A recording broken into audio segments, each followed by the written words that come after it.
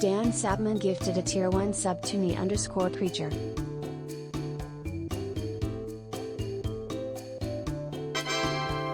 Dan Sapman gifted a tier 1 sub to 9zine.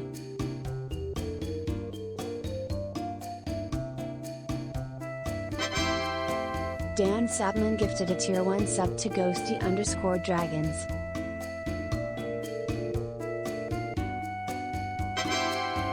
Dan Sapman gifted a tier 1 sub to Luna Myalia.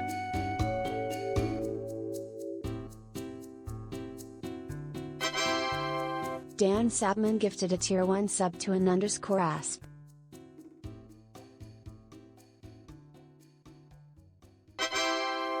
Dan Sapman gifted a tier 1 sub to Phelps Philchat.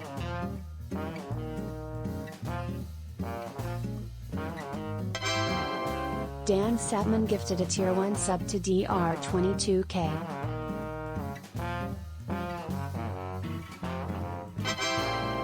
Dan Sapman gifted a tier 1 sub to Gortemple.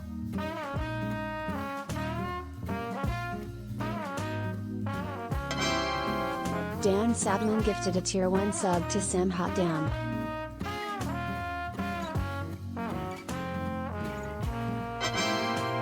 Dan Sapman gifted a tier 1 sub to Valestian Hammer.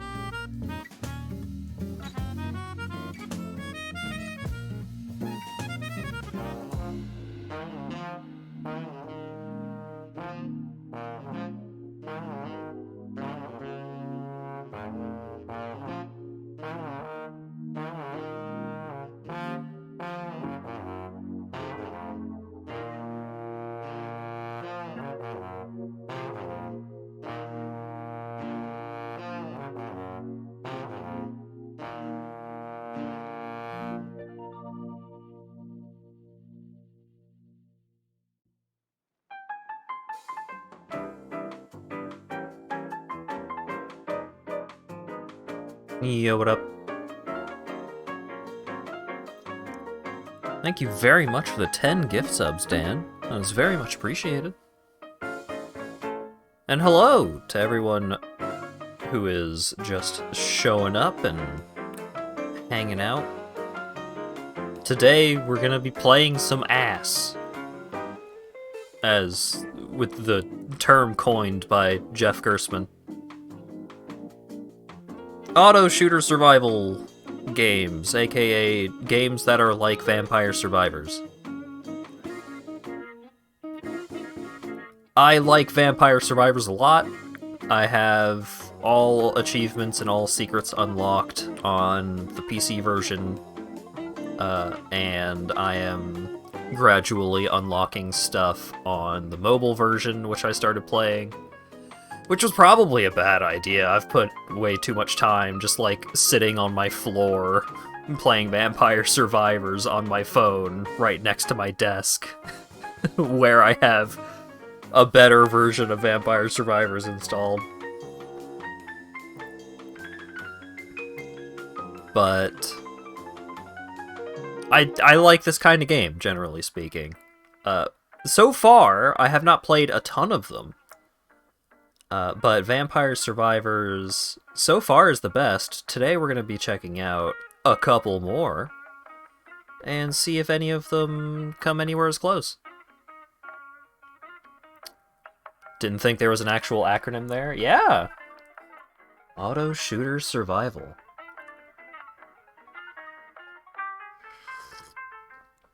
So, right before I started streaming, I had a sneezing fit, and now I went from feeling, like, mostly okay to I am now sick. So I'm sorry if I sound a little congested here. I'm trying to pull myself together. I should be okay. But yeah, so I've played the the demo version of Soulstone Survivors before, and thought it was okay. And like, one of the biggest problems that I had with it was that I felt like it needed more content. And now, allegedly, it has more content. It seems like it kept my progress from the demo version, which is neat. I unlocked a handful of achievements over here. Oh.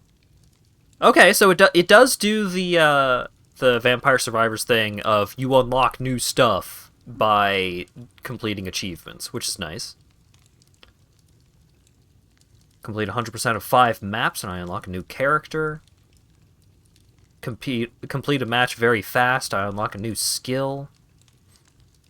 Unlock the Houndmaster, which was already unlocked in the demo version, I think. Yeah. The dog looks different, from what I recall.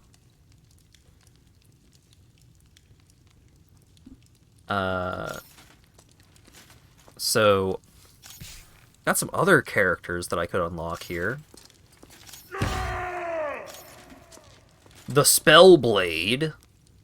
Maximum health, armor power, cast frequency modifier, and movement speed modifier. Available skill types. Huh. So,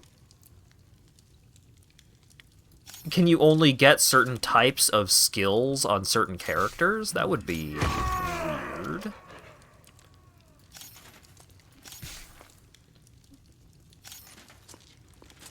Well, I want to try out... I unlocked the Spellblade, and I unlocked Uppercut. I want to try out one of the new characters that I have unlocked here.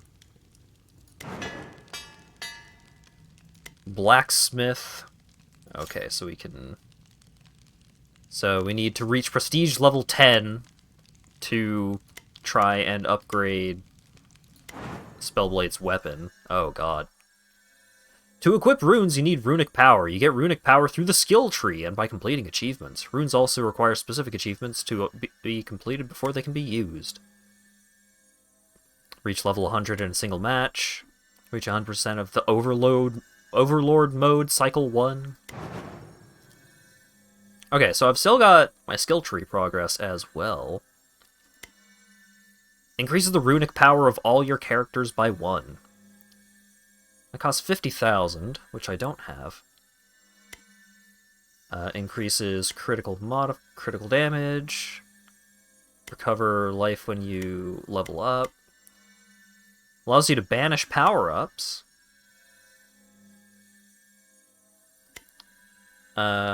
Increases cast frequency. Increases pickup range. Gives you a chance to get new skills when you level up. Oh, it's a reroll. Yeah, I'll take a reroll. Reduces all damage taken. Increases health gotten from health crystals. Sure. Sure, let's get increased crit damage. Just to try and use up a bunch of these resources that we got. Alright. Oh! What's this? Curses of the Void. Curse intensity. Increased enemy health damage, attack speed, movement speed, Lord of the Void, extra health. Extra health, rather. Just turn that off. Reduces healing, explosive goblins will appear earlier. Elite enemies spawn more frequently. Every time you kill an enemy, there's a chance to spawn a meteor on you. It's interesting. Let's go to a level that I don't already have 100% completed. Let's see what's going on here. Right, so one of the initial things that kind of gave me, like, not a bad impression, but just like a, I'd rather if it were not like this, is a lot more skills in this game are aimed compared to Vampire Survivors, which a lot of the skills are either just, like, area of effect, or they auto-aim to, like, the nearest enemy, or Which button is dash? There we go. They auto-aim to the nearest enemy or to a random enemy, or stuff like that. I do like how it has a little gems under the character to show, like, hey, this is how many quick dashes you have, because that's another thing that Soulstone Survivors does. So we got some powers. All your attacks have a chance of applying Doom. Doom causes damage after 5 seconds. Damage is increased with new applications and duration refreshed. If Doom accumulates more damage than the target has health, it will instantly execute the target. Seems good. So I unlocked Uppercut as a skill from completing an achievement, I think. Throw enemies in the direction you're aiming in the air, causing a bunch of damage, inflicting stun and wound. May also stun elite enemies. Ooh. Wound makes it so when you apply effects, there's a chance they will be doubled. Seems good. So attack that strikes targets in a large area in the direction you're aiming, dealing a bunch of damage, applying confused. Damage is multiplied by 3 on critical strikes. This one has a shorter cooldown, so let's go with this one. Oh. That is a big area of effect on that uppercut. Whenever you apply Doom, there's a chance of applying Dazed as well. Seems good. Maybe not as broadly useful as the other one, which I think gives you a chance to do any attack twice. Increases your area modifier, gives you extra health, increases your cast frequency. That's what I want. I want to do things more often.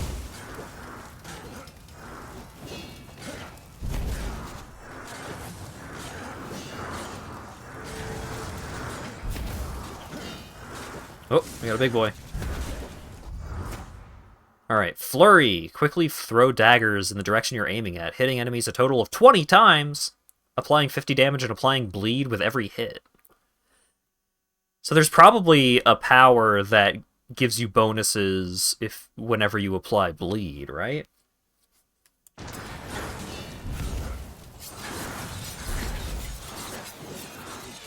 Wow, that flurry lasts a hot minute, huh? Hot damn.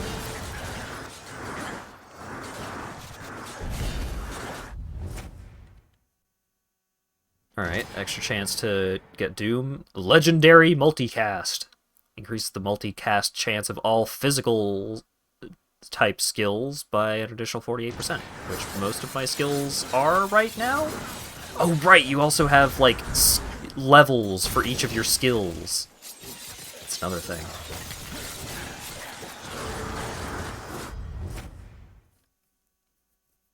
Thunderclap is both electric and physical. Shadow Bolt is also physical? Interesting. Thunderclap, hit the ground in front of you, dealing a bunch of damage and applying stun. Oh, Shadow Bolt applies Doom, though. And it fires towards a random enemy, which I actually like. But if all of my skills are aimed, then maybe I should just keep rolling with that.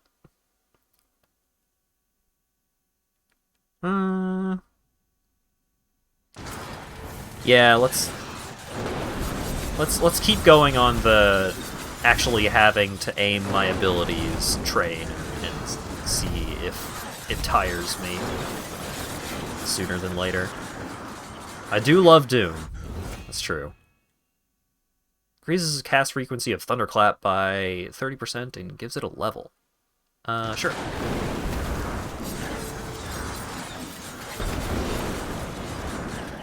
Alright, is this game supposed to have music? It does. Let's bring the music back.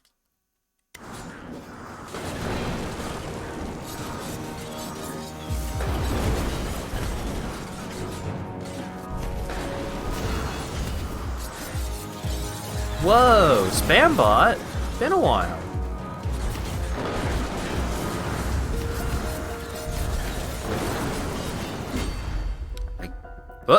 There we go. You got there right before I did. This game seems to expect you to synergize into one or two of the billion different kinds of powers can do. Kinda, yeah. All my attacks have a chance of applying a status effect. Seems good. Well, Shadow Spikes is the only physical choice here, but also it applies Doom, which I want. My attacks have a chance of applying poison. Seems great.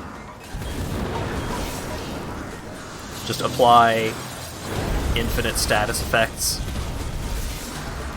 Woo.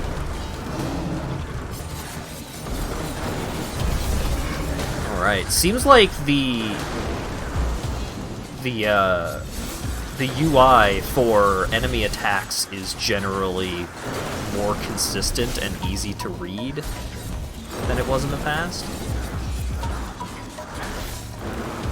The UI in general seems... a lot of things about the game so far just seem more polished.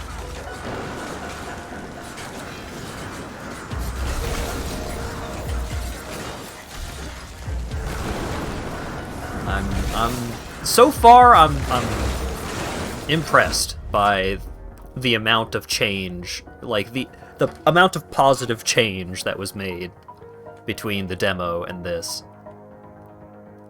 Multicast increases your multicast chance of all frontal type skills and increases the level of those skills. Pretty good. Empower you and all nearby allies, increasing the multicast modifier by 50% for 10 seconds. Or you could get another frontal physical skill, which can confuse enemies, which seems good. Increase the damage modifier of Shadow Spikes. Fire Shield gives me orbs. Now let's go with stacking just shitloads of status effects.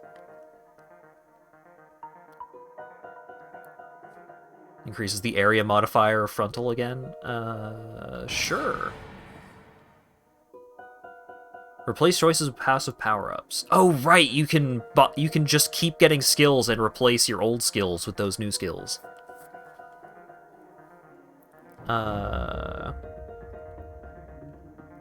think I'll just take a power for this one. Increase the cast frequency modifier of the slash skill. Oh, that's my super basic one. Sure.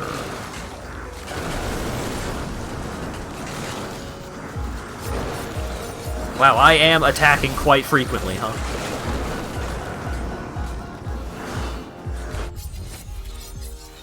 Multicast. Legendary. Yeah. And increases the damage modifier of that thing that I now have a high chance of casting twice every time it casts.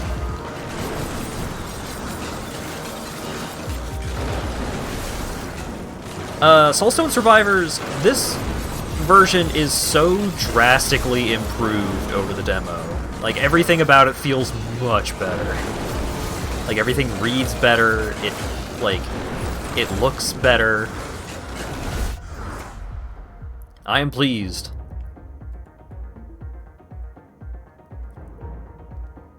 Epic Thunderclap multicast. Increases the multicast chance of all skills of type swing. So that gives me a bonus to 3 different power-ups. Ooh.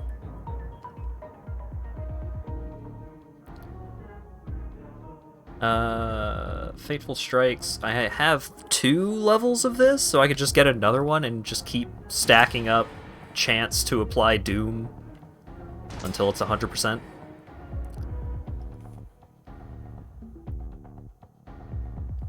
Quick Strike. Perform a Quick Strike in front of you dealing damage. Damage is multiplied by 1.7 times your movement speed. That's interesting. Very short cooldown. Yeah. let's put that on the board and see how it goes. Let's just get generic cast frequency. Yeah, wow. Cast frequency indeed. The effect being like 3D effects does make it feel much different than a Vampire Survivors.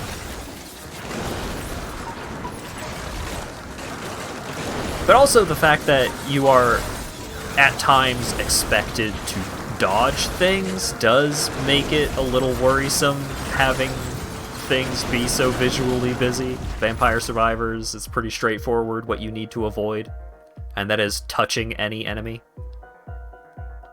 Epic multicast, sure.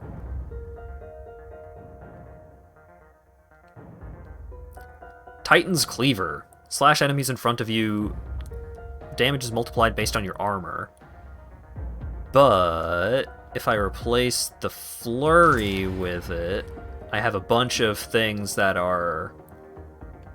Yeah, so see, the Titan's Cleaver is already level 6 because all of the other powers that I have that would upgrade that kind of attack are, like, just still applies to new abilities that you get, which is nice. Like, you don't have to worry about getting all of your abilities early on because the perks that affect skills of a certain type are just permanently active.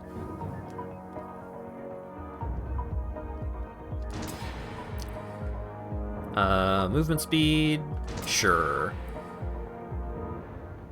Thunderstrike. Don't I already have that? Oh no, that's the one that just randomly smites an enemy.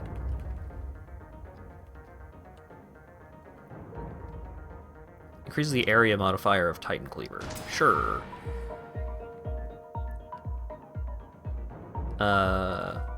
Increases movement speed. Yeah.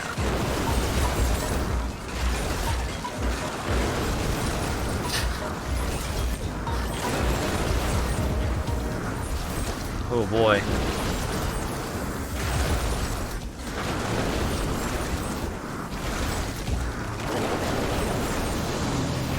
Alright, big boy. What you got? Whatever you got ain't enough. Hot damn. Absolutely spited. I have a chance to apply fragility. Seems good. Increases attack frequency. Love it. More move speed. Sure. Increases your damage modifier by 15%. Just more damage. Seems alright.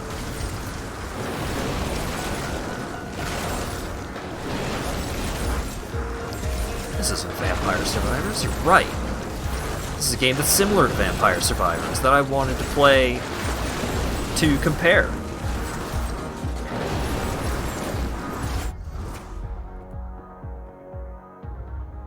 You have a 100% chance to deal a crit to enemies with full health.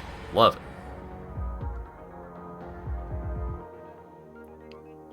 Heroic Strike does more damage. Sure. Seems good.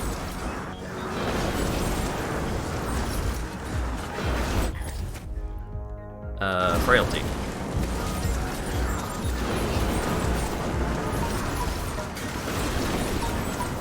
Just to really give any bosses that dare show up the absolute business.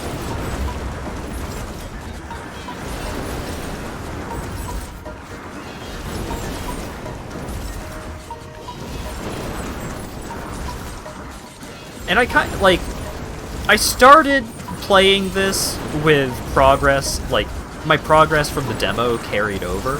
So I am starting out this experience with, like, a bunch of buffs and modifiers and stuff already applied, like meta progression stuff.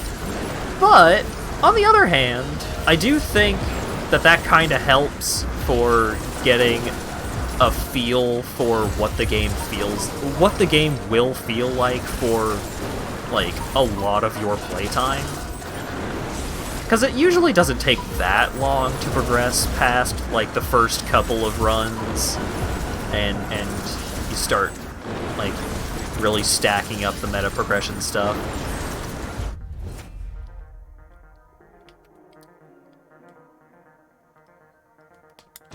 Extra cast frequency. Heroic strike, sure. Cast frequency of thunderclap.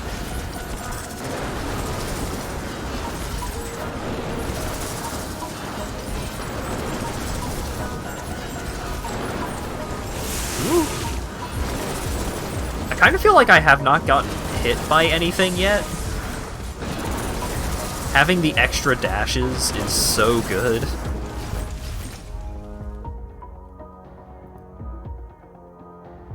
All attacks have a chance to burn.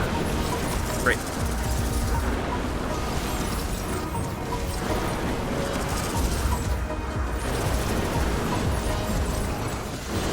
Ooh, big boy. Big boy is done so. Increases the multicast chance of Slash. Slash is already happening constantly. I guess it's just happening more constantly.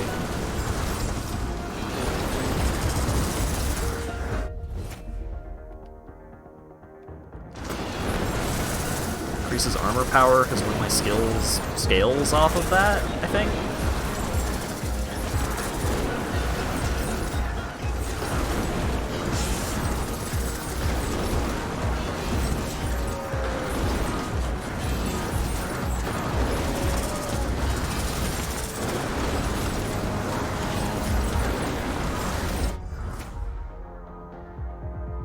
Yeah. Magnetic. I like not having to go as far out of my way to collect the XP crystals.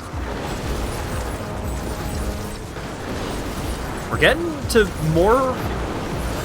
more enemies that are not just insta-gibbed by this cacophony of aimed physical attacks.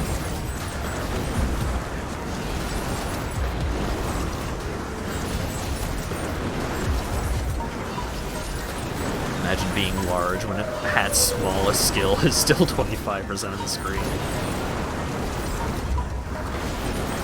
Yeah, they're not going to have a whole lot of opportunities to avoid what I'm expressing here.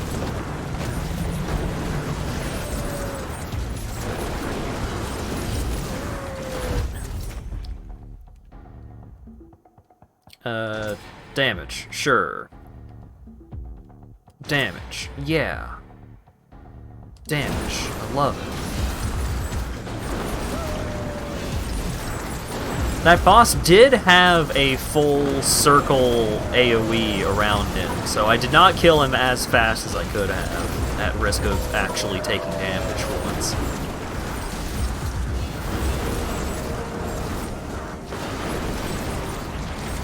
Oh, okay, so, like, just rapidly spinning the right stick, your character does have a turning time.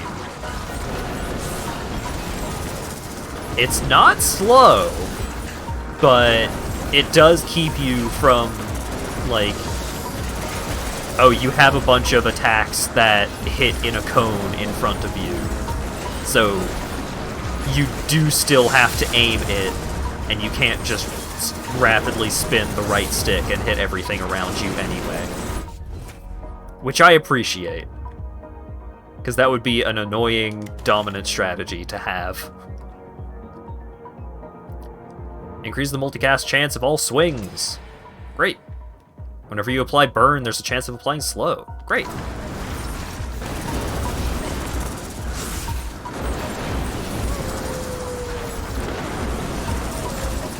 I keep getting confused by enemies getting, like, hit by the stun effect that I have a chance to apply.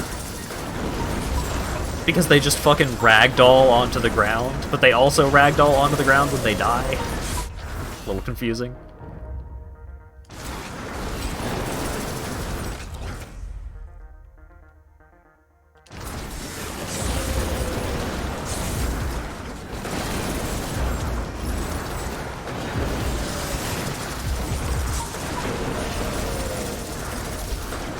they also may have changed, like, the camera angle a little bit. To be like, the camera's a little higher, enemies are a little smaller, or like maybe just the camera is further zoomed out. But I definitely recall certain aspects of this game being more difficult to read. Choose a portal. I got 6 Chivos. I went in the skull portal. I don't know what that means.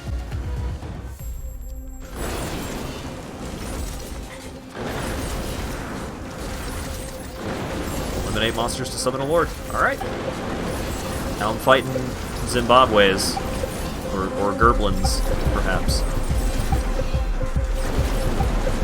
These Gerblins are much tougher. These are some substantially beefier goblins that we're dealing with here.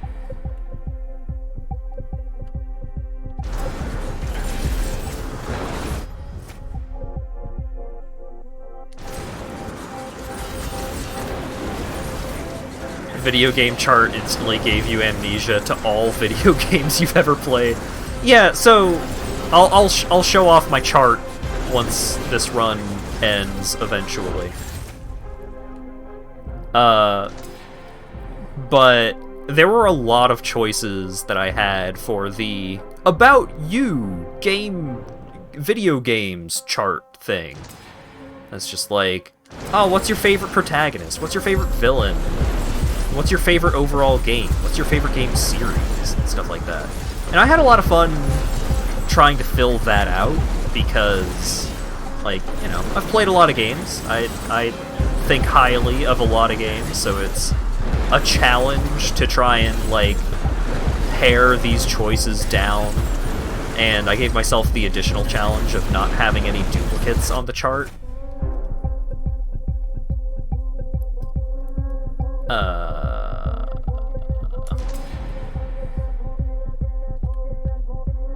Give me more move speed. Give me epic multicast. Give me venomous. So I had a good time with it, but it was like a constant battle between, like, do I just go with the first thing to come to mind? Or do I really put in some thought and, like, really try and figure out, like, which game I have played definitively meets this criteria? Because there's so many games that I played that it's just like, there's so many games where it's just like, ah, well, there's a bunch of games that I really love the protagonist, or the antagonist, or the story, or the soundtrack, or the art style. But also trying to limit myself in the sense of, well, I can't just put Undertale in, like, 12 out of 18 of these charts, of these slots, rather.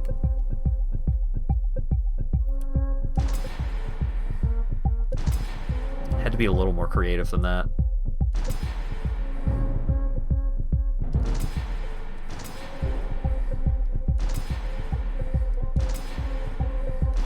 Sure. Could. Just choosing one game for all of the options is the path of cowardice, in my opinion. Express yourself. But a lot of the time, I had to just, like, roll with, like, whatever option I came up with that sparked joy. It's like, I've probably played a game that I think higher of the story than Persona 4. But Persona 4 had a pretty good story, and I hadn't put it anywhere else on the chart yet, so sure. Why not?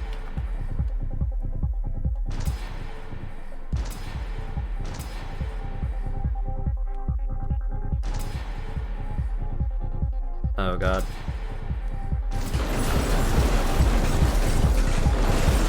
I had forgotten one of the things that I was not huge advantage on when it comes to actively playing this game of there's so many like powers and skills that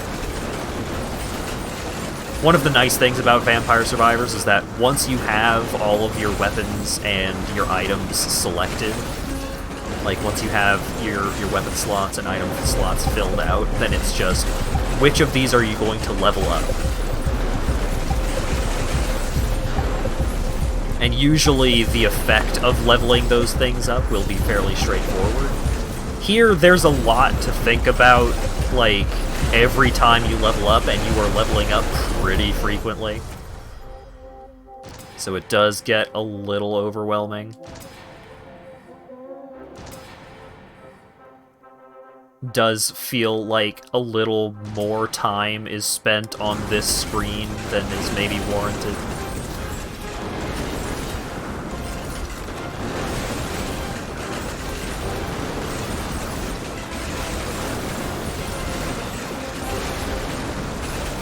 Yeah, filling out that chart, which I will show off, was fun, but I ended up getting too into it, and I like put too much effort into some of the goofs that I put on there. And so it ended up taking me like over an hour to fill it out.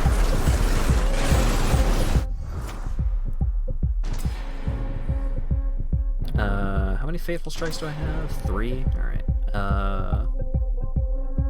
Touch of Ice, sure. Fatality, sure.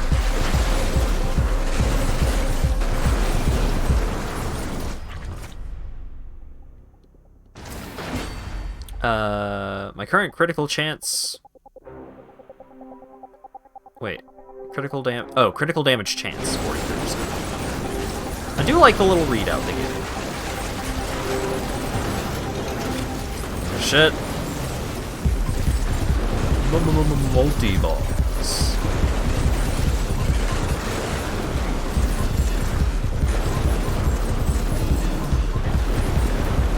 Laser's still going, huh?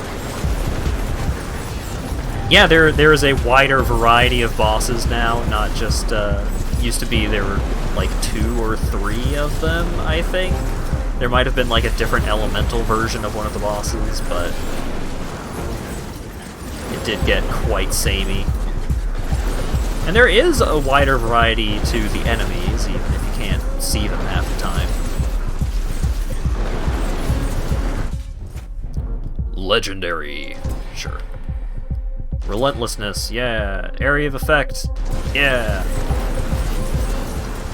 Just take up even more of the screen with every single one of my attacks.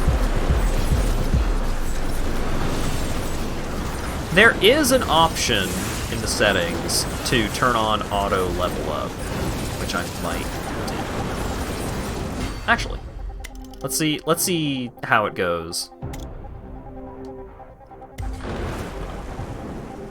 Oh, that's not, it doesn't select your level up for you. It automatically brings up the menu. No, I don't want that.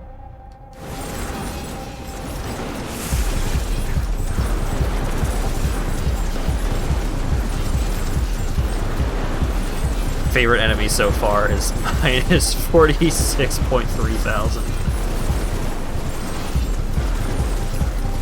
Ooh, 47,000. Oh my goodness.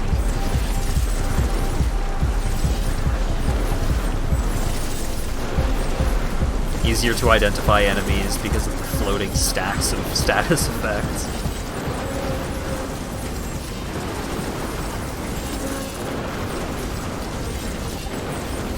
Yeah, the UI is generally much better.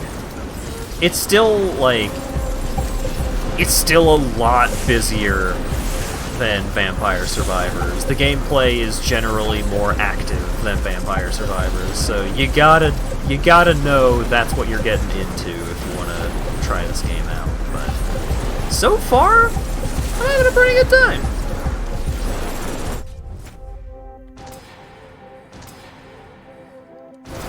Like, my biggest complaint overall is just I'm leveling up too much, and I am spending too much time in the level up menu.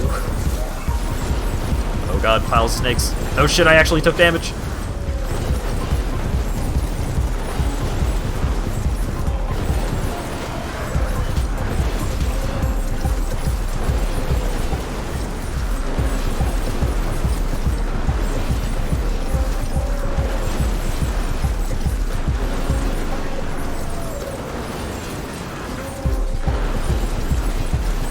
Goodness gracious. Lethality, sure.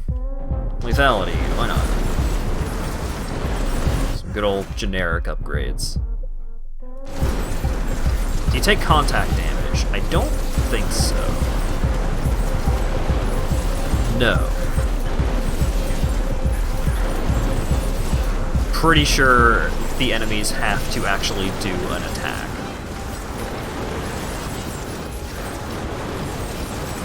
I think even the, like, small, like, baby enemies will still have a little indicator on the ground if they are about to do an attack. It's just a small red circle instead of one of the larger red circles. Don't understand what's happening on screen. I got a bunch of skills that just attack in a cone in front of me. And then I have upgraded their area of effect quite a lot. So now I just have a constant cone of death in front of me.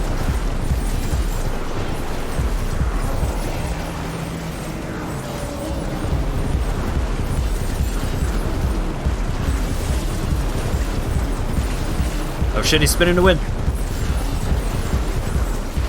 I can still hit him from outside of his whirlwind attack range, so that's nice.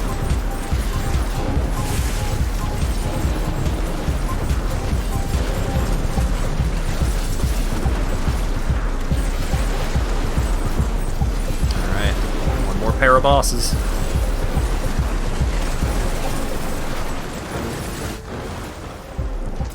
Multicast, Fateful Strikes, I think that brings me to 100% chance to apply Doom when I attack now. So that's nice.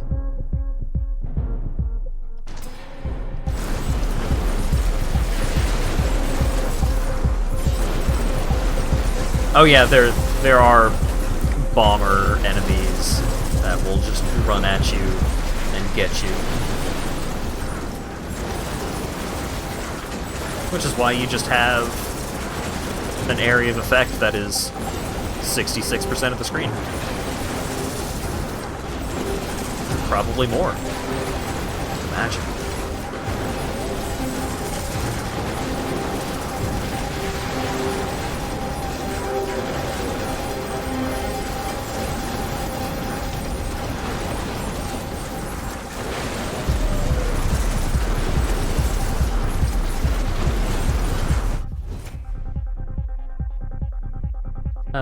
How many frailty things do I have? I have 6. Let's make that 7. Fateful Strikes. Okay, so now...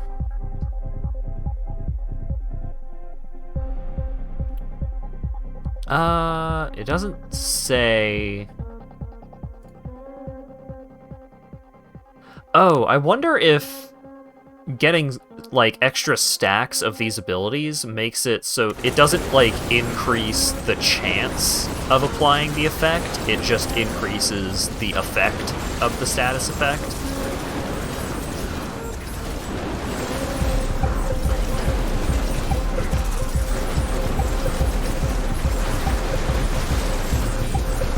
You used to see the screen when you have 20 elemental tornadoes going at once, yeah.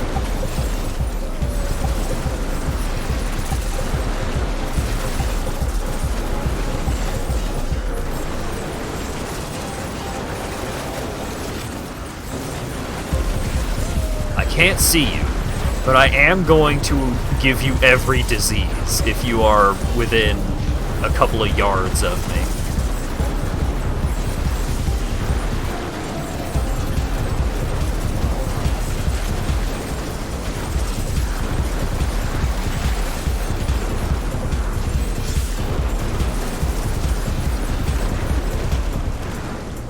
Kaboom!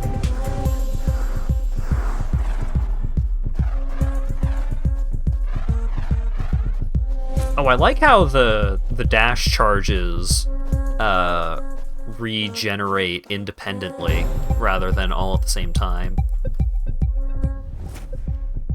Or rather than one... They regenerate based off of when you used that individual charge, not like, oh, you can't regenerate these two dash charges because this one is still regenerating. Like, they don't queue up, they just happen.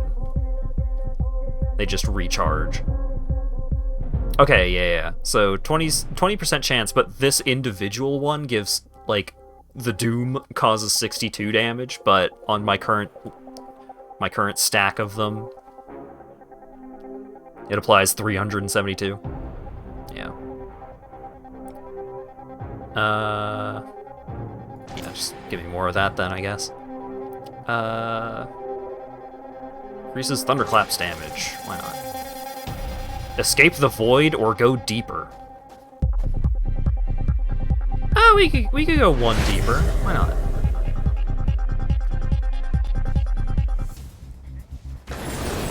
We'll see what happens.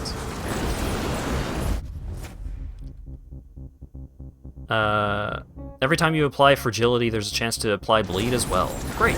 Love it. I would love a chance to apply 3 status effects every time I apply a status effect.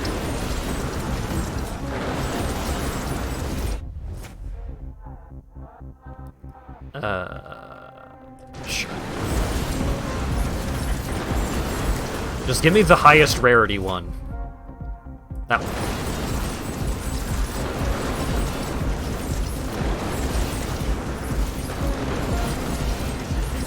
Oh wait, eliminate 15 Lords of the Void. Am I gonna have to fight 3 bosses at the same time?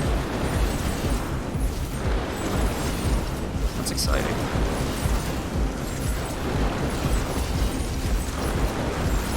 Also, since this is taking me to different levels, I wonder if I'm actually getting the completion for these levels that it's taking me to.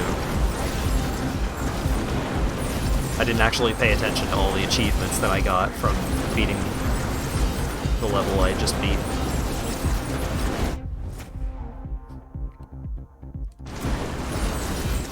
Oh my god.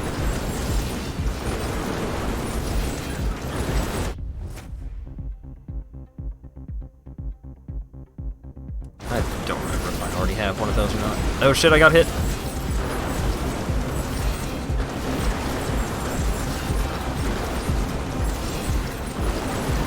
Oh, 113 right now, eh? Oh, there they are.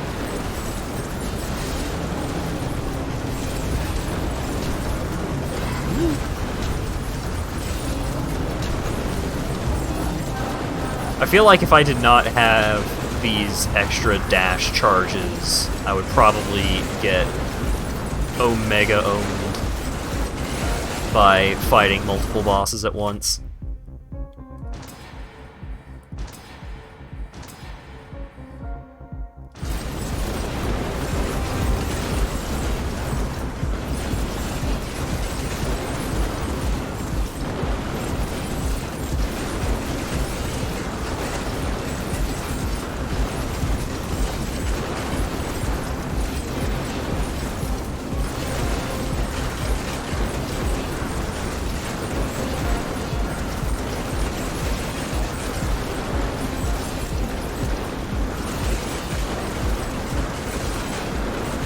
Every time any enemy appears on screen, they just become a conga line of status effects and then explode.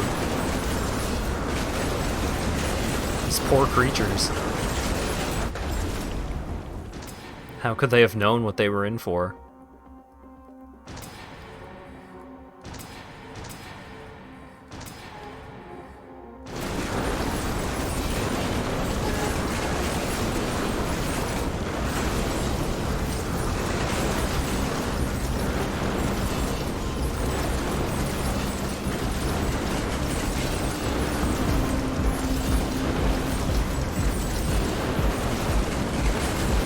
Later, Will.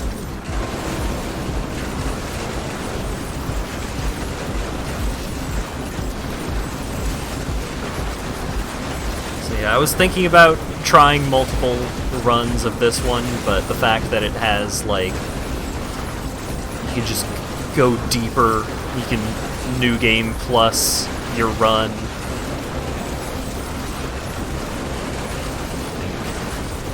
I will just finish this level and then move on to the next game, because I feel like we got a decent idea of what is up with the full version of this game compared to the, well, I guess there is, like, I haven't seen what the rune system can really do.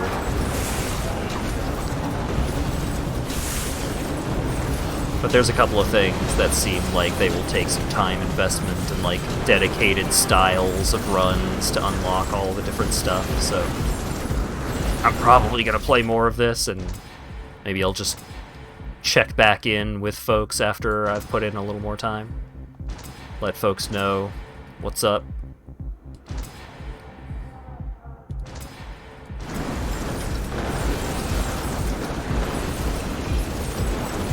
Love Chaos skills because they do every possible negative stats effect. Yeah. I had some pretty good Chaos runs in the demo. I also enjoy... I wonder how many more summons they have added. Because I quite enjoyed, like, trying to make summons work and just being a fucking no-click Diablo 2 Necromancer kind of run.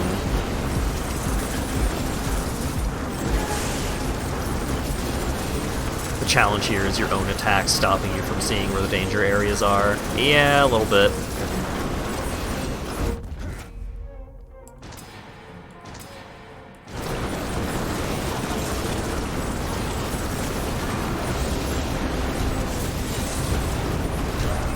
Oh shit, I got hit.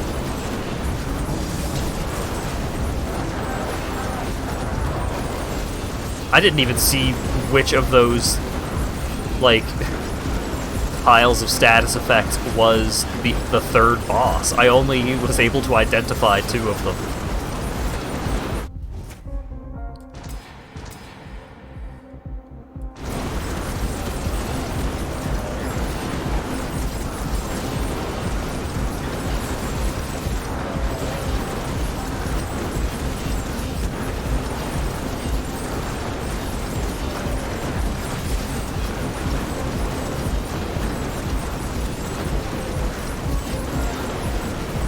Necro's biggest weakness is that he has to pick any other skills other than his default skeleton soldiers. What, like, his default skeleton soldiers are just so good.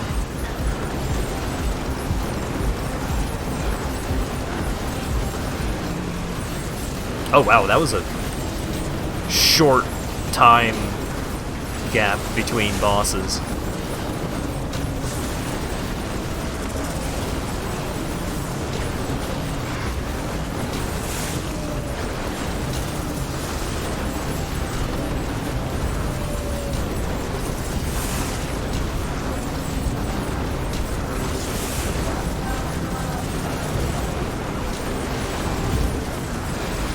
I'm taking damage. I am definitely reaching a point where it is quite difficult to avoid enemy attacks because my explosions have gotten so big. Crits have a chance to apply bleed. That's great. Or rather, crits will apply bleed. Which is great because I guaranteed deal critical hits to any enemies that are at full HP.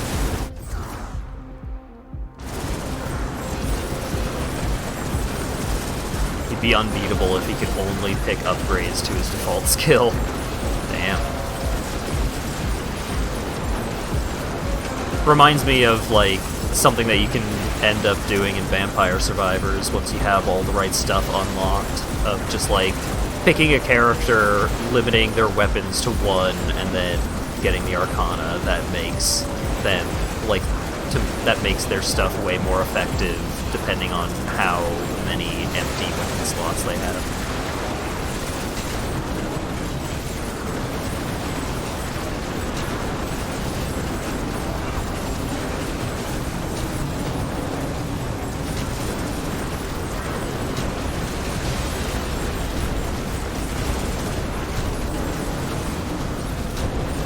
There are too many effects going on for me to get close to the boss, but my AoE is so huge that it doesn't matter.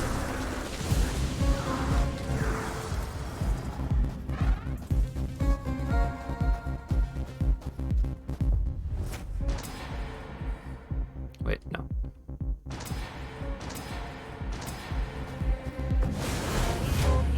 I did it! I got a bunch of achievements! Oh my god, my effects pile over here. It's so ridiculous. Reach level 70. Reach level 80. Reach level 90. I also got up to prestige level 11 on the Spellblade. Reach level 100. Eliminate 50 Lords of the Void. Reach prestige level 10 with the Spellblade. Reach prestige level 5 with the Spellblade. Got those in the wrong order, apparently.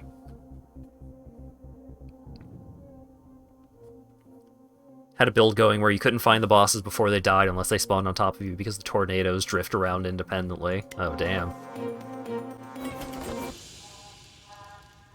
Alright. Runes. Can I unlock runes? Skill Mastery Swing. Adds up to 6 random active skills of type Swing to your character that would not have access to the skill pool if possible. Oh, okay. So adds up to 6 random active skills of type Swing that your character would not have access to otherwise. So this makes it so if your character would normally not have access to swing attacks, equipping this rune makes it so that your character will have access to swing attacks. That's cool. That's an interesting way of going about it. You start the game with the special weapon skill for your currently selected weapon. Alright. For all your abilities that deal a random amount of damage, damage will be rolled twice and the highest roll will be chosen. That seems like it would slow down the process of the game a little bit, but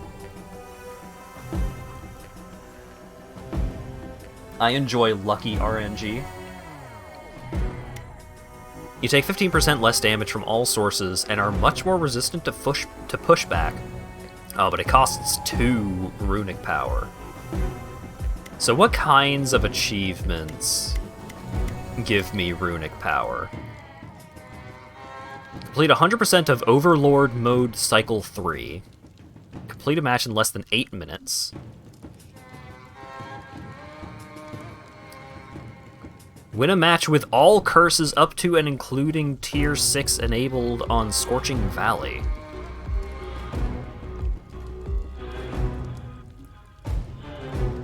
Eliminate a total of 600 Lords of the Void. I mean, that does seem like it would happen pretty naturally. Just defeat a ton of enemies. Yeah, that makes sense.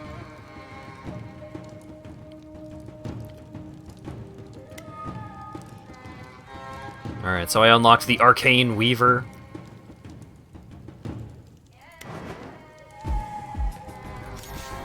Oh, I unlocked the Chaos Boy.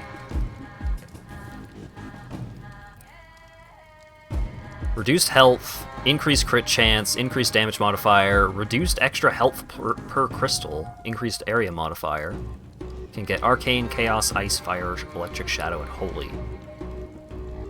And their default weapon throws a chaotic missile forward, hitting enemies in a line, causing a random amount of damage between 1 and 80, and applying a random powerful negative effect every time it goes through enemies. 50% chance that the missile will come back to you.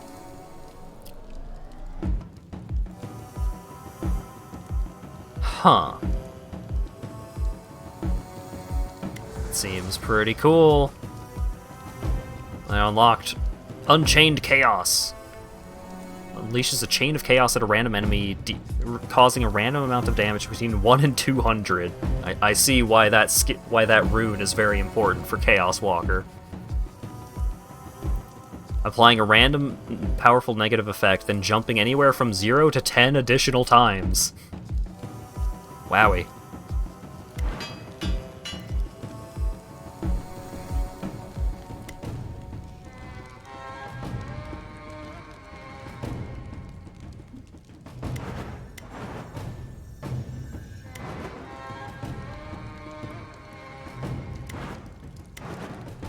Alright. Um...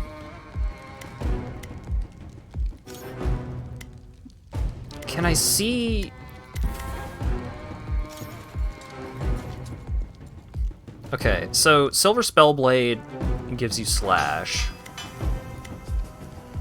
The Prestige weapon gives Arcane Slash. Oh, okay. So it does change your default skill and make it better, it seems.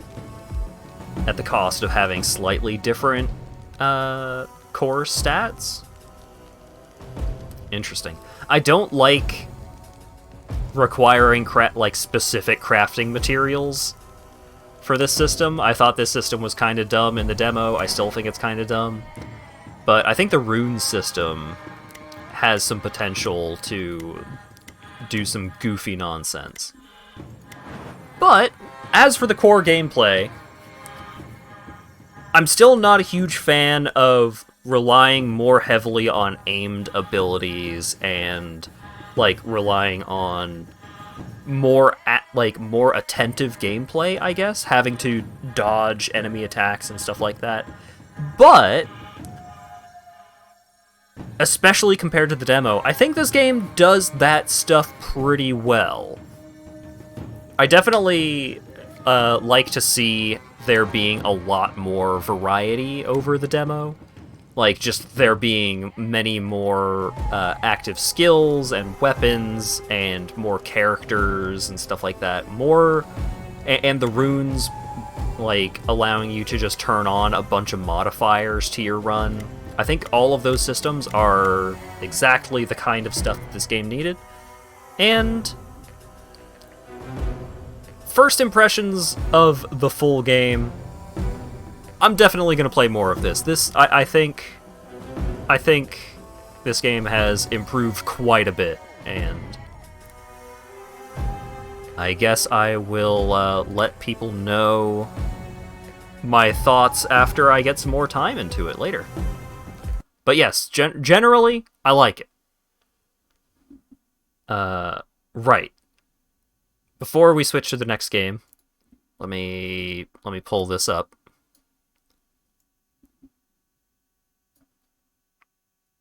Yeah. There we go.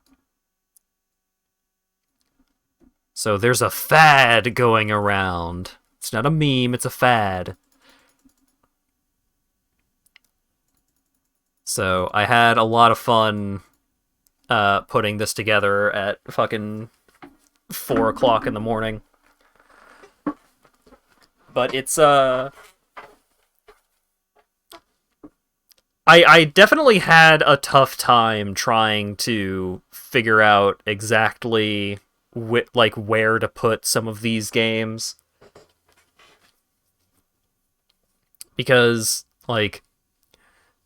Undertale and Deltarune, that's a game and a half. That's not 2 different games, so I didn't feel bad about putting them together for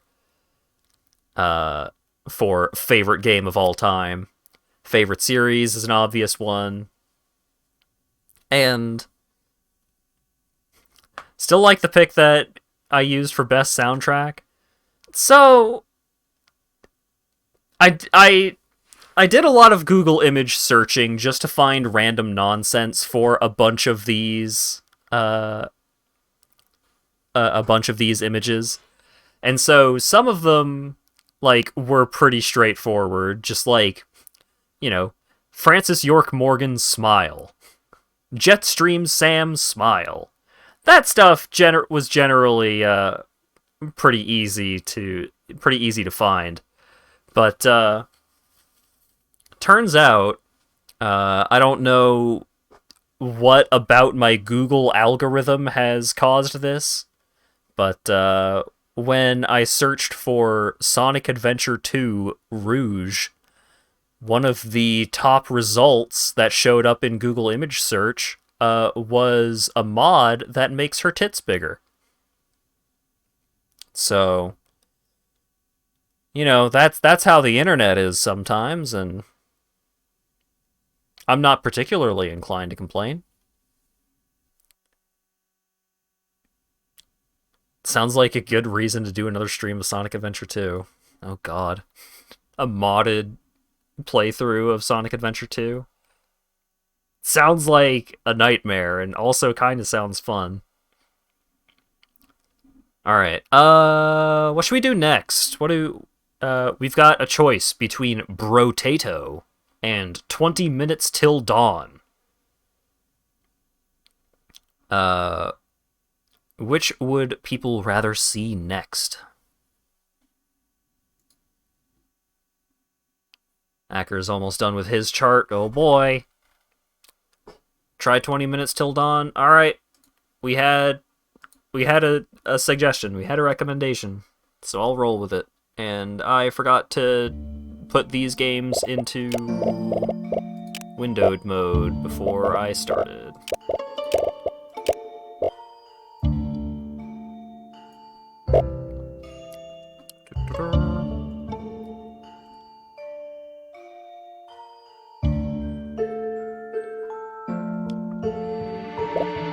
Camera shake on, auto reload on, outline off. We'll see how this goes with the default settings for visual effects.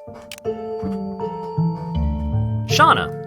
I got 0 runes. Shauna has 4 HP, can reroll upgrades once per level.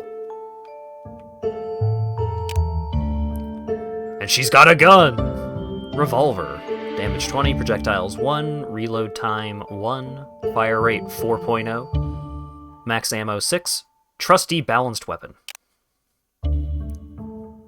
Standard mode, quick play mode, or endless mode. Yeah, we'll do standard. Darkness 0. Survive the night to unlock greater challenges. Okie dokie. Forest.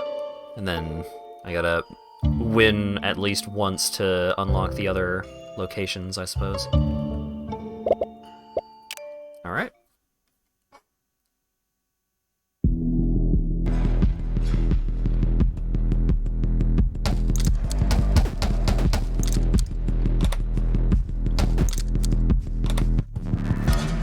Alright. This one's a mouse and keyboarder. The controller controls feel a little whack. Space to toggle auto aim. That might be why.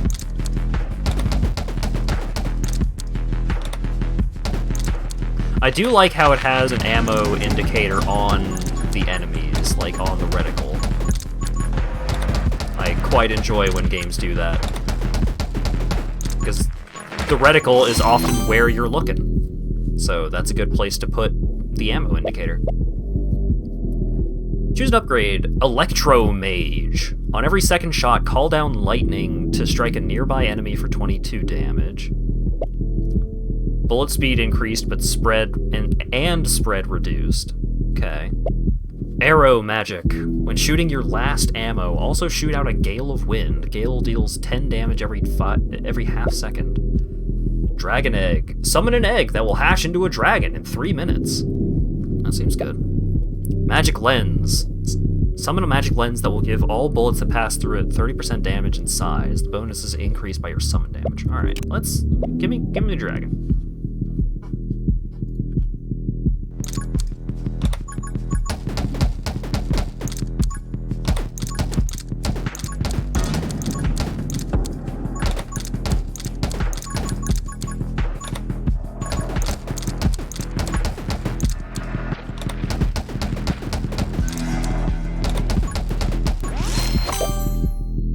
Trainer.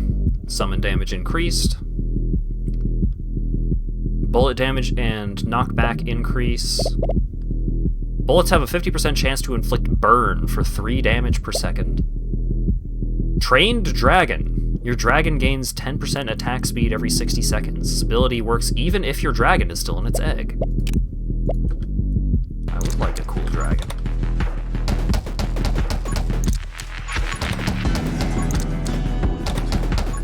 I'm min-maxing for a dragon that I might not even survive to utilize.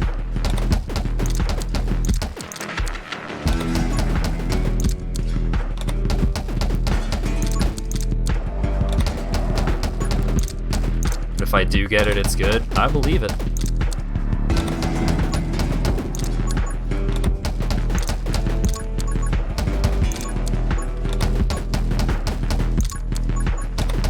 I kind of like how...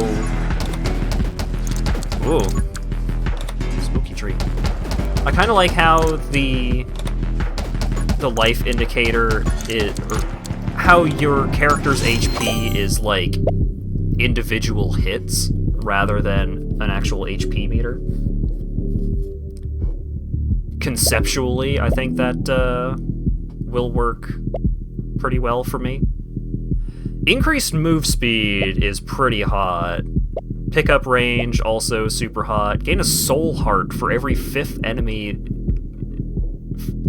Gain a soul heart. Every 500th enemy killed drops a soul heart.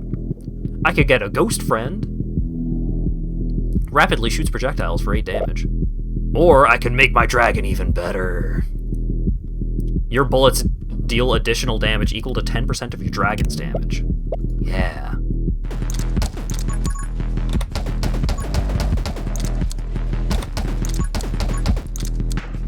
I'm kinda in the market for extra damage here. Because I am not killing these enemies faster than more enemies are spawning in. Okay, those enemies explode. Good to know. Knowledge obtained.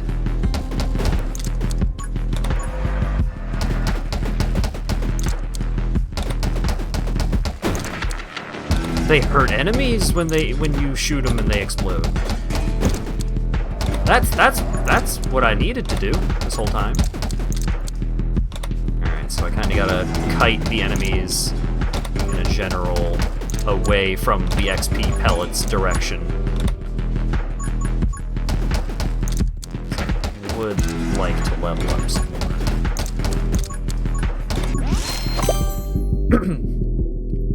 Frost Mage.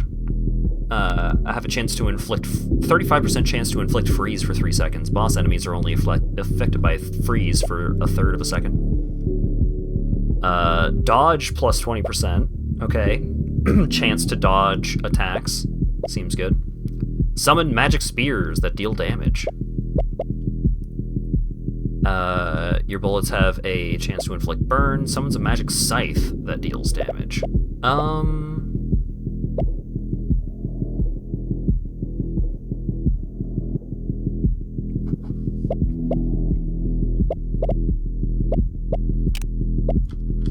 Let's see what the spears are like. Oh. Alright. Well, now we're cooking. Alright. Every 400th enemy killed by a summon drops a soul heart.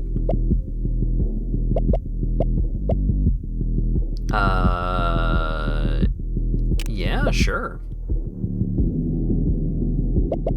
Magic Spear deals 10% damage for every max HP you have.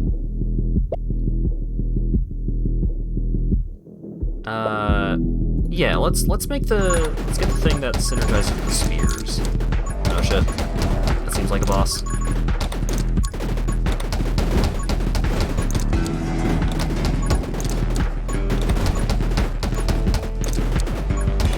Oh god, I need the dragon.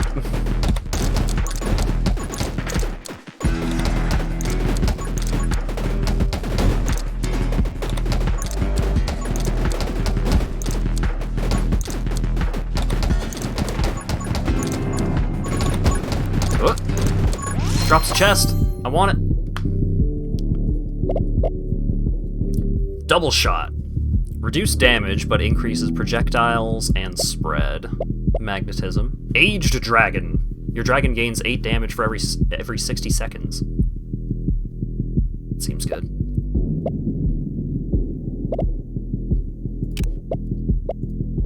I still want to believe in the dragon, even if it hasn't come out of its egg yet.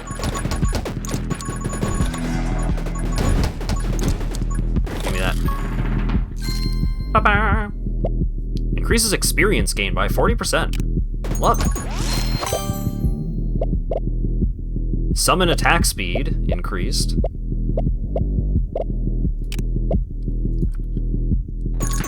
Oh shit! He's here!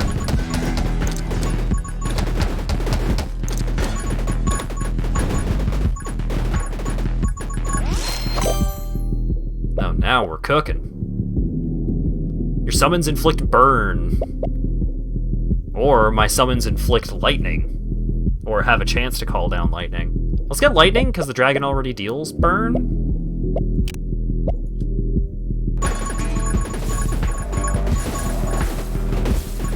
Wait, I can hit the trees. Can I kill the tree?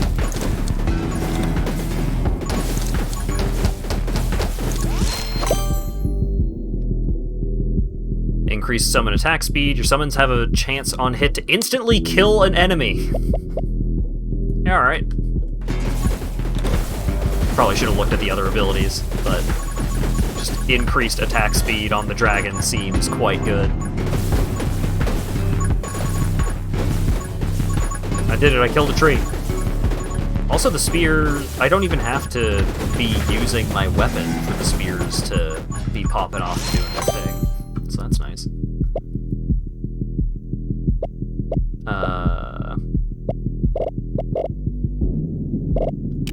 Trainer. Extra summon damage.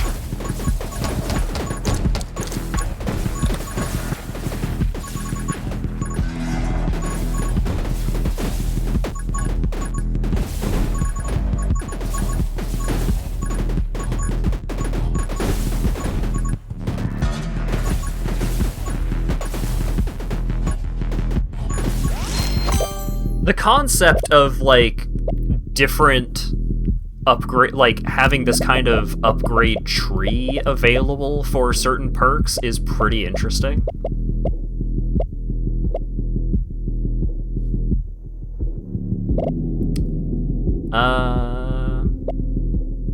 Increased summon attack speed. Seems good. This one is much easier to see. Yeah, like, the game by design is completely enshrouded in darkness, and yet easier to read. Oh god. This boss has an attack. It didn't help. Hot damn. Increased move speed, but lower max HP. Increased fire rate and spread, reduced damage. So this one is just like reduced knockback, so it triples your base ammo, so it makes you into a bullet spam kind of situation. Summon damage, summon attack speed, reduced reloads. Yeah, I mean, yeah. I'm taking the one that makes my cool dragon better, obviously. Your summons deal 50 summon damage to nearby enemies every 2 seconds. Holy Shield protects you from damage once. Regenerates 2 minutes after breaking. Ooh. Increases summon damage by 1% after every 15 enemies killed. That seems quite good.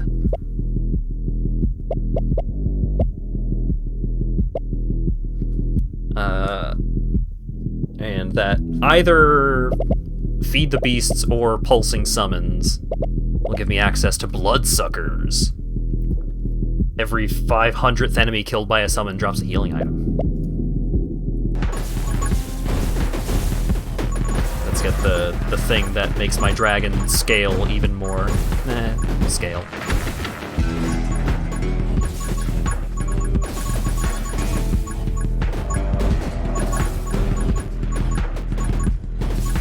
I wonder if the spears are considered summons.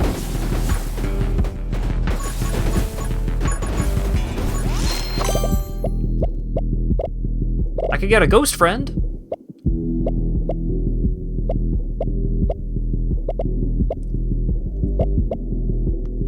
I could make my ghost friend into a wizard? Seems great.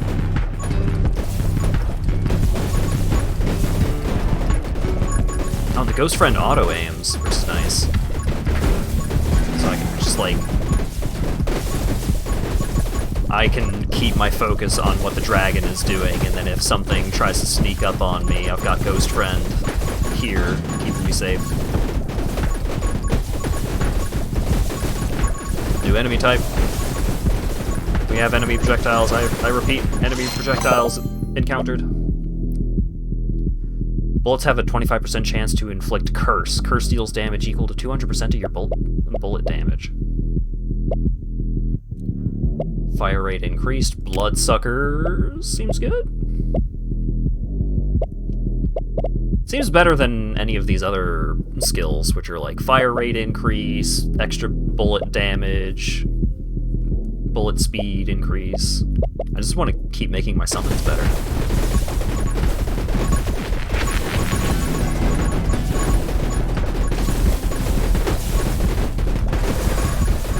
How ass out are we? I got a dragon, and the dragon is slaying ass. So there's that at least. The very first upgrade I picked was a dragon egg, and it was a worthy investment because the first like 2 or 3 minutes of the game were pretty rough, and then the dragon finally popped out of the egg, and it has been a cakewalk. Vision range increased. All enemies within your vision range take 25 damage every 2 seconds. That's cool, and I want it. But on the other hand, Ghost Wizard. Ghost Friend's projectiles inflict burn for 6 damage per second. Also triggers your on-hit effects. Ooh. Well, now I actually have a reason to care about anything that I can do.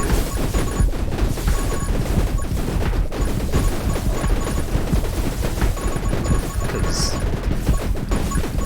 for the most part, it's just like, why would I want... I haven't fired a bullet in quite some time. Let's get my dragon and my ghost to do everything. Magic Spear gains extra damage for every time you gain a soul heart. Oh right, every 400th enemy killed by a summon drops a soul heart. Great. My spear's better.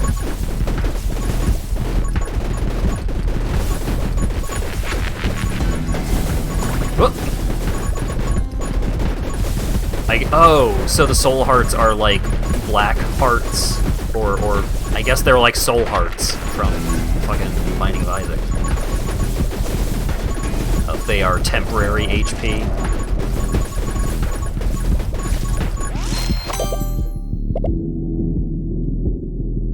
So now, if I get Dark Arts, then my ghost friend will have the opportunity to deal curse on hit, so I don't actually have to hit them. Which is nice, but I'm kind of...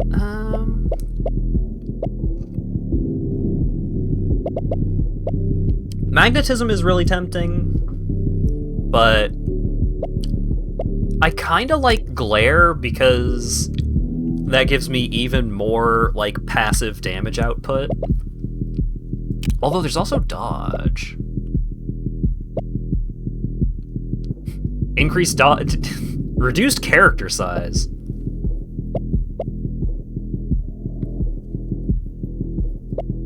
Glare is just big garlic. Well, when you put it that way.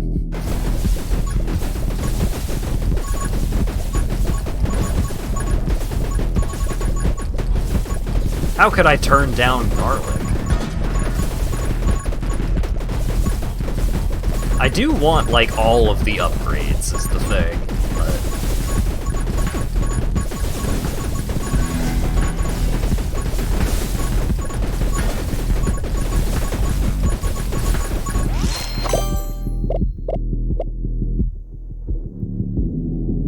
Gain a soul heart. Every 500th enemy killed drops a soul heart. Soul hearts are converted to max HP after 60 seconds of gaining them. Ooh. Gain a soul heart. When you lose a soul heart, enemies also lose 80% of their max HP. Does not affect bosses.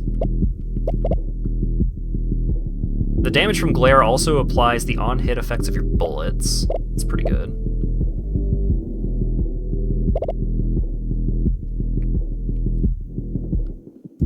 Just move speed is pretty good too.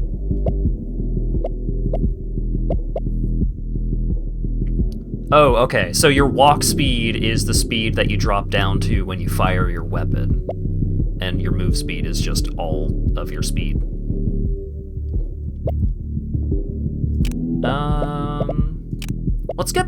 Let's try and get the thing that makes the soul hearts turn into permanent maximum HP.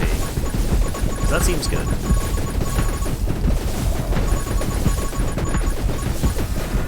We are starting to get quite significant crowds of enemies going on here.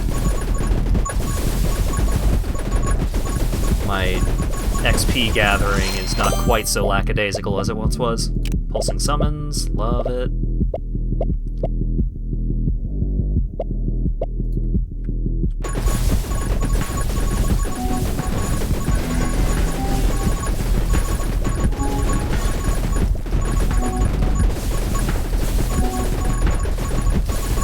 Okay, judging by the fact that I am getting 4 of these pulse effects, it does seem like the spears are indeed considered summons, which is great.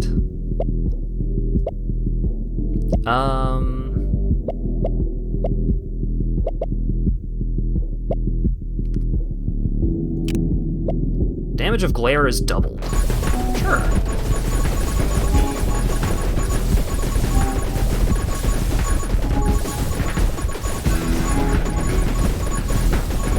What I want at this point, more than anything, is magnetism.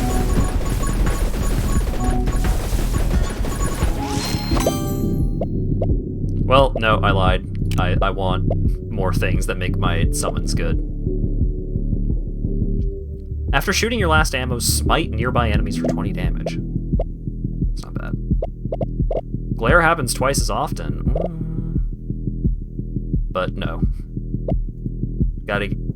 Gotta upgrade the spear, because the spear gains damage for every maximum HP you have, and I'm going to be gaining additional max HP once I have the thing that lets my soul hearts become max HP.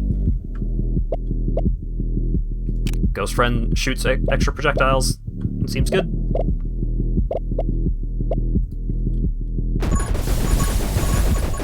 Oh my god.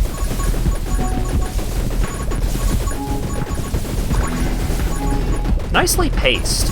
I generally feel like so far 20 minutes till dawn has been pretty good about pacing. Like, it started out slow, but now I got a lot going on, and it's pretty rad. Ooh. Magic's the scythe has an upgrade that increases my move speed.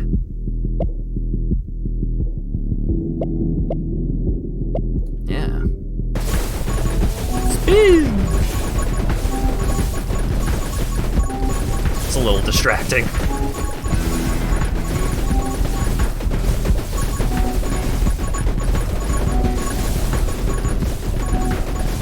I think the scythe might also be a summon, maybe?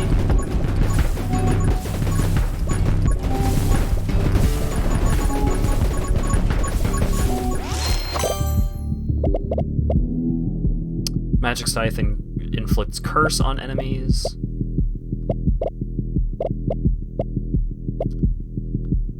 The damage from glare also applies on hit effects. Yeah, let's go with that.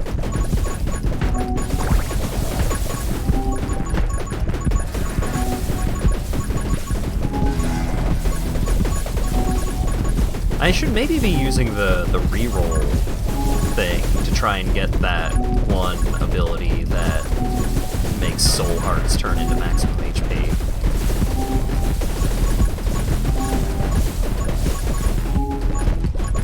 Because if I could turn all of the soul hearts that I have right now into maximum HP, then my spears are going to be dealing just obscene amounts of damage.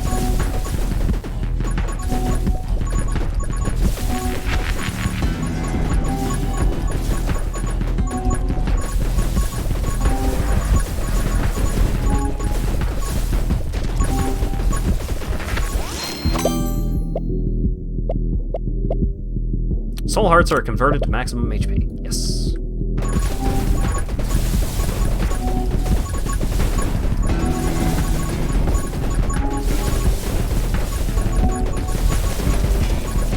Although I do wonder if that applies to soul hearts that I had already collected.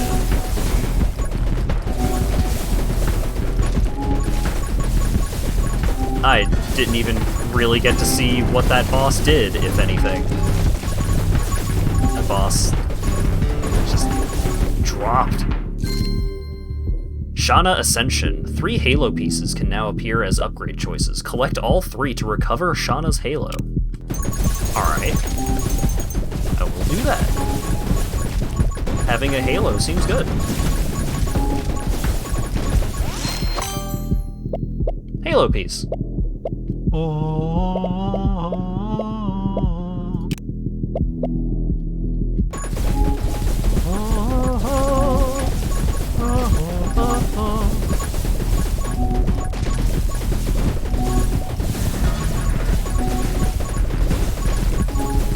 Man, the Halo theme is so good.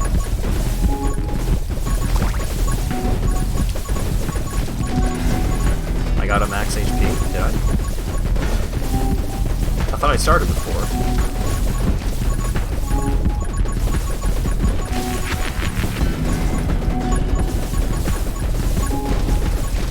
4. Yeah, I don't think that upgrade applies retroactively, unfortunately. I'm pretty sure a minute has passed since I bought it.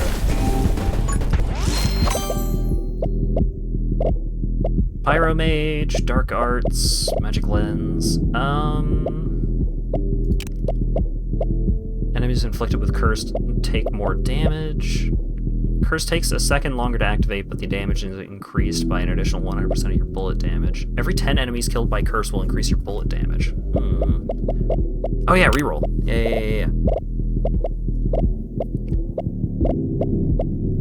I didn't get any Halo pieces, but I did get Haste,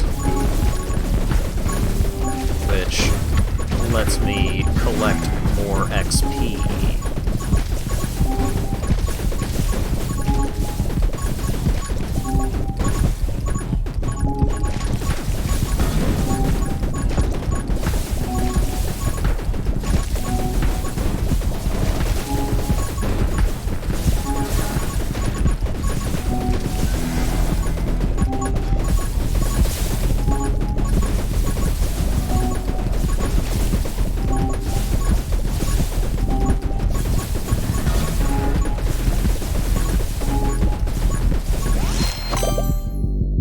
Yeah, finally got that extra HP.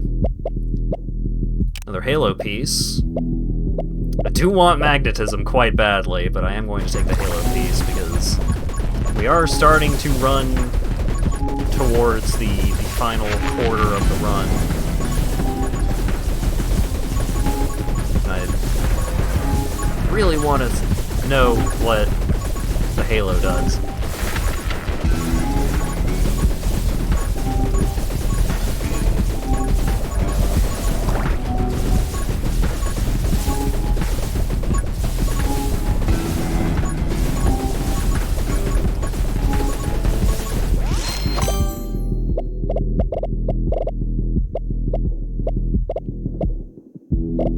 I don't particularly want any of those anyways, so I'm going to use the reroll. Evasive gives me the dodge. Holy Shield protects me from a hit. But I have so much HP. I'm so sturdy. Just give me more move speed.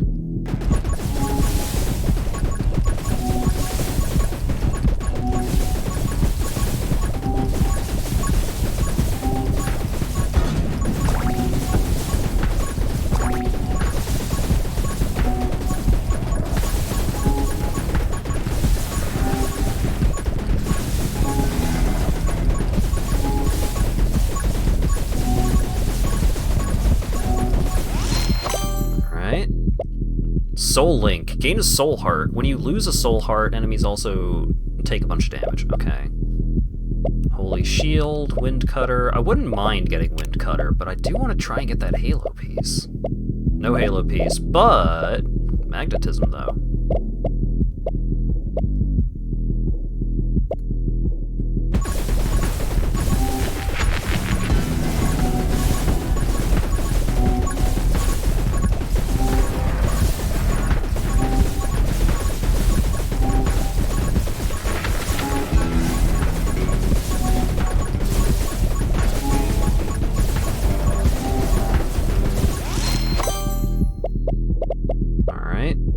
Watch and learn. Extra pickup range and vision range. It's pretty good. Increased pickup range. Every XP pickup has a chance to refill ammo. Don't give a shit about ammo. Vision and pickup.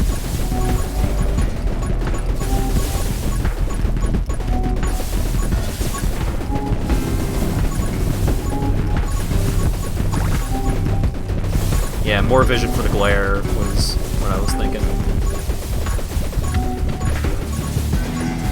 Whoop. Oh shit.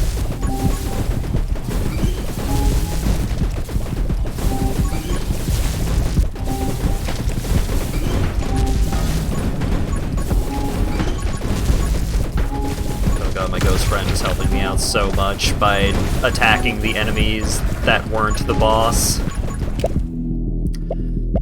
Alright, 2 of elasticity, bullet bounce, tome of rage, tome of speed.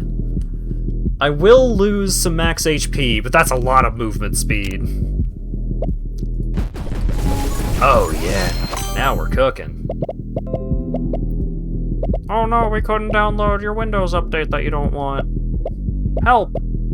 I will not. Are you winning? I am.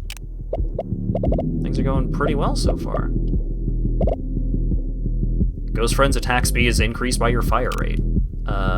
Cool. More than happy to upgrade Ghost Friend. I would like that last Halo piece. I'm down to 4.5 minutes here. And I really want to know what the Halo does. Oh god, it's a bunch of exploding and projectile enemies. Nice maps. It is! I am enjoying 20 minutes till dawn. Midnight. 20 minutes till dawn is the one I'm playing right now, and I forgot to change the game title on Twitch. But I'm enjoying this quite a bit. This is pretty good so far.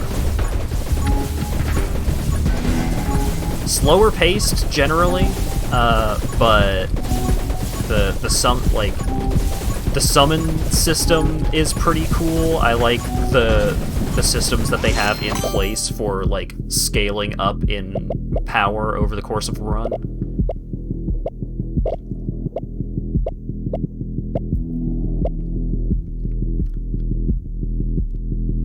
Increase bullet damage when you gain a soul heart. No, reroll. Oh my god, where's the Halo? I need it. In the Wind. Increase bullet damage and move speed by 10% every 10 seconds. This bonus resets when you get hit. Well, I'm not getting hit.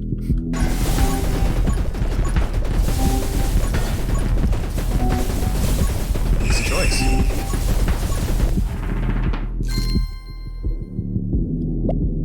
Triple the effect of the next upgrade you take. Huh. That's a really interesting upgrade.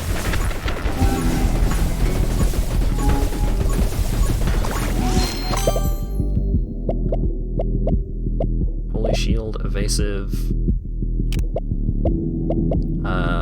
Vision range increase, damage of glare occurs twice. So how does that work with the double effect? Oh wait, no, I need to try and get the Halo piece. Ah! Let's get Frost Mage. Chance to inflict freeze.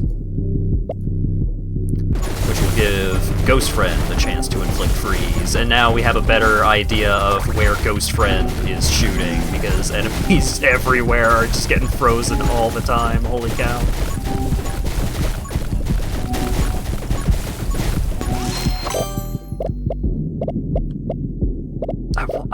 Halo, though.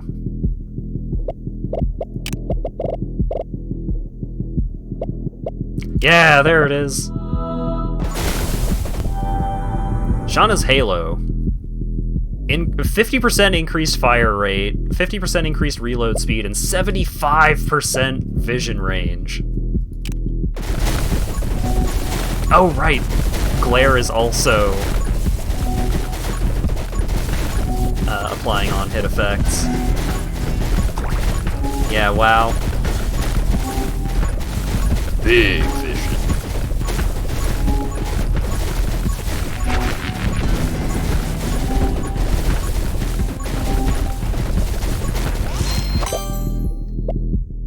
I can see anything. Every second shot call down lightning. That's not on hit, though. Summon an electro bug. A summon? I didn't even know.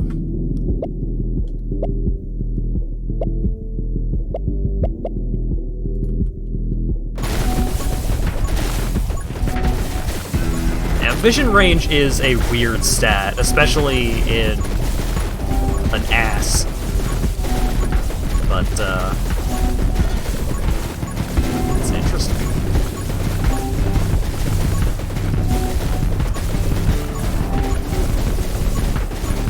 My garlic is huge. It's huge!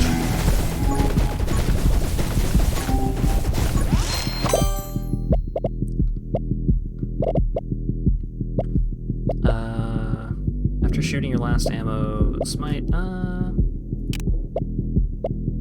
increase curse damage, sure.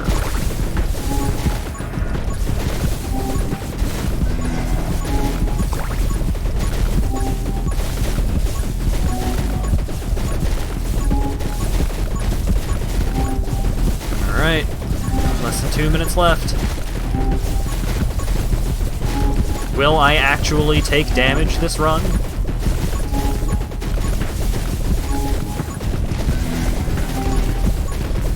Or is Dragon simply too OP?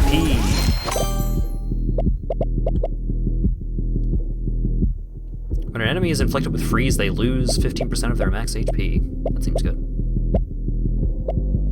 But also, increase my vision range! And garlic twice as often.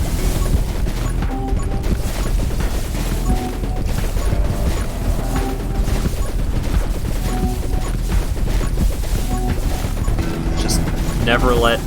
If anyone gets anywhere close to me, they're gonna regret it. Optometrist percent.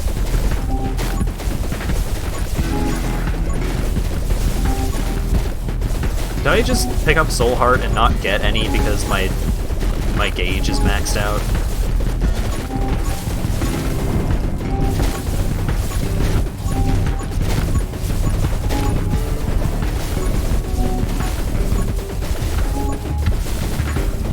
Dragon is so good, the Ghost is so good. Summons are nuts.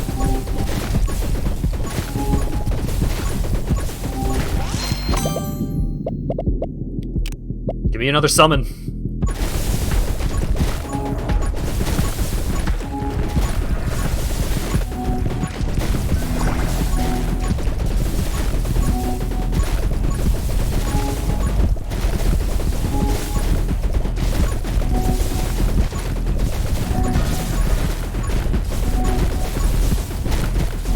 What's the new summon? It's the Electro Bug, which will summon lightning onto random enemies.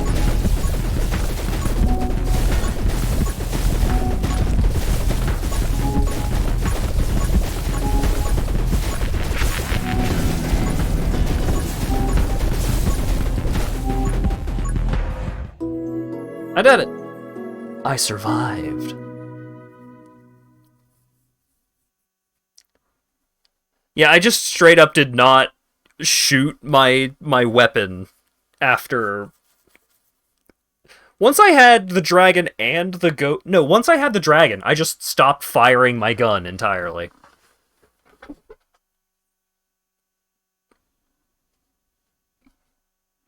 I didn't need it.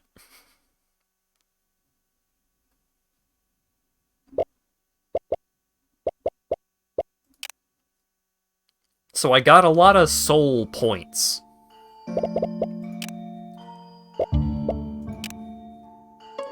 Oh, there's meta progression. I'm kind of surprised that there's meta progression. Normally I don't expect to win a run of a game like this on the first go if there is some kind of meta progression system.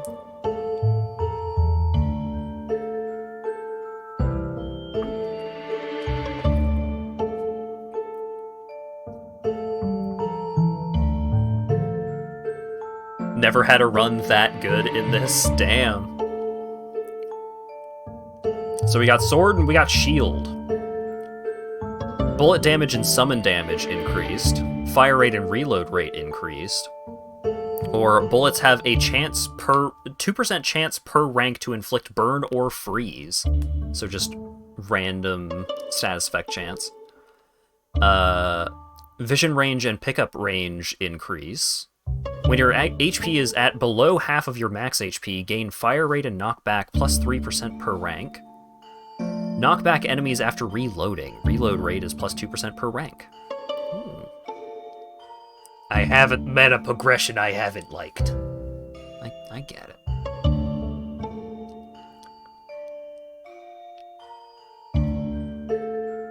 Alright, before I choose any of that... Oh. Hello! You give me a woman in a tank top with big hair, I'm interested. Alright, so her ability is that she starts with very high HP. Shauna can re-roll upgrades once per level. Alright, all of these require the points to unlock, so let's see. We got Diamond. Scarlet. She has less starting HP. On every third shot, throw out a wave of fire that burns enemies for 3 damage per second. Hina, this is Ninja Lady. Right-click to summon a Shadow Clone that attacks nearby enemies. Shadow Clone deals damage equal to your bullet damage. That's neat. Some summon synergies, I like that. Spark. Uh-huh. I like the colors. Like, how it's mostly like Game Boy, like original Game Boy-ass coloration, and then you've got this bright pale red.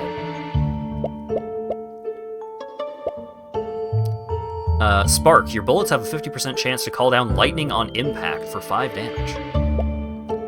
Lilith, when enemies are killed, summon a spirit. Spirits chase down nearby enemies. Nearby? I don't think that's supposed to be 2 separate words. Nearby enemies and deal 8 damage. Okay.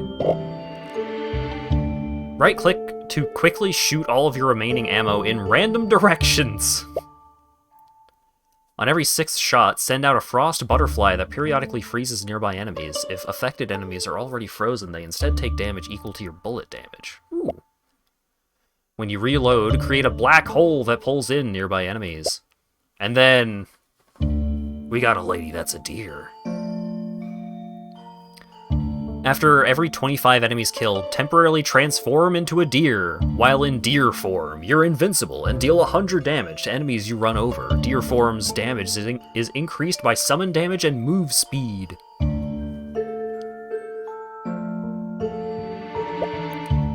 So, do we want ninja or do we want deer mode?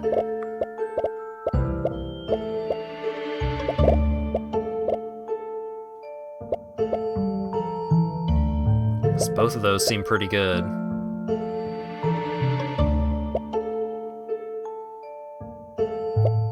Alright, and what's... the guns are also unlocked with the resource. Deer Force. Alright. Deer acquired.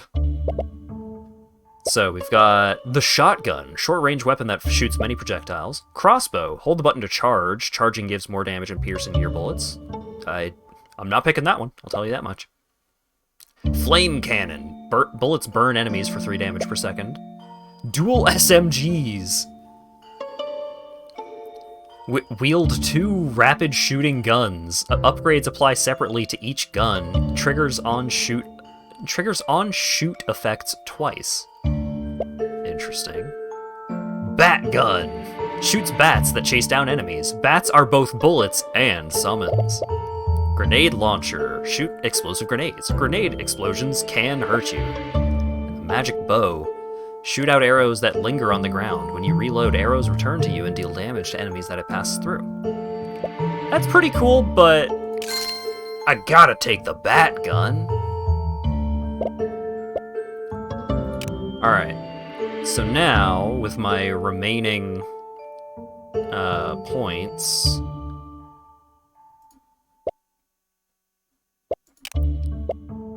Wait. Oh, you gotta charge it up. Alright. E.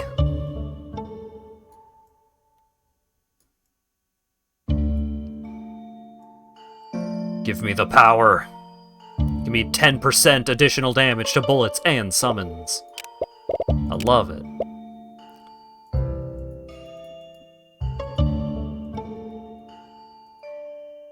Oh wait, I was on Darkness 0. Now I can play on Darkness 1. Small enemies spawn more often. Alright. Quick play mode. 10-minute survival. Faster XP gain. No achievement unlocks. Go for a high score in endless mode. Upgrades can be taken multiple times. Runes are disabled. Alright. Let's take the deer to the temple. The temple, I guess. I kind of want to go to Pumpkin Hill, though. I'm going to Pumpkin Hill.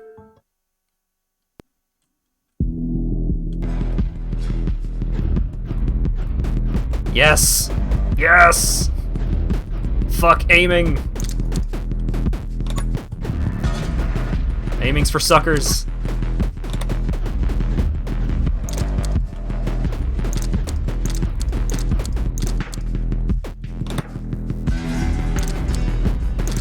I mean, you do have to aim. And in fact, the aiming is more difficult. Deer!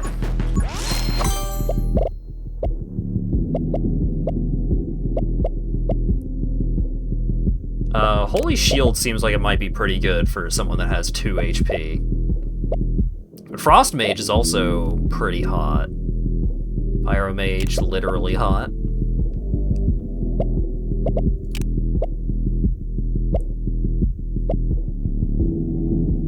Ooh, I didn't know about the Shatter effect. Alright, let's go Frost.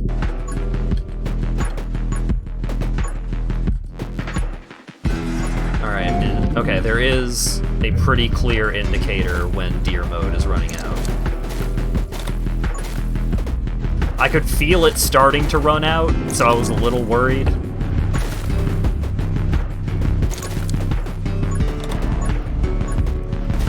Oh shit. Just swoosh right in.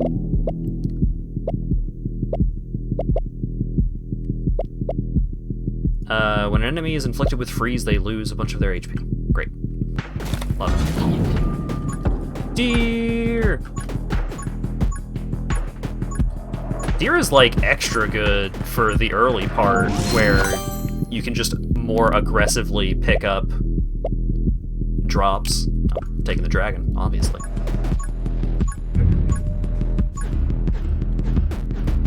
Woo!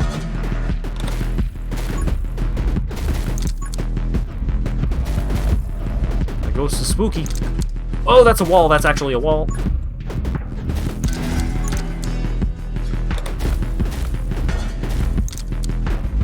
Woo!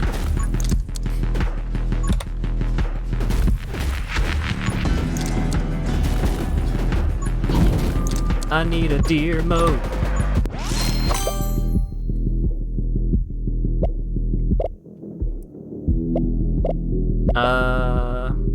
Gain a soul heart. Every 500th enemy drops a soul heart. Oh, right. I do want to get the soul heart, the soul conversion here.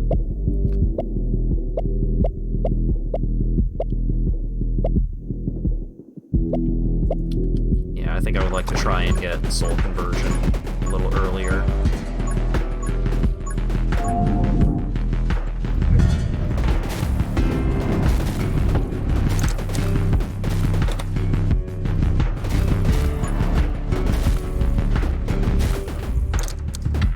curious what Deer Lady is going to get out of the treasure chests as her, like, unique upgrades.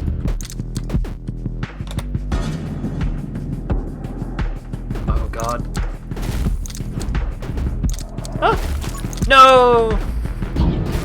I actually took damage. For the first time. I do want Shatter, but Trained Dragon relies on getting it as early as possible because it scales over time.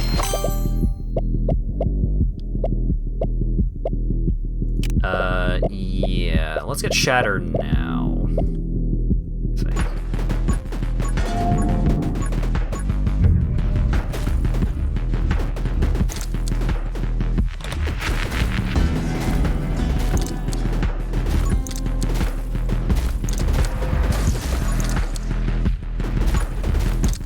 I think I would actually quite like to get that run and gun ability. Oh, God.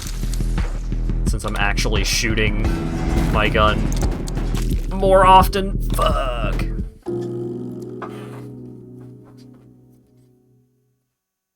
Let's try that again. Those ghosts are wicked.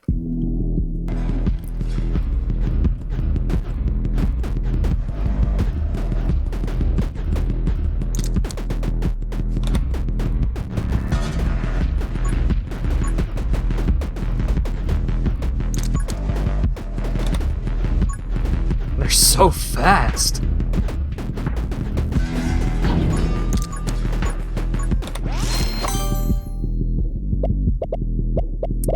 Yeah, picking up some kind of movement increase would probably be pretty good here.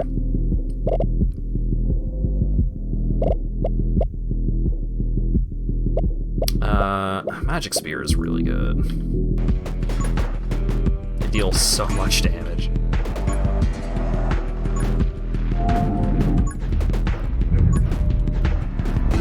Alright, I should be shooting while in deer mode as well.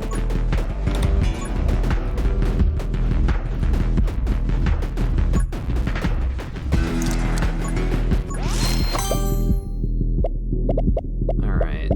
Extra spear.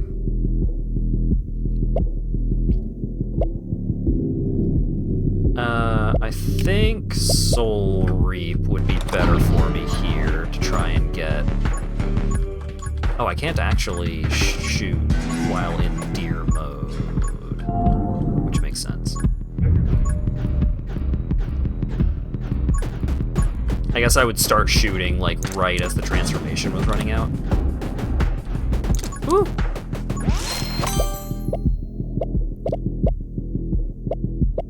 Rapid fire, double shot, frost mage. Let's get increased summon attack speed. Oh, right! It counts as... it counts as rubber and gum. Right, my gun is also a summon, so increasing my summon attack speed increases my gun's attack speed.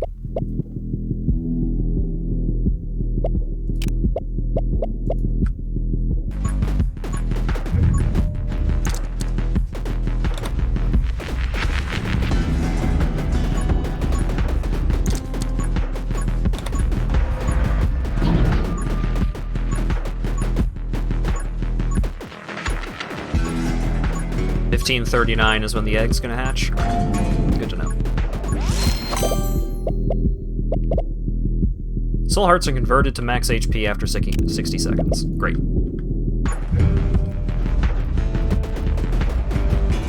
So I think the other major upgrade that I want to get as soon as possible is getting Trained Dragon.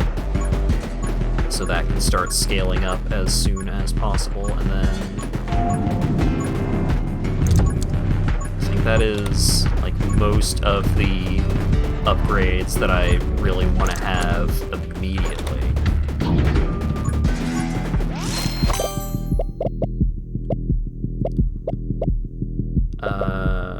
Reload rate, fire rate,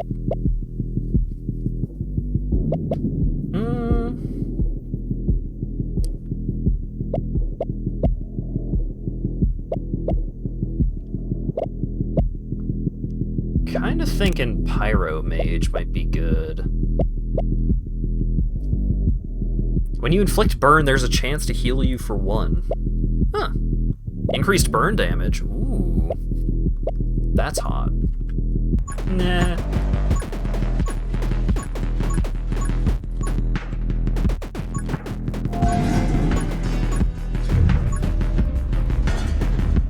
.05%. Yeah, but, like, between the dragon and various on-hit effects and all that nonsense, like, the likelihood of me applying a lot of fire is pretty high.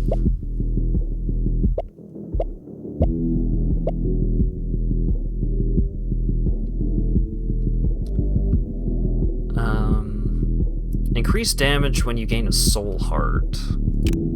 That's pretty good. But also, every 400th enemy killed by a summon drops a soul heart. Want that.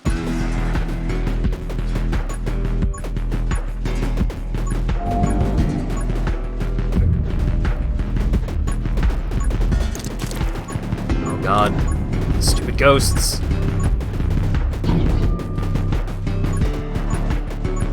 Them having, like, being affected by knockback less is so rough.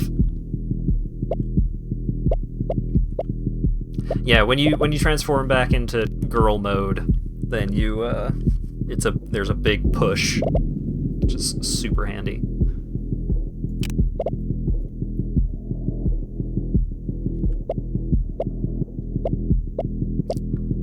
I think I want move speed here.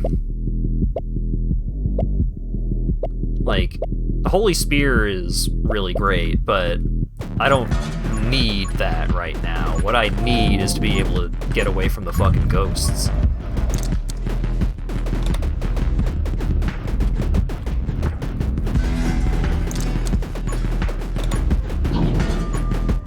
Boink, boink, boink. Boink. Aha! Nature's Blessing. Increased character size, move speed, and summon damage. Alright. Big deer.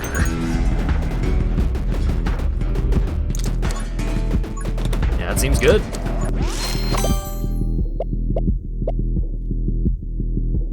Your summons have a chance on hit to call down lightning. That's pretty good. But I kinda just want magnetism. Try and level up more often.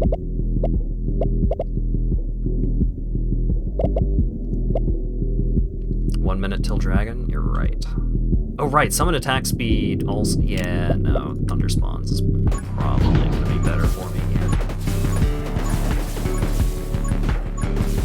Especially because, like, I'm just bigger, which also lets me pick up XP easier.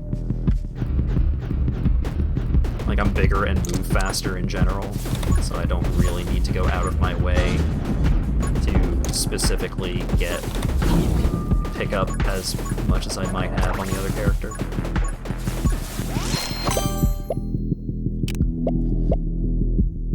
Little late on the trained dragon, but still gonna take it.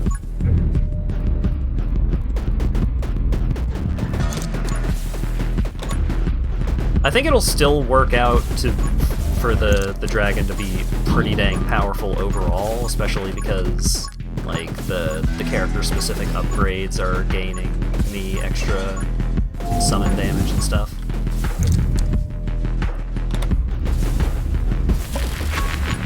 Hooray!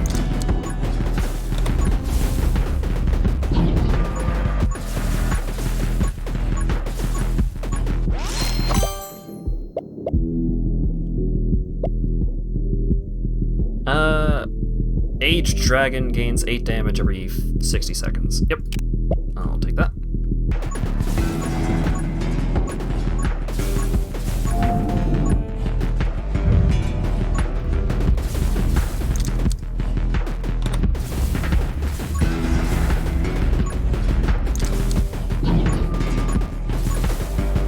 Man, going deer mode pretty often here.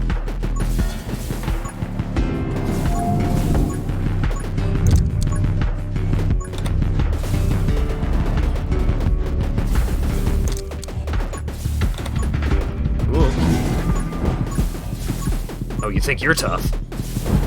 Try me.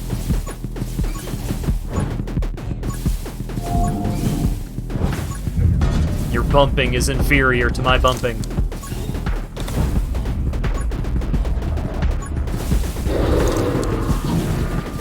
Give me that. Alright. Tome of Elasticity. That might actually be pretty cool for the bats. Like, them being able to just bump off of enemies a few extra times. But, I mean, move speed. Move speed, though.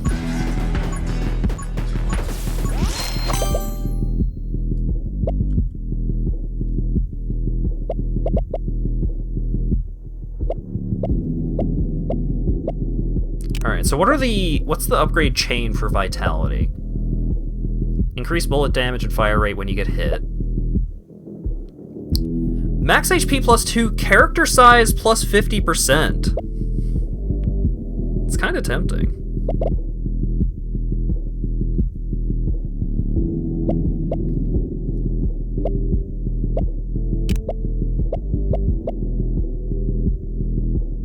Shooting while standing still has a chance to not consume ammo. Interesting. Yeah, I kind of want to go big deer. Just want this deer to become large.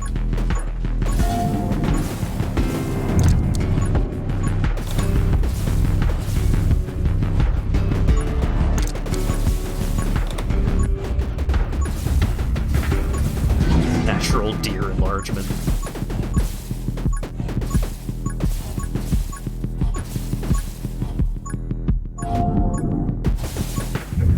I mean, just look at that! I just shoot a bunch of little bats all over the place. They stick around until they hit an enemy, and then once I have killed enough enemies by just randomly firing bats into the ether, then I turn into a giant deer.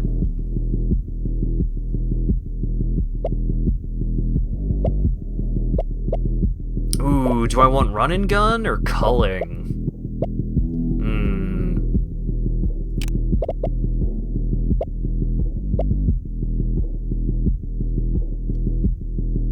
Oh, Soul Knight scales, though.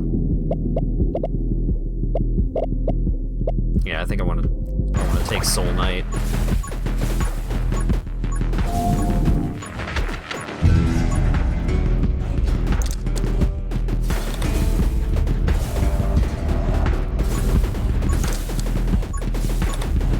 Extra damage every time I gain a soul heart. Like, I'm killing stuff. I'm killing almost every available enemy, and then it's just like, bam, right there. That was a permanent damage increase for my spears.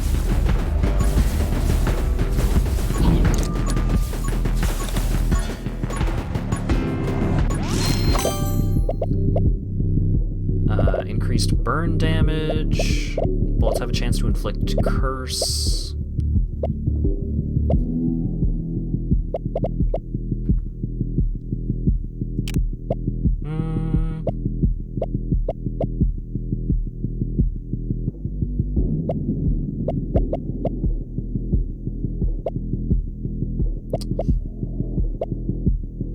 Alright, what do these do? Yeah, give me a chance to curse.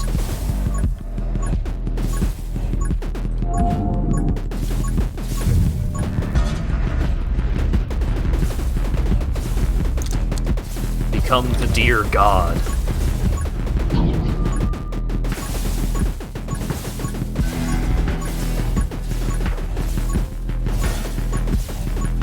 If you come up into my little pumpkin patch here, I will curse you and harm you.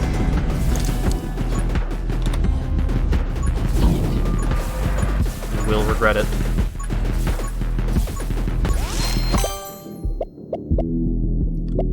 Giant. Giant. Giant. Giant. Become unstoppable.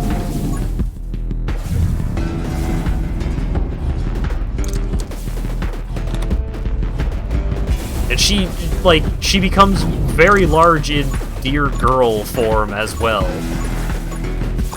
Huge deer girl. It's what everyone wants.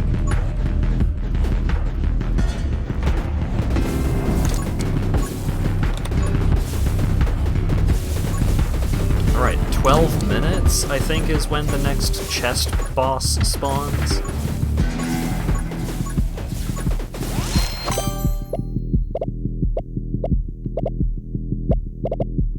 My HP scaled up fast. Yeah, once I started getting, like, more soul hearts more reliably.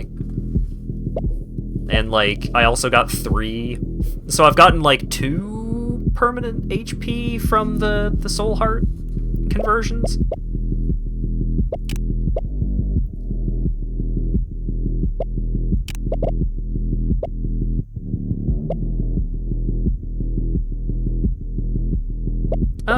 Sure, I'll get the magnetism. Didn't super love any of those other options.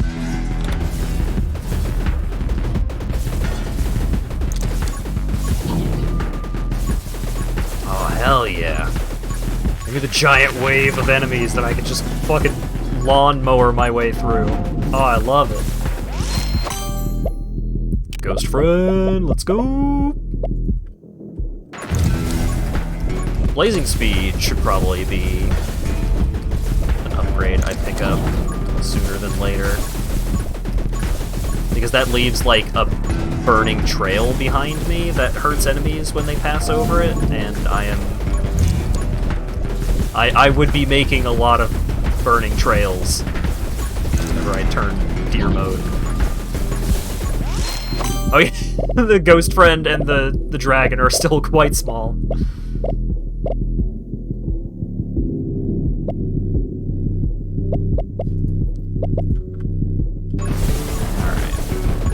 Chance for summons to call down lightning when they hit. Pretty good.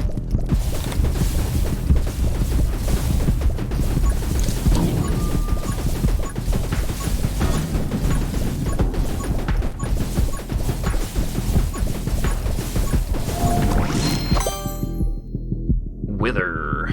Enemies that are cursed take more damage, and then after that, every 10 enemies killed by curse will increase your bullet damage. So that's tempting.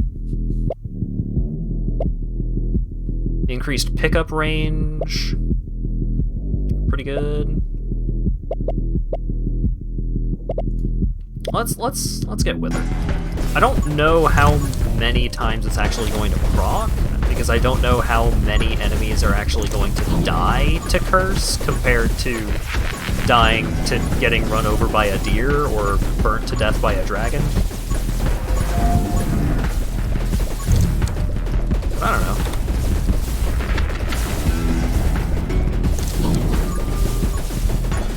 Yeah, you really do spend a lot of time in deer form once you get cooking here.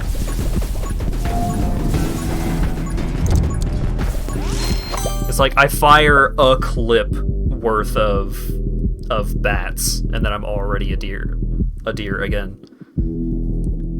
Bullets deal additional damage. Seems good.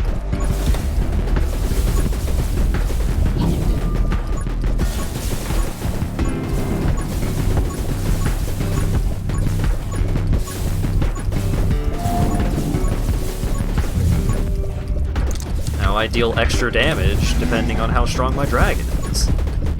My dragon is just constantly getting stronger.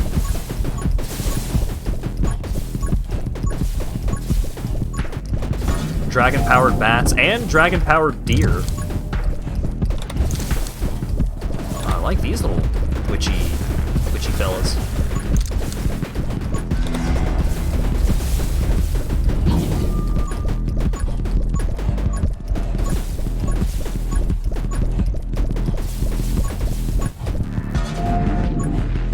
Large deer girl with small dragon boy. Yeah, just it's an OTP right there. Restart the captioner. I need to be very careful not to end this run prematurely.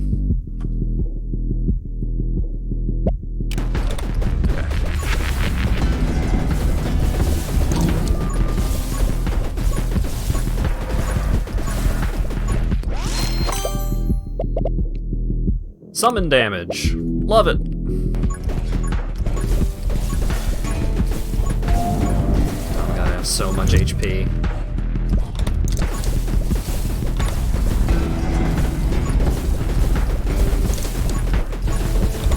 Oh shit. A little worried there.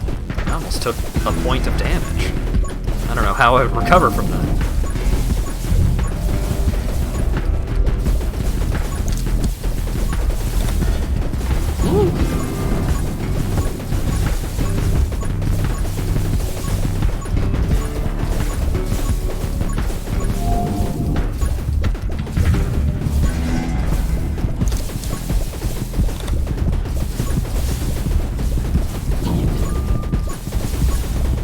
Alright, time to play ball with this boss.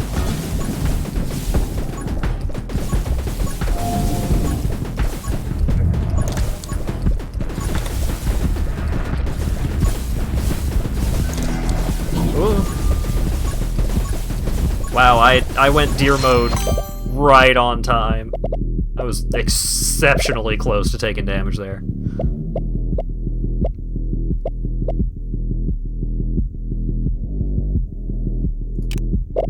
Glare is pretty good here, I think. Although Hellspawn's also is just like increases summon attack speed and stuff. It's quite good.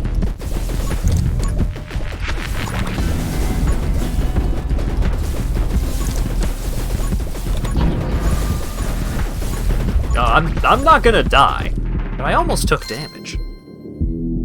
Summon a deer friend! That deals 50% of your deer form's damage. Yeah! Deer friend!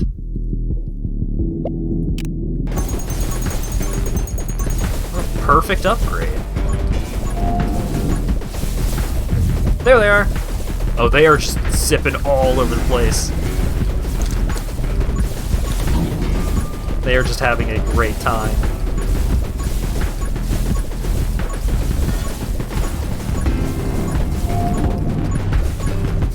A little hard to keep track of when things are hectic, but there they go.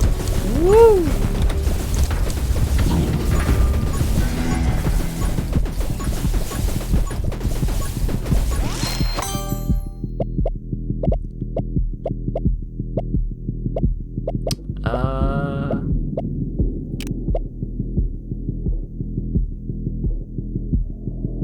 Increased projectiles and spread reduced bullet damage.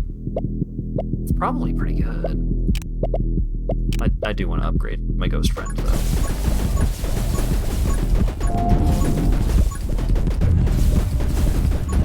This fully upgraded ghost friend is really good.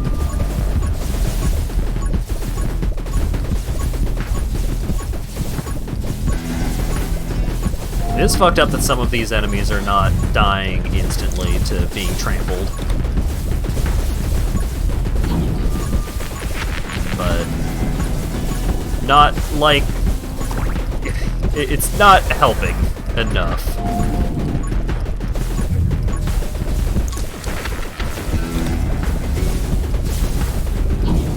They're tough, but I am also invincible while I am a deer. Which is pretty tough for them to compete with. Alright, let's take a ritual. Because I am curious if that's actually going to help.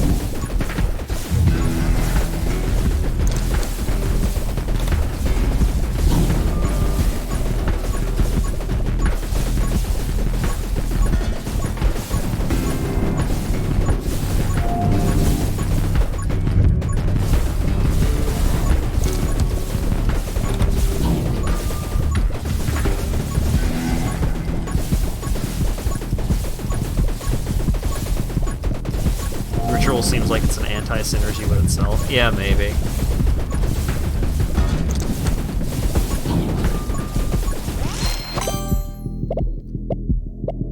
Feed the beasts. Oh, I'm only getting this now? 5.5 minutes left? I mean, I'm still taking it. It's still probably the best possible upgrade. for what I'm doing right now.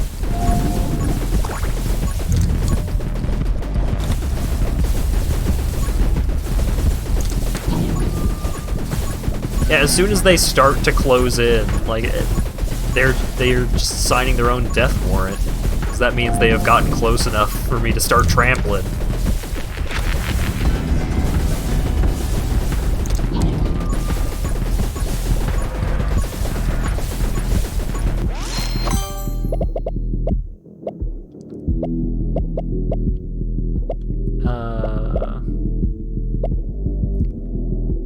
Glare is pretty good. Yeah, let's get glare. Just for a little extra damage when I'm trampling. Yeah, I am definitely spending more time in deer mode than non-deer mode. Deer girl mode has kind of fallen by the wayside a little bit.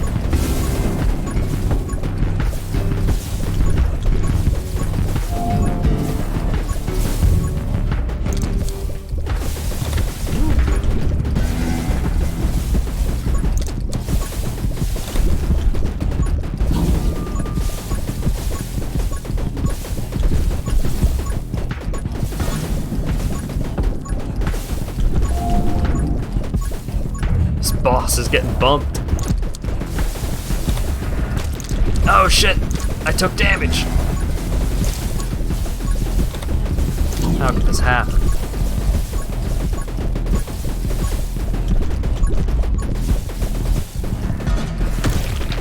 Splorch. I could get another Tome of Speed? Tempting. Bullet damage, bullet size, piercing, reduced fire rate, reduced max HP.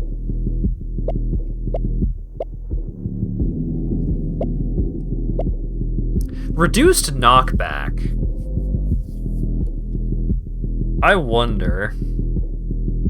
Oh wait, no, I think that would also reduce the knockback at the end. Like, if that would reduce the knockback of bumping stuff with the deer form, then that would probably also reduce the knockback of that effect that pops when going back into deer girl mode, which would put me in danger. Give me speed. Oh my god. The quickness.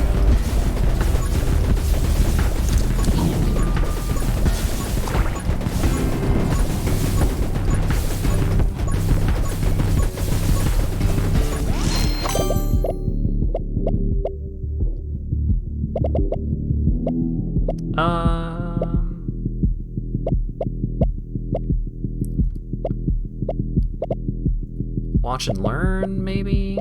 Vision range? Sure.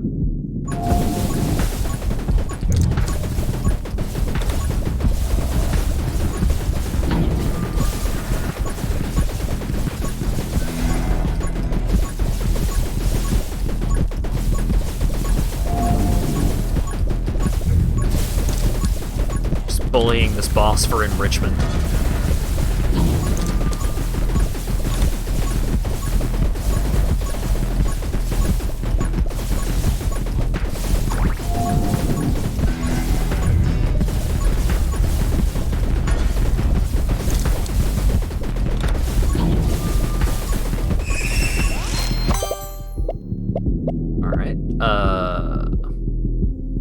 This effect occurs more often the faster you move. Seems good.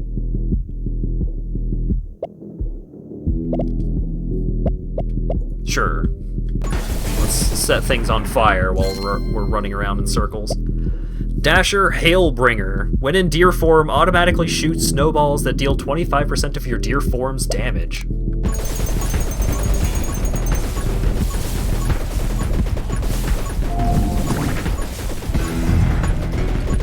As if I didn't have enough projectiles just going all over the place already.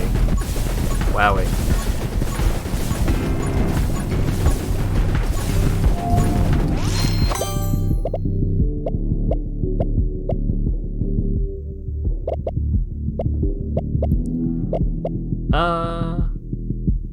Enemies explode into bullets when killed.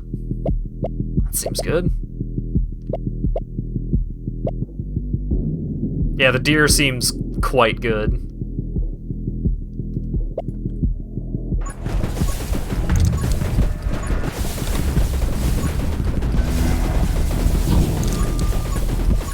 But also just, like, summoning synergies seem good anyways, and then you have a character that has, like, extra ways to scale off of summoning synergies.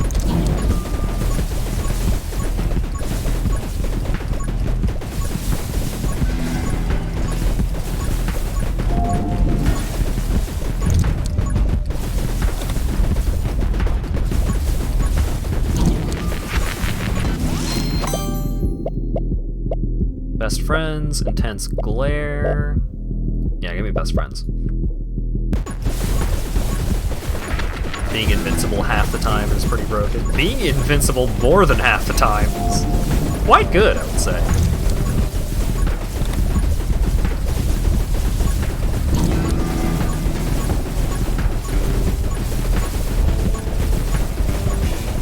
Like, it's rougher when there's not a horde of little fellas coming in.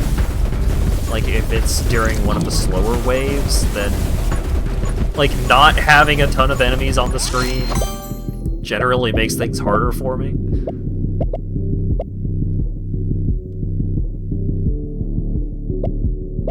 Bullet damage and move speed. Yeah, let's go faster.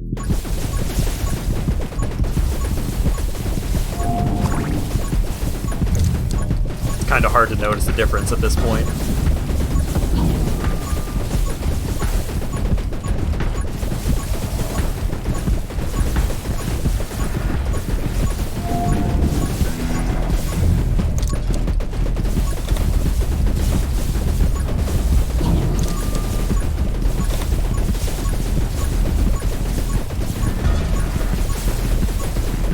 Shit, am I gonna get another level out of this? Got another minute.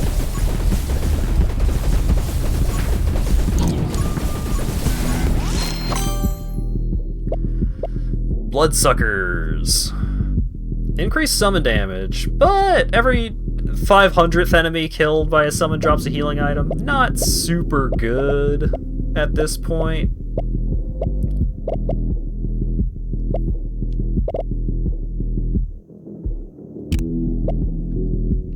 Vengeful, friendly ghost, just shoot more. Okay, I have now confirmed that the health gauge does just, like, cap out once it reaches the timer. Because I picked up a soul heart and nothing happened.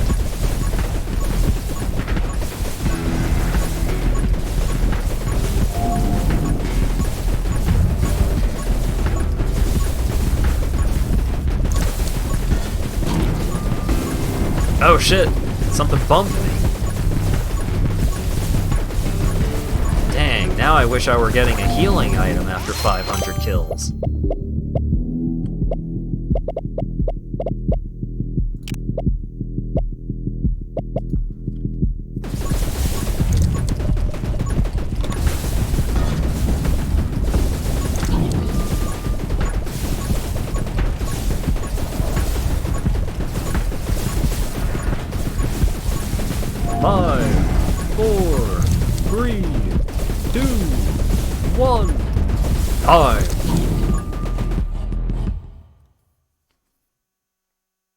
I unlocked.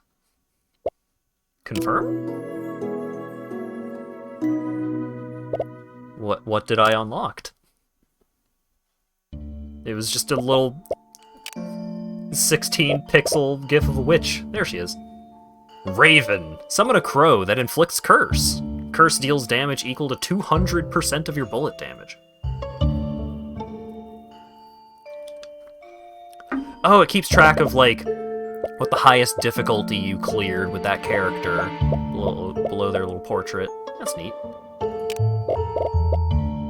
I wonder if the crow counts... I mean, it does say the word summon, so the crow probably counts as a summon.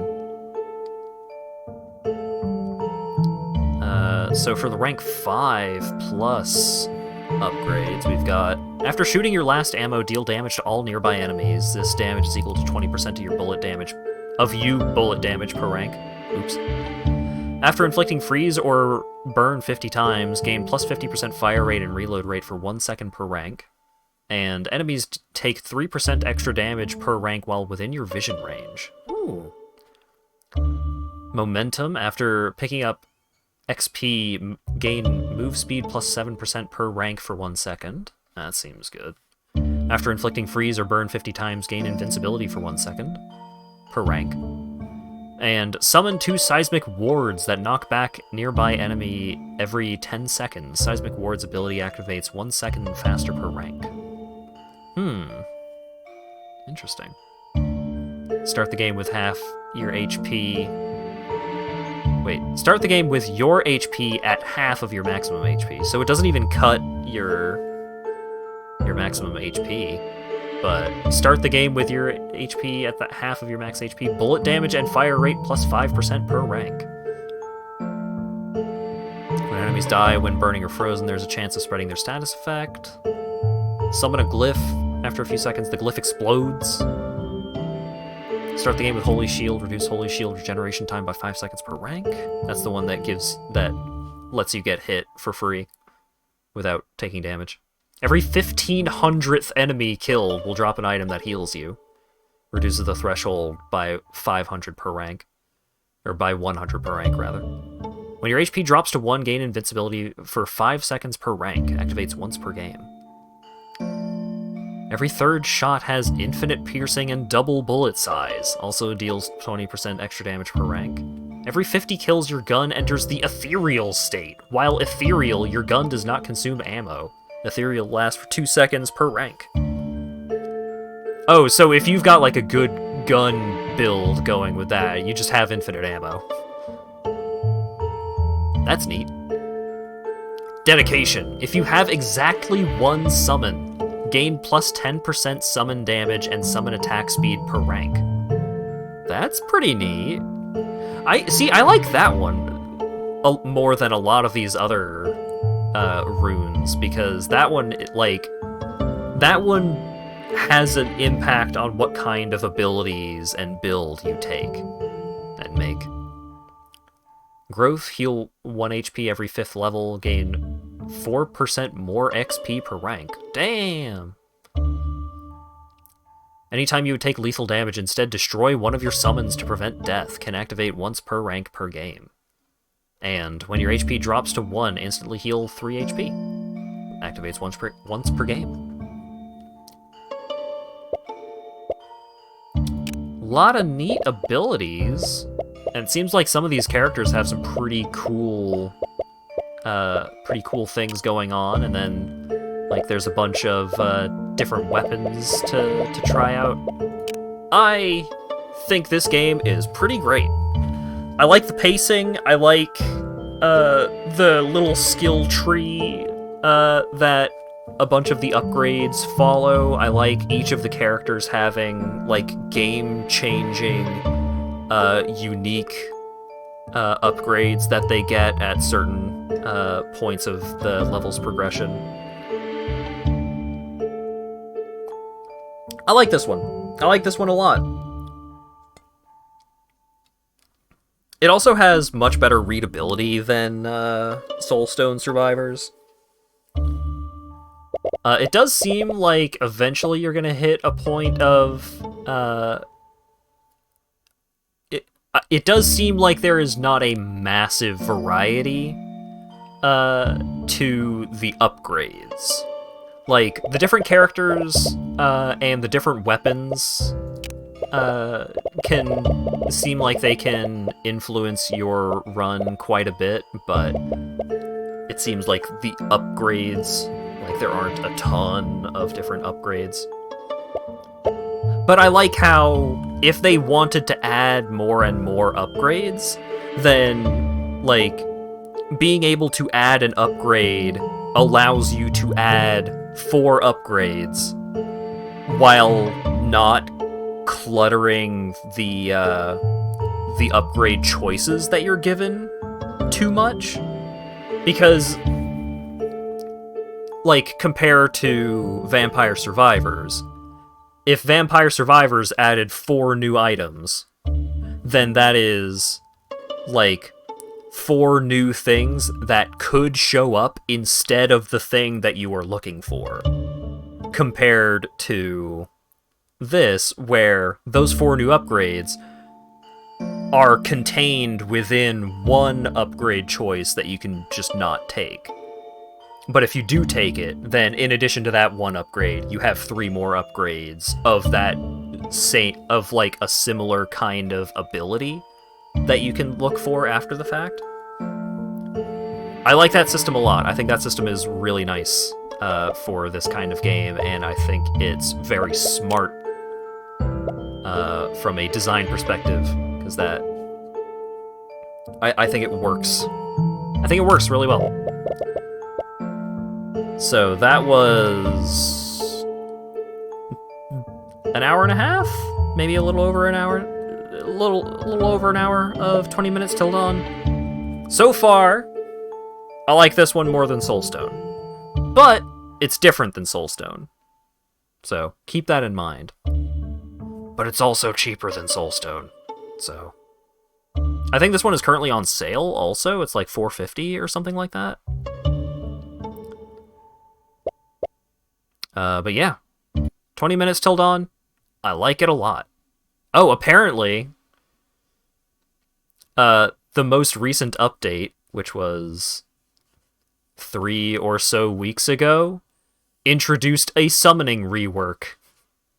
So, summons are the hot thing right now. Soulstone anti-endorsement. They're different. And if you really like...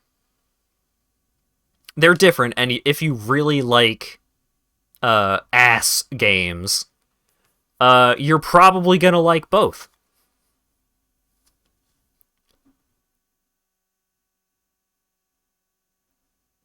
Oh my god. Alright. Acker is bullying me with the amount... Acker, you redid the whole thing. You just remade the... It's not a meme, it's a fad. You remade the fad from scratch so that... Here. Oh god, a high resolution. Wow, look at this coward stacking multiple games into individual choices. Cowardice. Pick one. Be brave. Gungaga.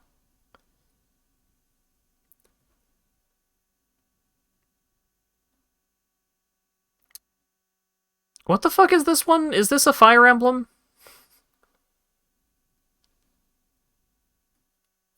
The one next to Sonic? May have mostly made this for Gongaga, I see.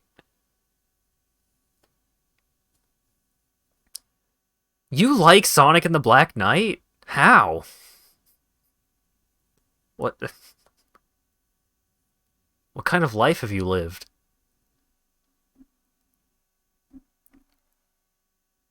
Little guy with a sword. Tunic's a little guy with a sword if you want a little guy with a sword.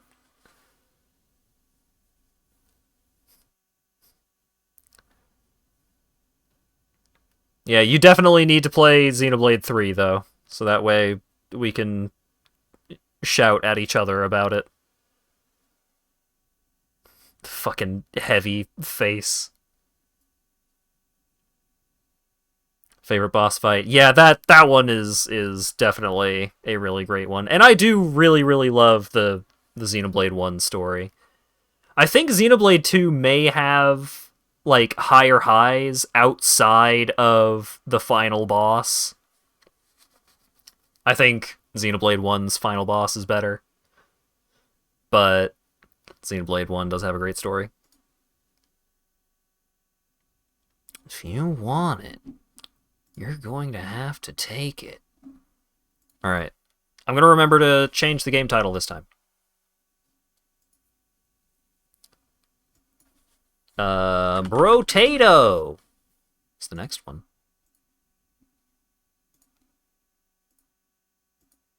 This one was recommended by Ty Tuesday on Twitter. Oh god, please. No, it doesn't have it doesn't have resolution settings, so I'm just gonna have to change the size of the window manually until it looks right. How could you do this to me, video game?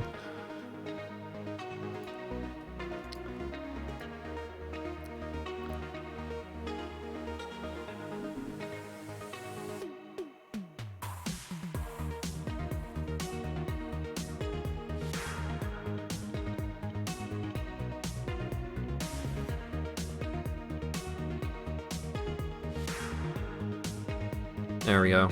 Yep, little guy with a gun. Optimize end of waves. I don't know why that's off by default, but I guess we'll see. Background. Random. Sure. Yo, Isaac. It does have a little bit of that style, huh? Gameplay. Mouse only. You can turn on manual aim? Interesting. No. Playing with defaults. Character selection. Well-rounded. Max HP, increased speed and harvesting. Brawler. Increased attack speed with unarmed weapons. You start with one fist. 15% dodge, reduced range, reduced damage. Reduced ranged damage. Crazy. Increased range with precise weapons. Increased attack speed. You start with a knife. Minus dodge, minus engineering, minus range damage? What do you mean minus engineering? Ranger. This one's got kind of a bird face. Increased range, you start with a pistol.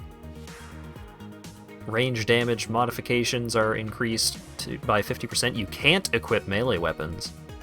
Max HP modifications are reduced. Mage. Elemental damage modifications are increased. You start with a snake and a scared sausage. Alright, I'm gonna start with well-rounded. Oh no. Give me options? The taser. Slows enemies in a radius around the projectile. Shotgun, SMG. Ghost flint. Increased attack speed for every enemy you kill during a wave with this weapon. The stick deals extra damage for every stick you have. Hitting an enemy spawns projectiles. Just give me the SMG.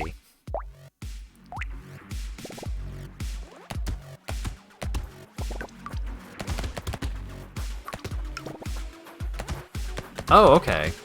So they don't spawn from off-screen. They have a little spawn indicator. Okay. Wave complete! Eyes upgrade. Legs upgrade. Chest upgrade. Heart upgrade. You gained a level during the wave, which means you get to choose a new upgrade. And I have a materials. The value of the next one dropped materials will be doubled. Oh wait, no, that's the amount of materials I haven't picked up. Oh, okay, so if you don't pick up all of the drops, then that just gets carried over to the next wave. That's cool, I like that. Give me speed, I guess. Well, shop? What do you mean shop?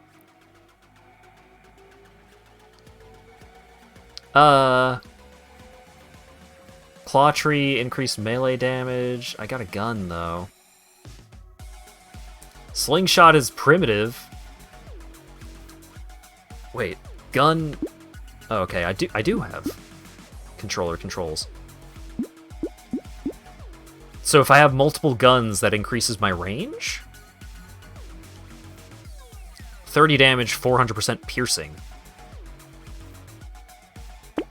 Yeah, give me that, I guess. Increased regeneration, reduced luck. Oh, I could lock these in if I wanted to?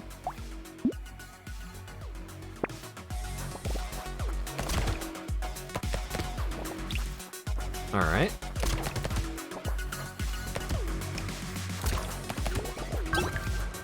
Level up!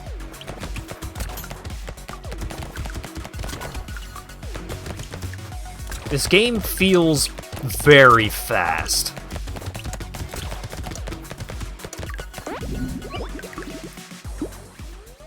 I got cactus? Chest 2! Oh, okay, so sometimes you will get, like, a rare upgrade that gives you extra bonus for picking it. Okay, what does engineering do? Increases the power of your structures. Excuse me? Other primary stats don't affect structures, but secondary stats do. Piercing, bouncing, explosion size, etc.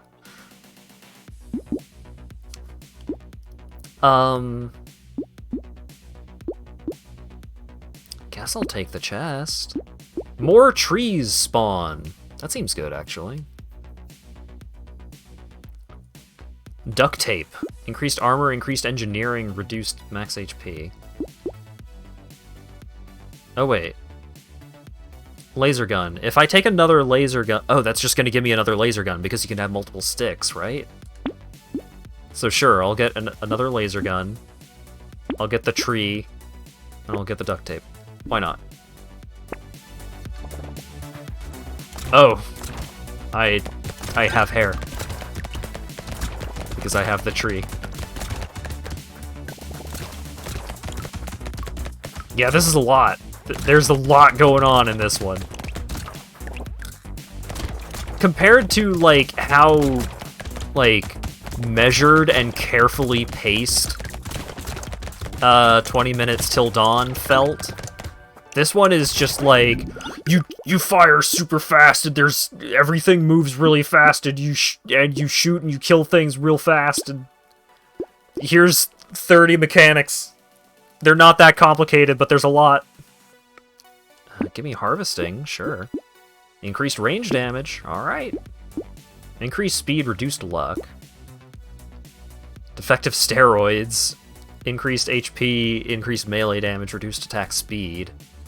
Head injury increases my damage but reduces my range.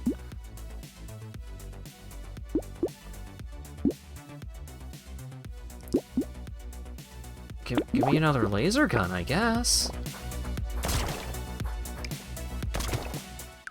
Is this the DMC2 of Vampire Survivors? I don't know what the fuck this is. It's a lot. Oh, enemies have attacks now. Okay. The fact that it's like wave-based, but the waves are so fast. Like you barely have time to really get your bearings before it's like, alright, wave's over, time to pick some more stuff now. No, I want that. Ah, why'd it go into the wall? Oh, I got it anyway. I found an item. It increases my armor and dodge, but reduces my max HP. I'll take it. I got another tree. I'll take the tree. Lifesteal? Sure? Shredder. Projectiles have a chance to explode on hit. Cyberball. 15% chance to deal 1 damage to a random enemy when an enemy dies. That seems good. Get that. Now I have the Shredder. Combine? Hold up. Oh! I can upgrade my gun. Oh! Holy shit. I went from, like, this one does 38. This one does 54.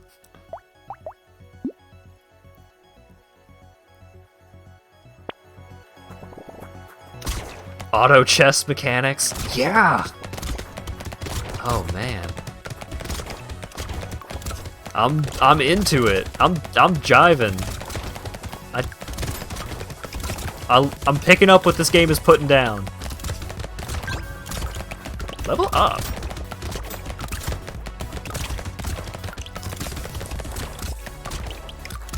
Oh, I think I got a rare item because I picked up multiple of the item boxes. Like, I had gotten 2 item boxes, so I think they combined to make 1 rare item. I got an achievement. Increased damage, reduced max HP. Love it. Crit chance? Don't mind if I do. Melee damage? Oh. Increased dodge? I can pay to reroll. Yeah.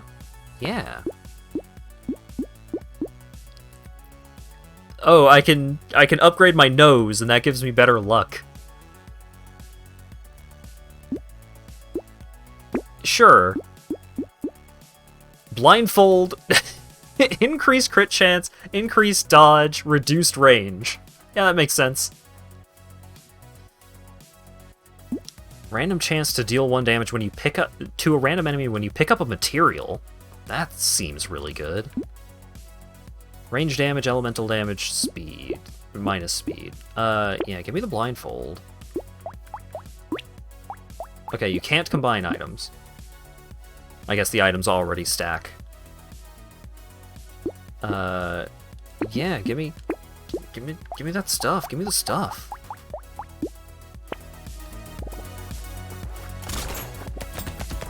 It's not a huge downside to, like, get the reduced range because I have the set bonus from having multiple guns.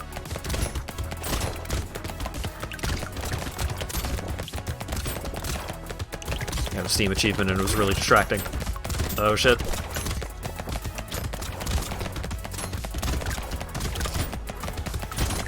I wonder if there's a limit to how many items you can have.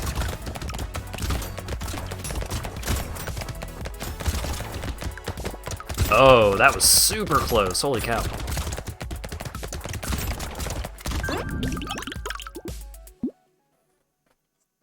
It's a pencil. I actually don't want the pencil.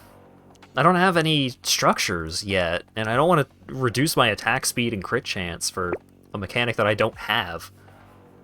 Oh wait, no, the items are individual per box. Okay. HP regen, minus luck. I don't need HP regen. Reflexes, yeah, give me attack speed. Negative HP regen, well. Increased range damage, increased range, reduced attack speed. Oh, well, damn it. Now that I said, oh, I don't have anything that gives me anything for engineering, why would I want that? And then it immediately gives me a turret. Yeah, sure. I'm gonna lock the Shady Potion?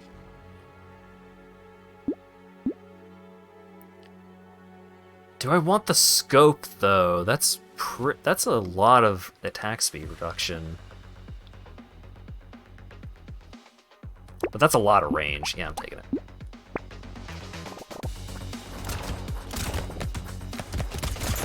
Okay, so there's my turret. Yep, it's shooting. Functioning as intended.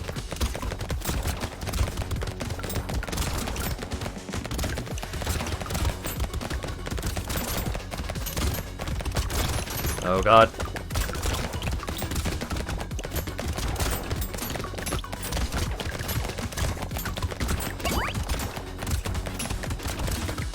I think I need more guns.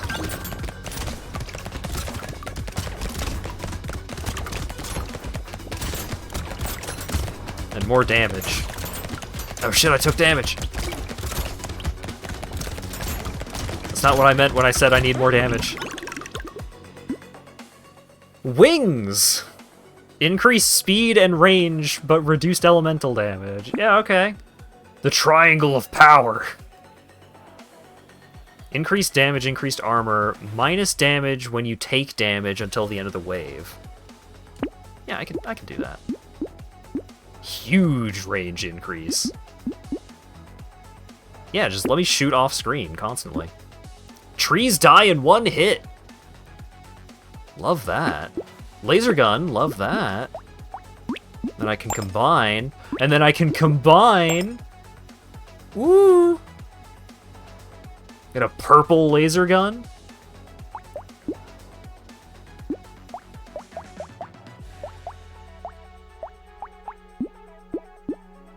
Yeah, I'll unlock the shady potion. I don't need it.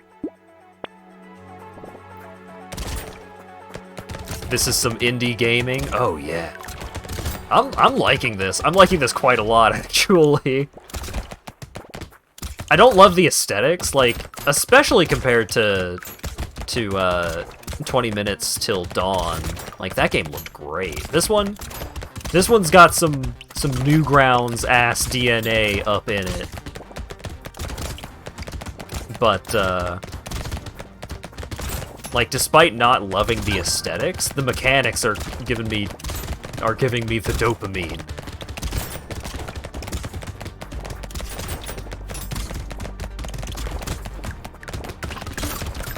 Oh shit. Oh shit.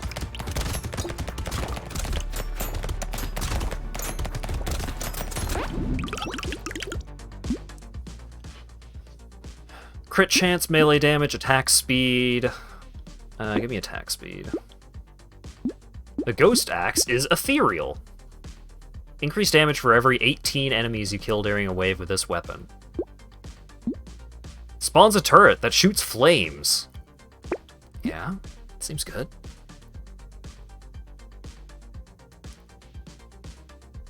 Okay, so the Ghost Scepter is a ranged weapon. Increased max HP for every 20 enemies you kill during a wave with this weapon. That seems good. Do I want to get the Ghost Axe also? It's melee. Alright, now I've got some extra weapons going on.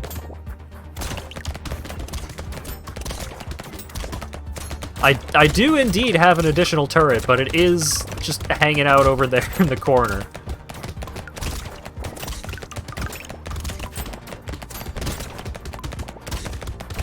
Oh, Lumberjack is so good. Just instantly taking out trees is such a huge bonus, especially because I got extra trees.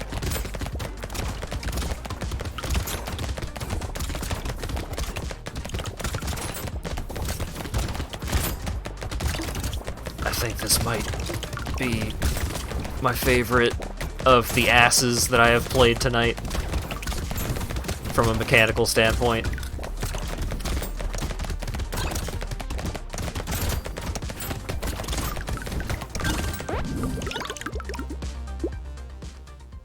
Yeah, it is very Flash game, but I think in a good way, for the most part.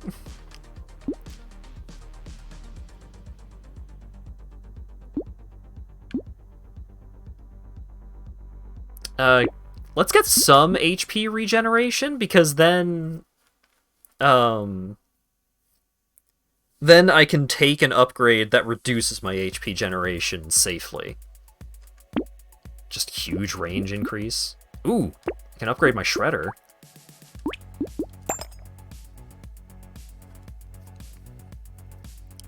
It makes you think of one of the better games you'd find on Congregate. Yeah! Oh, see? Shady Potion. That's what I was talking about. Reduces my HP regen, but that's okay. Increased elemental damage, reduced max HP, increased HP recovered from consumable. Oh, right, I can just pay money to reroll. Increased armor, increased max HP, reduced speed. Chance to instantly attract material when it's dropped. That's pretty good. Oh, also, the baby gecko, it's limited, and it tells you what the limit is.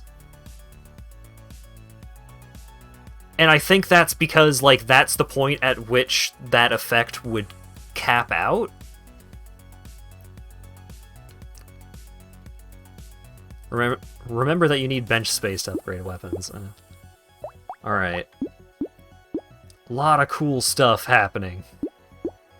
I don't really want the slingshot. kind of want the warrior helmet. What's my current speed? I got plus 15% speed.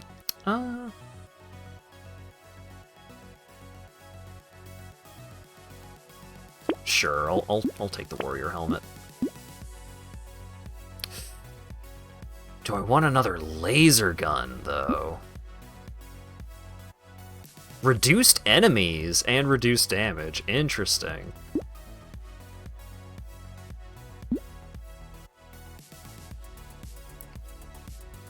Oh, the crossbow fires faster than the laser gun.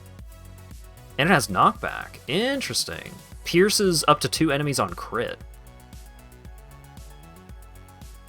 Yeah, I'll take the crossbow.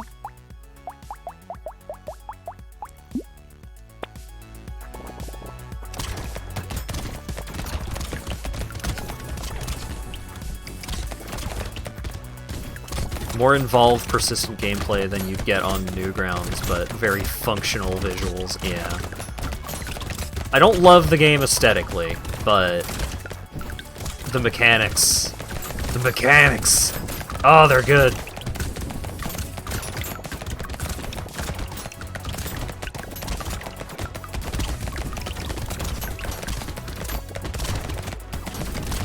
Oh right, I've got dodge chance.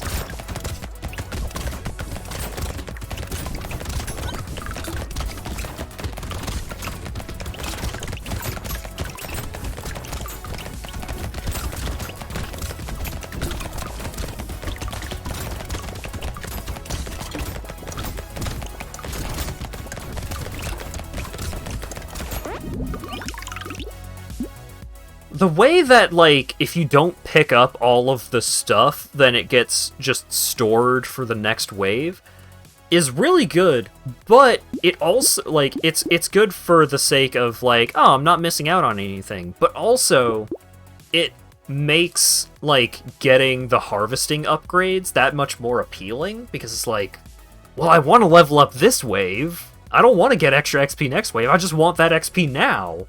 So, it, like, having extra, like, pickup range is more valuable. Little muscly dude. Increased damage, HP, and reduced range. Banner. Increased range, attack speed, but reduced lifesteal. That would bring me into negative lifesteal. Increased armor and dodge chance. Reduce max HP. Yeah, sure.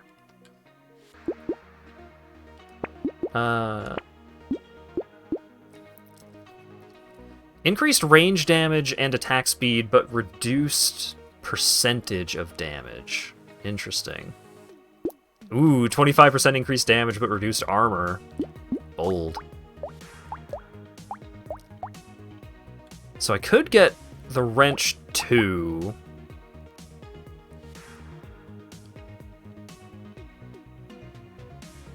I've gotten 3 max HP with the Ghost Scepter. That's not a lot. Let's ditch that.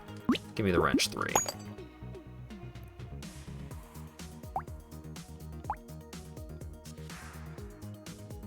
Oh, okay, so the set bonus for multiple tools is additional engineering. That's neat. Yep. Give me the glass cannon. And then give me the... Yeah, give me that. Alright.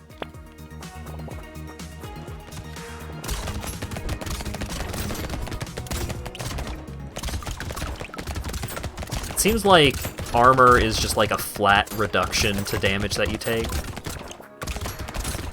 Or at least that's my assumption. I could just mouse over it and the tooltip will tell me. Alright, item. Love it. Level up. Love it.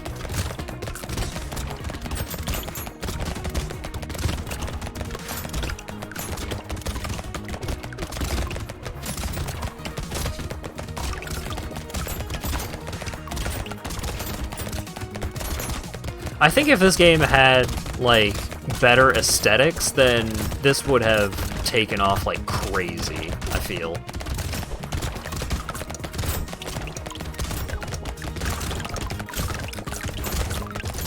'Cause I haven't really heard much about this other than Ty Tuesday saying, like, yo, this game is sick. Increased XP gain. Want that. Give me the legs. Double barrel shotgun.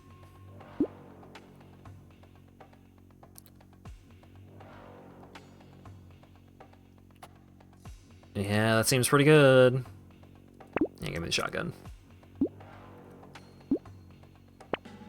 Do a reroll. Increased attack speed and range, but reduced armor. Yeah, sure. I'm not scared. It doesn't get as ridiculous as fast as Vampire Survivors does, but it starts out fast. Like, it's fast right away. So there's not a lot of crazy stuff going on, but it is mechanically dense right from the get-go.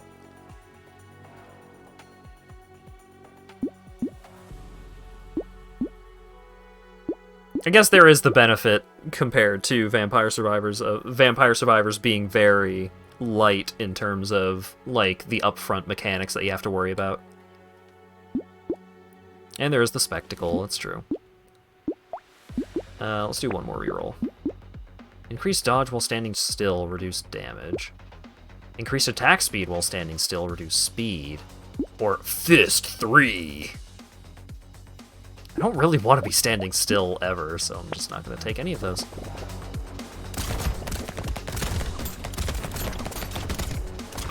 Yep, I tried it just to see what it was like. Didn't like it.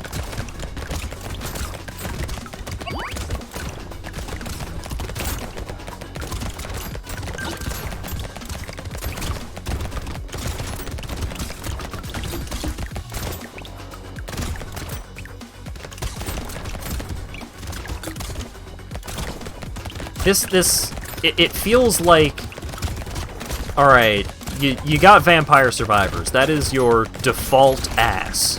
That is the standard that you go by. And so then you go on to Brotato. It's like, all right, this is the ass that you move on to once you need a little more meat on your ass.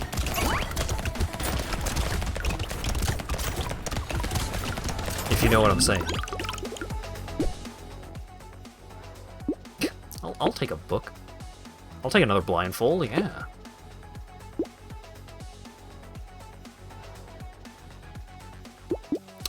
Plus 9% dodge. That's really good. Alloy. Increased melee, ranged, engineering, and crit chance, but reduced dodge. Well, glad that I just got extra dodge so I can take this alloy and not worry too much.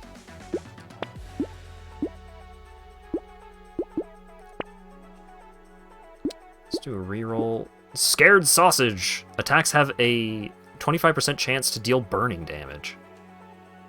Seems good.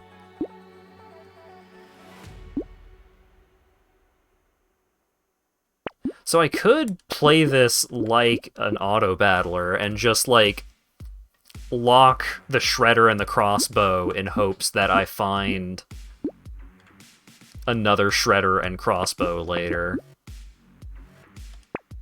I don't think I will, though. But I could.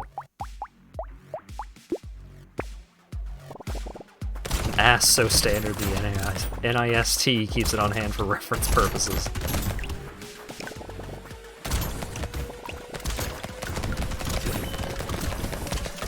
Lumberjack! Give me those Chivos!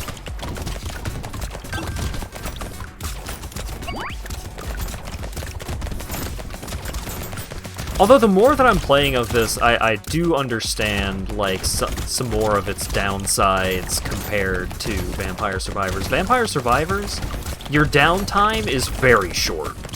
In this one, because, like, you decide whether you're picking items, you pick which upgrade you want, and then you go to a shop, and the shop is, like, a whole, like, auto-battler thing. Like, it's got the lock system and rerolls and stuff like that. That stuff does, like, there is more downtime, and that can be quite a detriment to some people. Hitting an enemy reduces 10% of their max speed. Sure. It reduces some of my speed, but that's okay. Reduced range, that's whatever. I've got a million range, but I need more damage. Give me the crit chance, baby.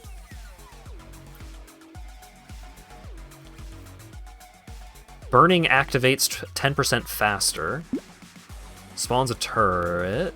Sure. Plus 3% damage at the end of a wave. Sure. And I just got the thing that lets me burn stuff, right? What was the thing that... I have a thing that burns, right? Yeah, give me that.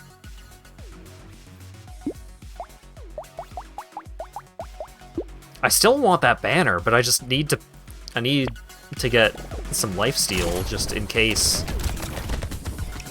Because I don't know for sure if having negative lifesteal would mean I would lose health upon hitting things. Because that could be the case, and I'm scared.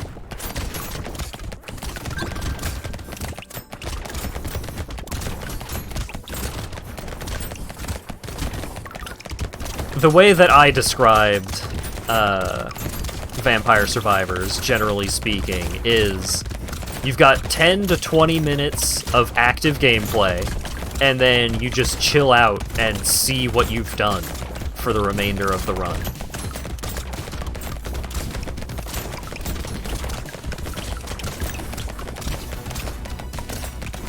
Which is how I feel like most people want it, really. Like, it's fun. It is fun. It's enjoyable, and like you are making active decisions that feel impactful and so on, and it can be tough. Like, it can be a hard game, but it is also kind of a meditative experience at times. Big harvest. Yes, please. Bunch of engineering increase. I mean, I've got a bunch of stuff that cares about engineering now.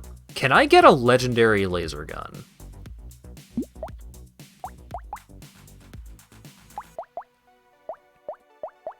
Well, I gotta know.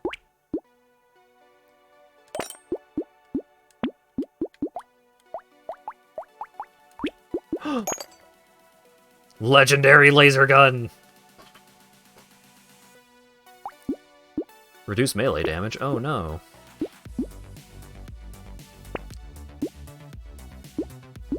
Increase attack speed, reduce damage. I think that works out in my favor. Increased dodge, reduced armor. Sure. I am getting to the point where, like, I am at risk of just dropping dead if something actually hits me. So I just need to not let them hit me.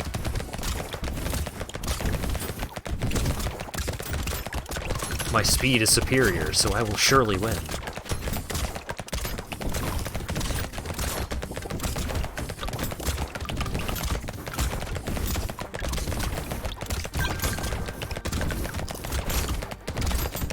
The fact that a bunch of them are shooting projectiles makes this quite scary.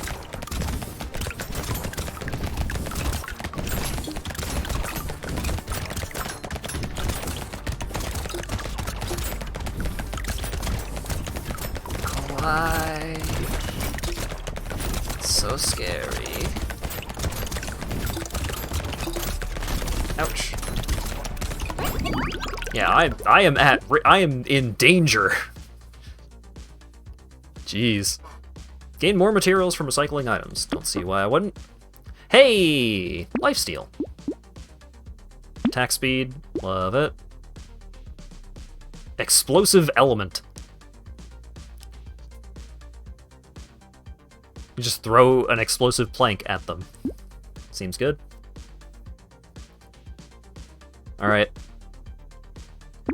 I'm finally taking the banner. Hand. Increases harvesting. Great. Free reroll. Love that. And blindfold. Great.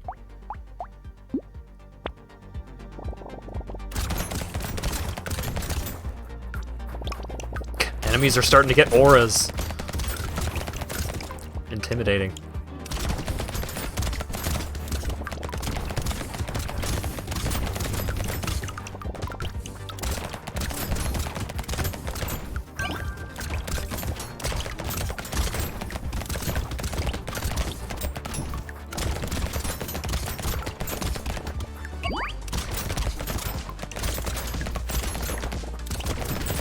Boy. Ah, jeez. Old Gil's really done it this time. Oh my god. They were coming for me, man. Oh god! Oh god!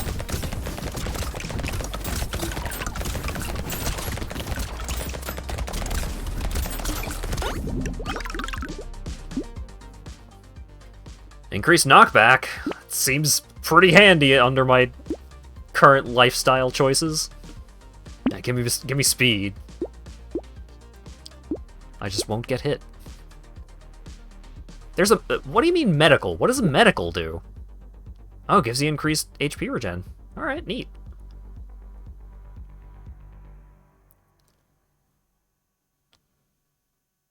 Lifesteal. Okay, so your attacks have a 1% chance to heal you for 1 HP. Interesting. HP regeneration, you regenerate 1 HP every 5 seconds. Huh. Oh, your maximum dodge percentage is 60. Alright, good to know.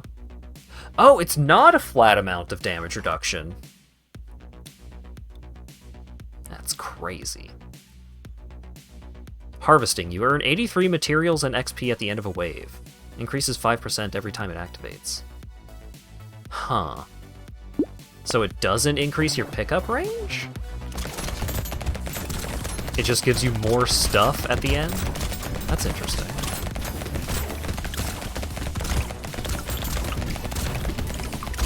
Many interesting things going on.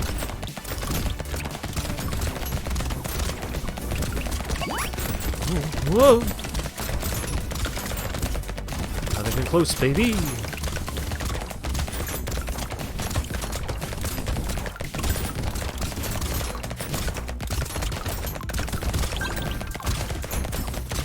It does feel like I have not been getting a lot of guns going. Like, I've got guns, but I haven't been, like, finding any upgrades to the SMG or anything. Or I just haven't found any more SMGs to try and combine to get a better SMG. Dodge! Reduced range, that's fine. Oh yeah, what is... So, luck... 25% more chance of finding items or consumables when you kill enemies. Also increases the rarity of items in the shop and level upgrades. Interesting. I will recycle that. More attack speed. Propeller hat. Increased luck, reduced damage. Sure. Well, hey, I was just complaining about not getting more SMGs. Give me that.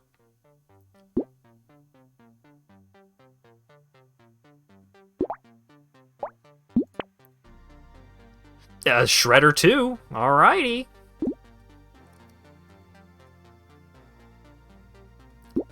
Give me a small magazine, and then I will tragically have to recycle my SMG in order to get the Shredder, and then I combine them for Shredder 3.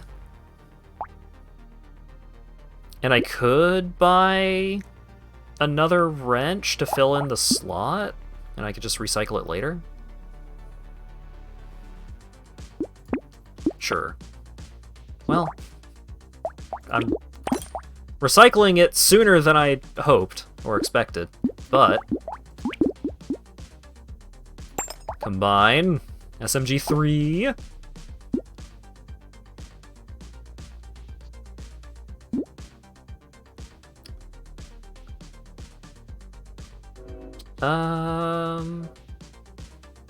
Burning activates 10% faster.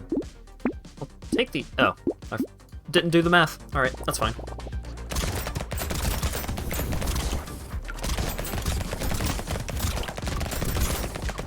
Alright, alright. Woo.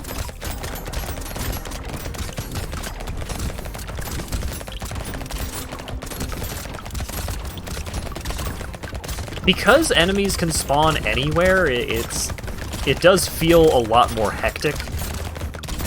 Because you can't just, like... You don't have control over any area of the screen. It is much more reactive compared to a Vampire Survivors, where enemies are always coming from off-screen towards you. So you generally have control of the middle of the screen. But here, it's just like, no, they can spawn wherever the fuck, dude. You just need to deal with that. Oh god. Scary. Burning spreads to a nearby enemy. Sure. Legs 4! Estes Couch. Increased HP, plus 2% HP regen for every permanent negative 1% speed you have. So if you're going for a slowness build, a build where you just hang out and just stay in place the entire time, you get huge HP regen. But I have so much increased speed that it would give me a massive amount of negative regen. Metal Detector, increased chance to double the value of picked up materials, increased luck engineering, -5 damage. That's fine.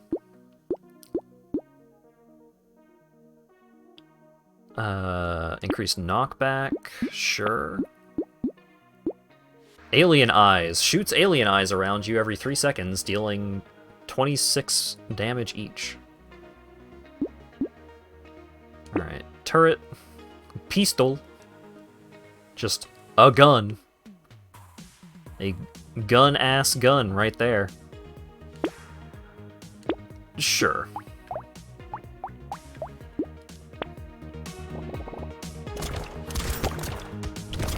Oh, okay.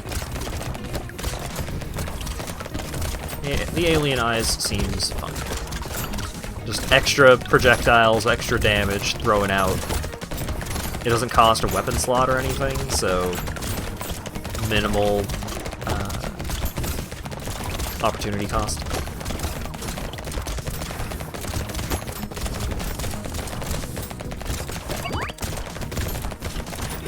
Ooh, yikes! Red Man did a lot of damage. Hachi Mama. Wave 19.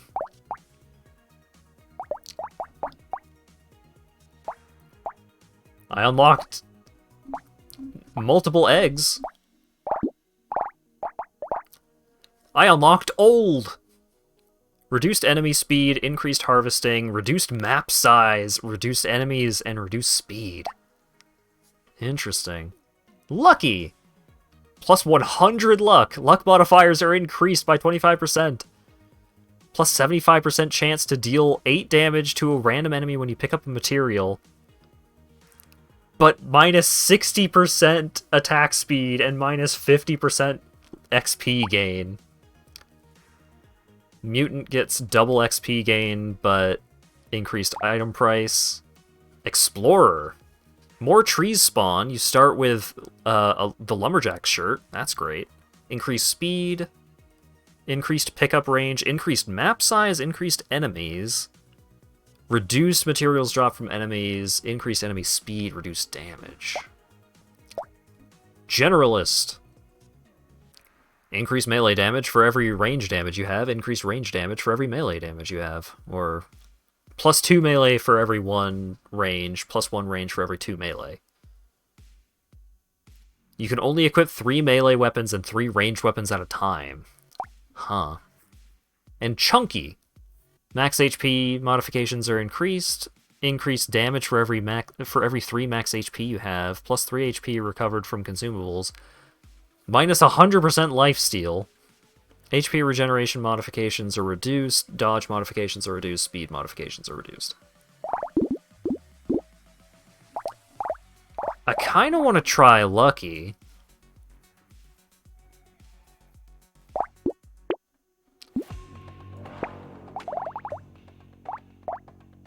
Kill 5,000 enemies, collect 5,000 materials, kill 10,000 enemies.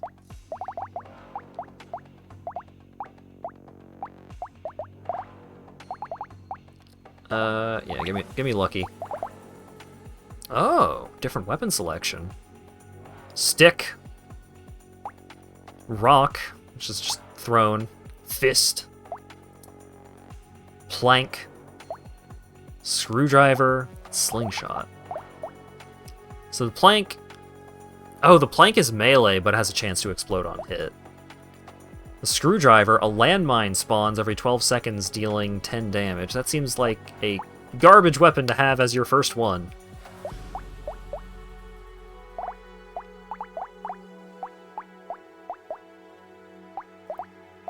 Fist has big knockback.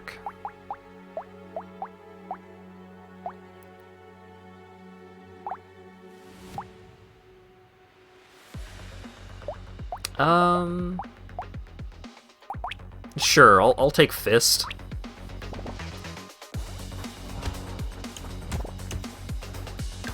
Just pow!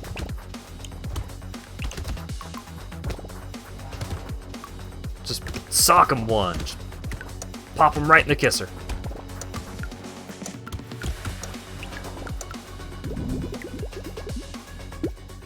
Didn't level up. Wow.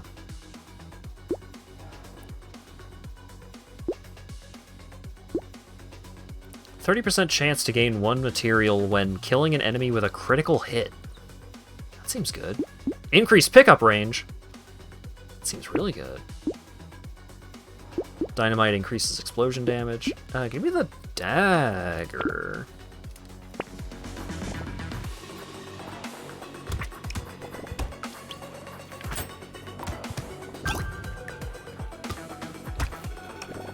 I got a knife in one hand and nothing in the other. You better watch out.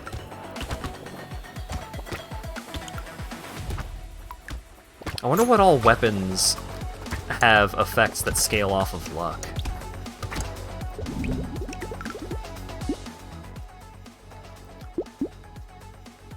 Increased luck. Let's go.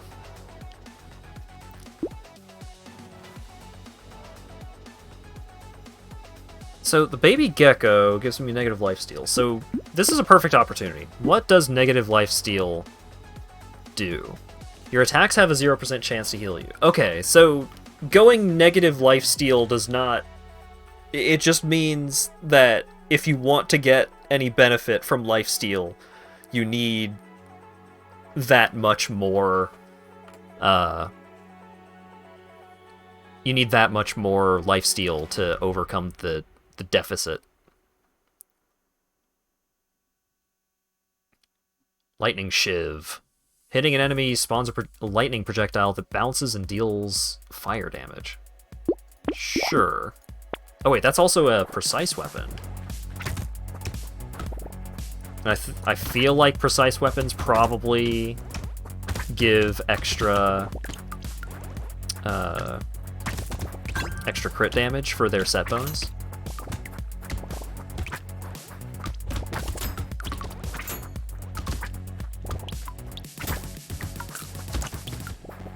Or not crit damage, but crit chance.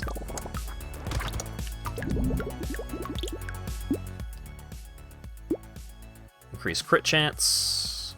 Yeah. Increased pickup range, increased harvesting, reduced dodge. Sure, I'll take the little frog. Okay, let's see. Precise. Yep. Increased crit chance.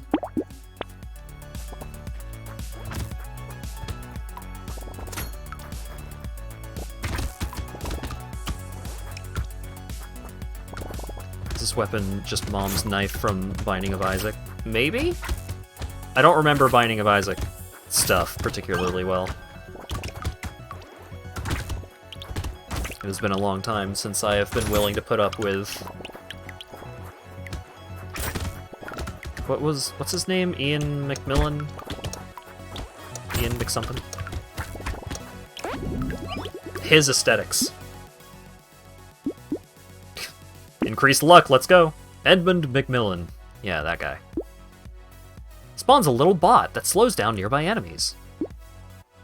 Increased luck? Golly. How much money do I have? I could buy 2 of these things. Yeah.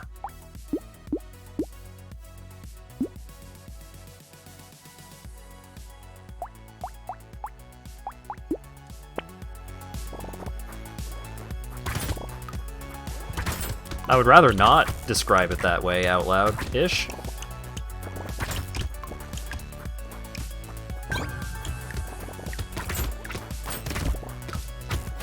Haven't heard much about his new game. Depending on how new that new game you're talking about is, I vaguely recall Sir talking about checking it out and being disappointed.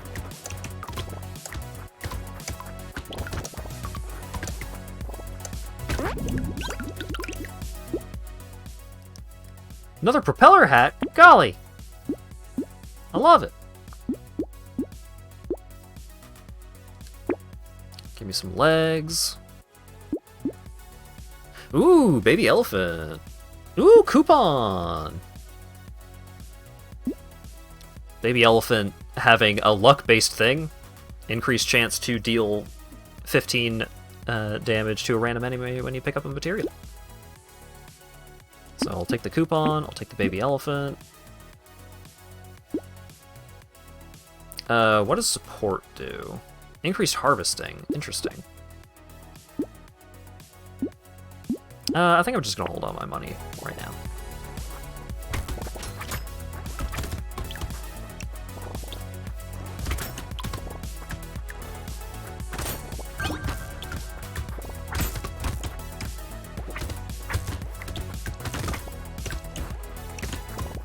Yeah, so if you don't pick up the XP pickups, like if you don't get the materials at the end, they go into a cache, and that cache will increase the next X pickups that you get in the next wave.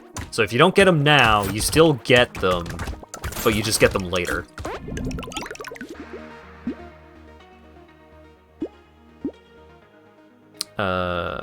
Increased attack speed seems good. Get another lightning shiv, and then combine, and then combine. Mm-hmm.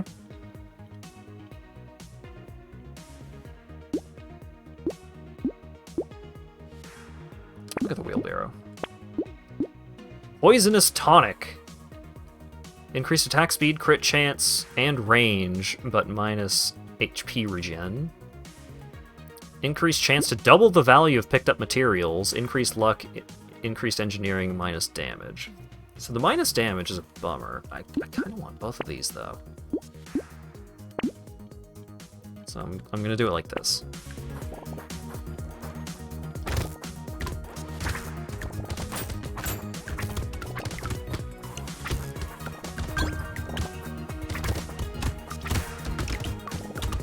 I want more of the precise weapons. Oh, give me more knives and sharp objects. So I can get rid of this stupid fist.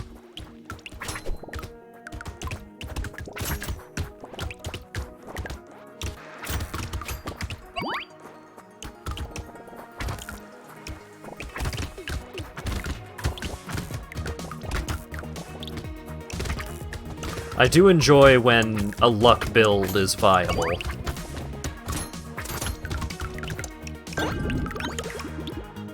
Just oops your way into victory. Increases your damage every 5 seconds until the end of the wave. Reduces your damage right out the gate. Yeah, sure. Increased damage, reduce max HP. Sure. Crit chance. Attack speed.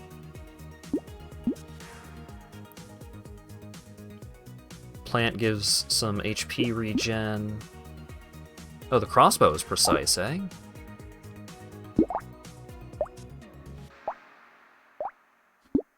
Sure.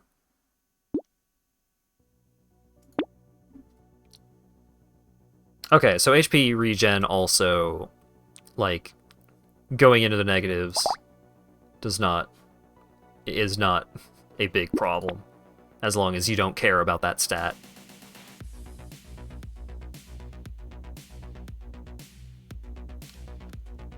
The lens increases range damage, but reduces ranged. Oh, unarmed increases your dodge. That's interesting. Alright, well, it's cheap, so I'll combine them. And I won't spend the reroll now.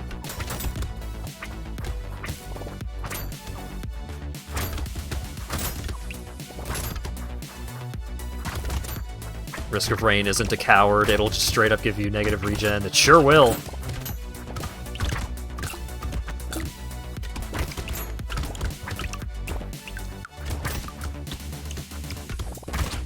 Ouchie. I should maybe get some effects that give me health. I should maybe just not sacrifice all of my survivability for slight increases of damage.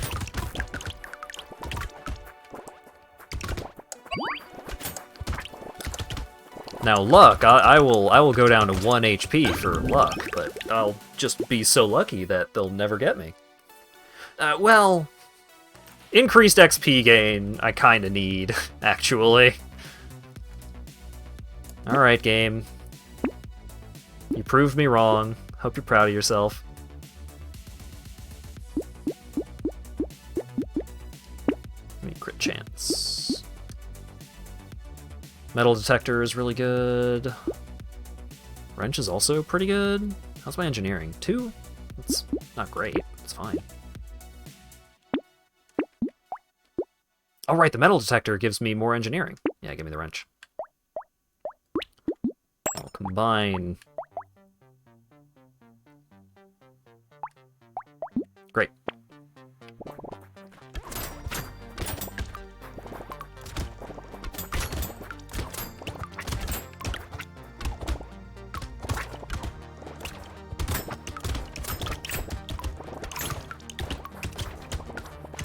The feedback is also not amazing, like the sound effects are not great in general.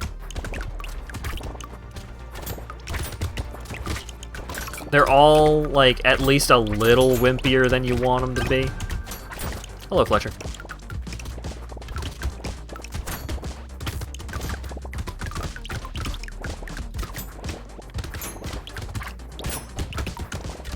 Always go for big number. Well, I gotta make some number small to make other numbers big.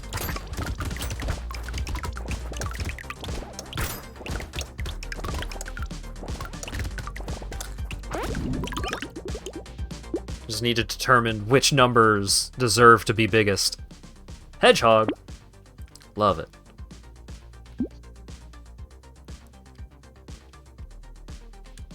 Attack speed. Nullifies the damage of 1 hit taken every wave. Perfect. Love it. A knife. It's precise. Love it. Black belt. I'm sorry, luck. Gotta lose a little bit.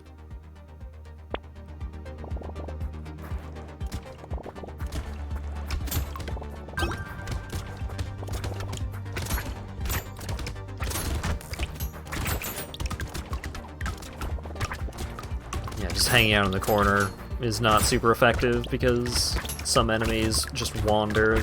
They don't all magnetize towards you. Like, the big guys wander. They charge towards you, but until they do, they wander.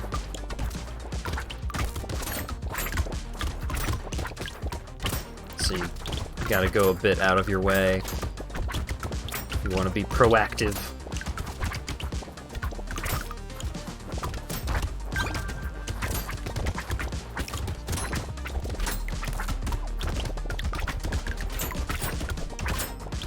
nullified. Well, that's my new strat. I can go down to 1 HP, but as long as I don't get hit more than once per wave, there's no problem.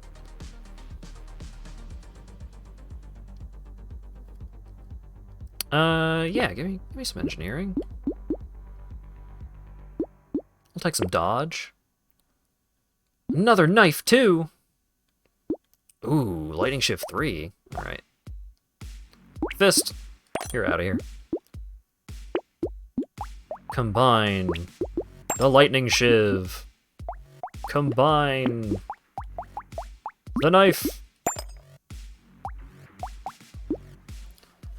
Increased engineering. Seems good. And I'll just hold on to this other knife. Burke's here and he didn't improve your chest. Oh, you're right. I'm sorry.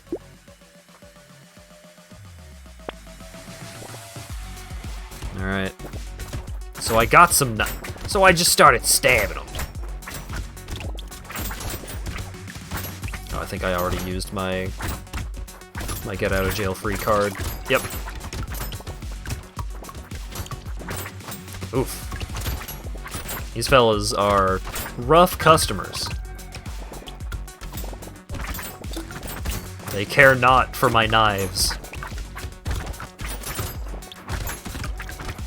My knives do not bother them particularly much.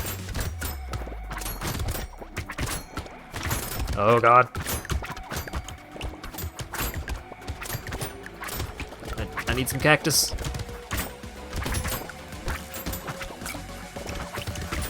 There it is. Ooh. Go down the tree. Give me that. Sad tomato. Increase regen, start waves with half HP. No. Huge range increase. But is that better? I should probably get some melee damage. Increased material. Gain plus 20% of your materials at the start of waves. That seems good.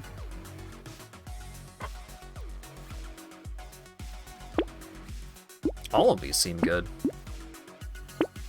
Just taking all of them.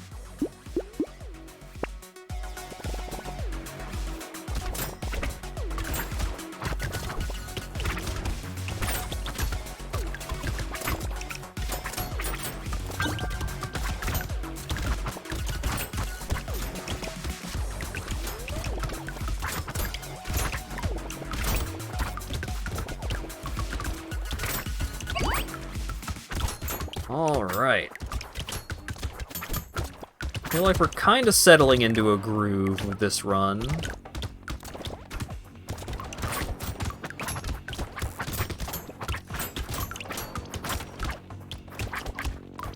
I do think I need more melee damage, though. I think that is currently the big thing to look out for if I want to just keep making my knives better. Which I kind of do. That was close. Elemental damage, HP regen, reduce speed. No.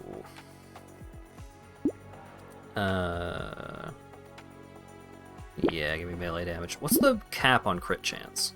Does not seem to be one listed by default.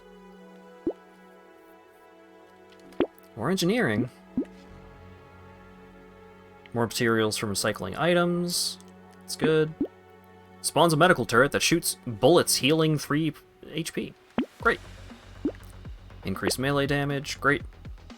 Metal detector. Great. Alright, I got a free reroll. Increased engineering for every elemental damage you have. Reduced melee, reduced ranged.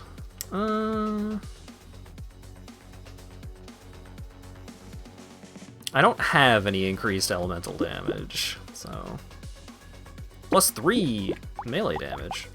I'll have to compensate on the crit chance, but... I think I'm currently in a position where flat melee damage is gonna make a pretty big difference.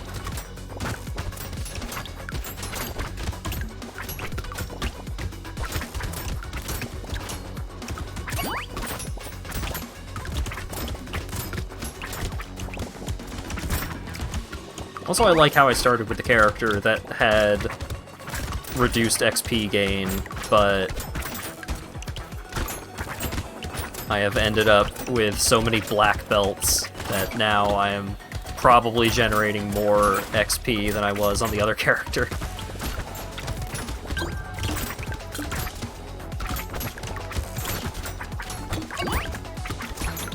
Ooh, that guy exploded into a lot of stuff.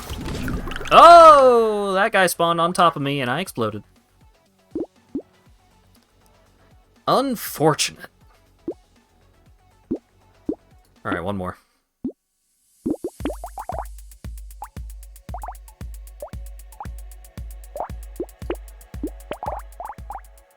Loud! Increased damage, increased enemies, reduced harvesting. Huh.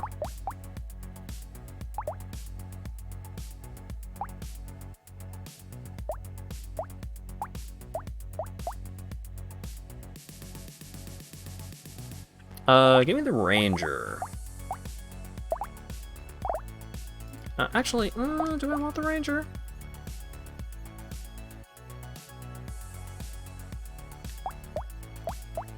Do I have a guy that cares about engineering? I don't.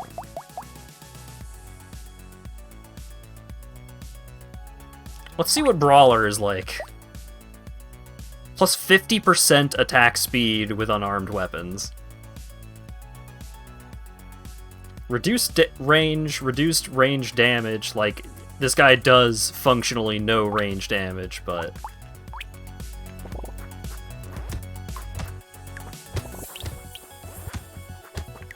This guy punches like you wouldn't believe.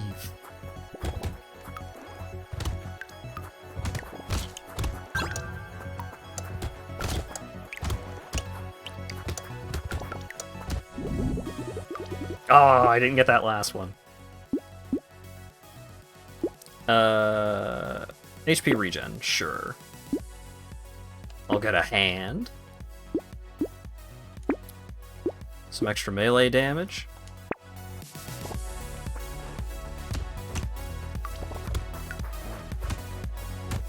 I could have combined my fists, but you get extra dodge chance when you have like a bunch of unarmed weapons, and that seems pretty okay for right now. Plus, I think I might end up dealing more damage just having more weapons near the start.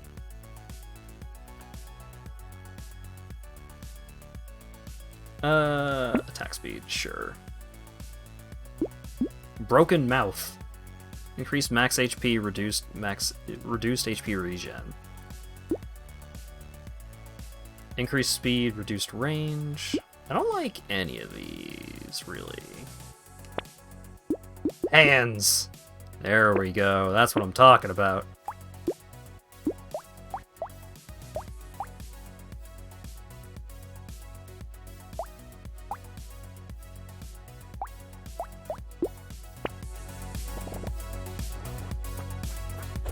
Hundred-handed one.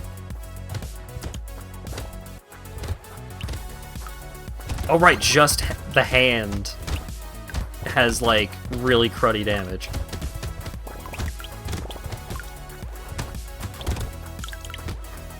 I'm gonna get a lot of harvesting done though.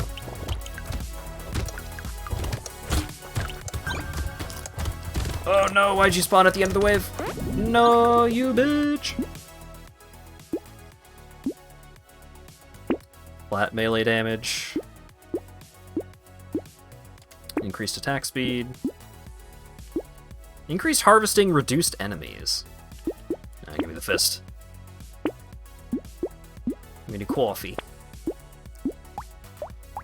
Alright, so now we can combine the hand, and we'll take another fist.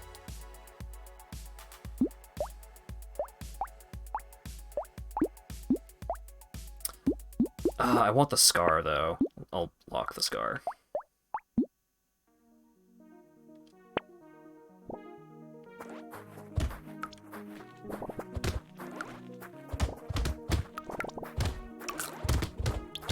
Ooh.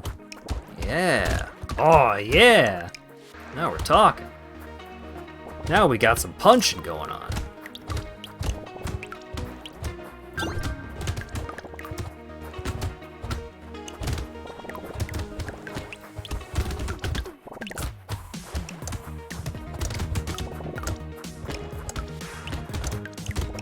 This is pretty good. This is pretty good so far. Crit chance. More fist.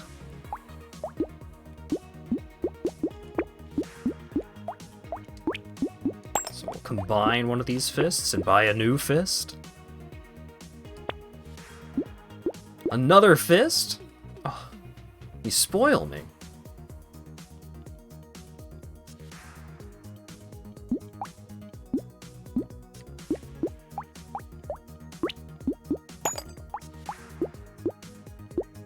So I can combine those, and then buy that.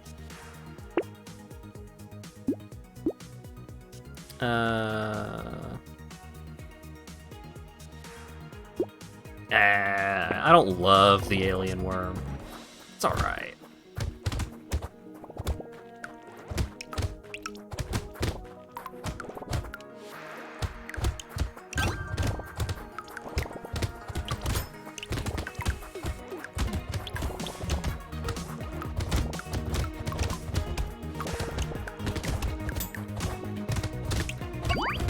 Very silly that it's just like, oh, what kind of run are you doing this time, Hat? Oh, well, I'm trying to work my way up to 6 fists. And that's it. Just keep punching.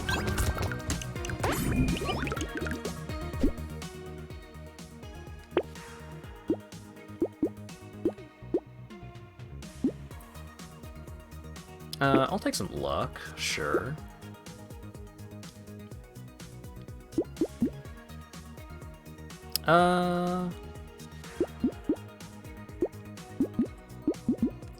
I'll get some harvesting. I'll buy some cake. Combine the hand for another hand.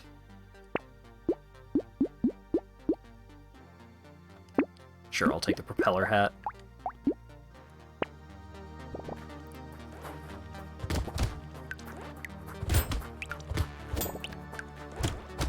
Pencil? It seemed like the pencil was just plus engineering. I should have taken a better look at it.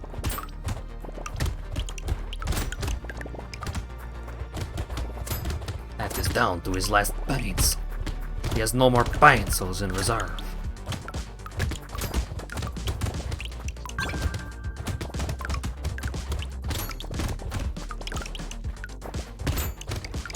My coach, my big-ass man.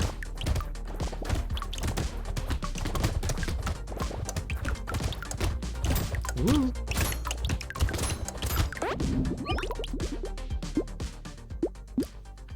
Bunch of HP, but kinda digging crit chance here.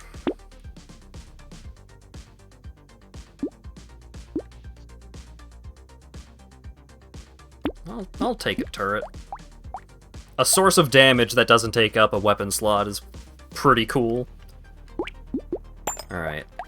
I will combine fist, take hand.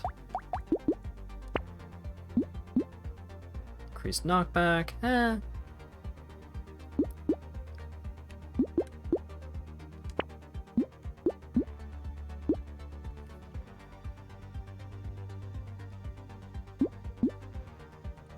I'll take the ugly tooth, sure. Alright, one more reroll. I really want the little frog. I'll take the steroids. Take the charcoal.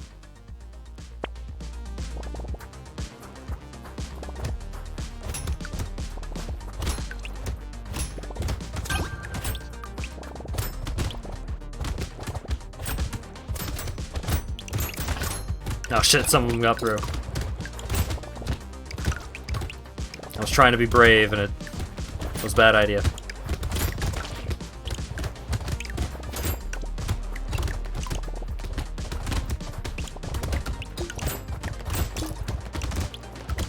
Trees!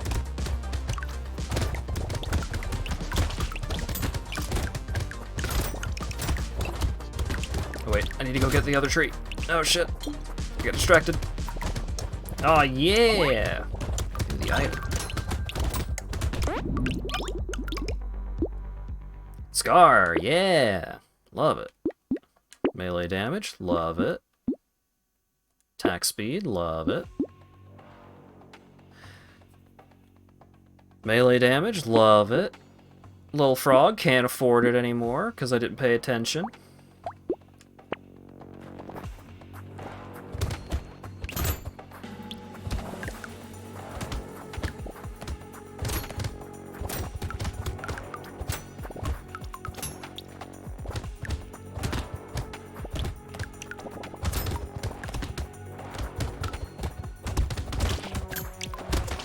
Oof, ouch.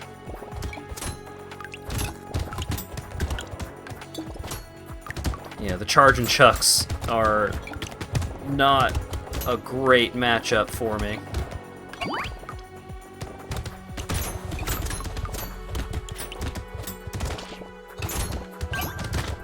Ooh, I am lacking the damage. I was not dealing nearly enough damage. I unlocked the multitasker. You can have up to 12 weapons. So you get plus 20% damage, but minus 5% damage for every weapon you have. That seems fun. I'm gonna try him. Last one.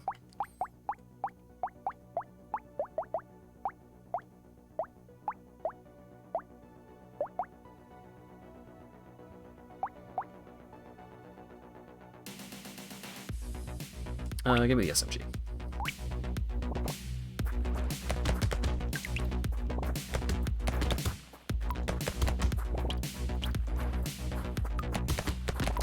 I think with trying to go punchman, I think the hand is a trap. I think you just need to go all in on fists.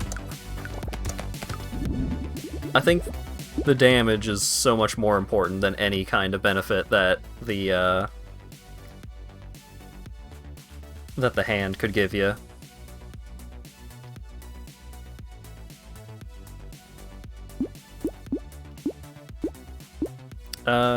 Give me harvesting. Medical gun. 40% lifesteal. Ooh. And a pistol. Love it.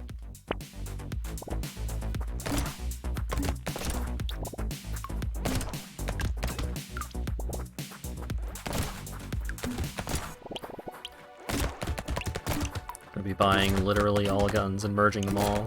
Hopefully.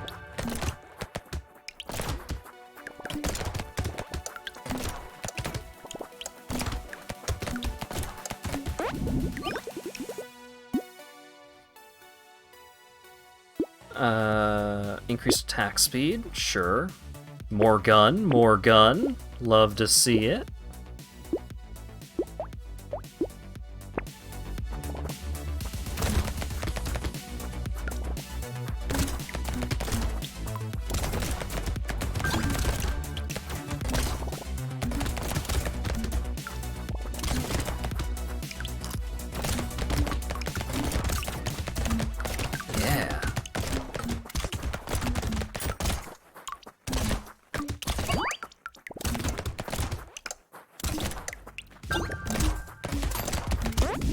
Nice.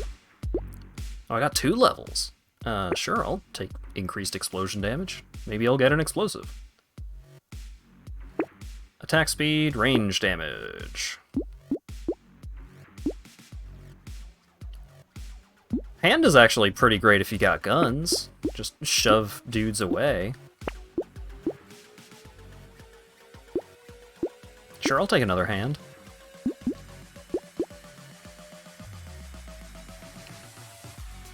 Increased attack speed, increased damage.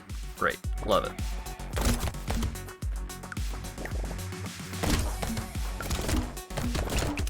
It doesn't matter if I'm dealing drastically reduced damage. I'm just dealing... I'm dealing constant damage.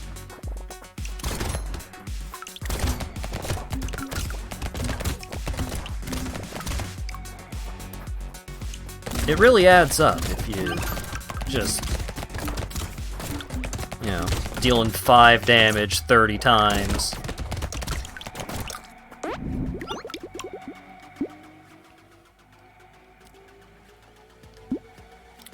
Engineering is probably pretty good for this.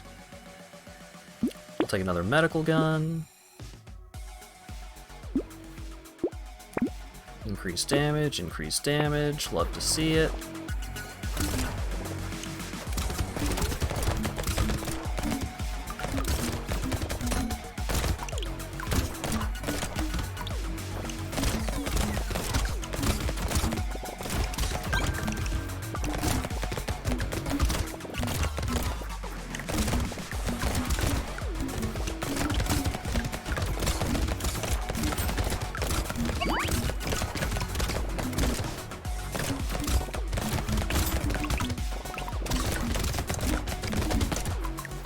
Stack up as many weapons as possible. And we'll figure it out later. Sure. Probably want the flat damage increases. I do want harvesting, actually. Gun. Shuriken, sure. Icken.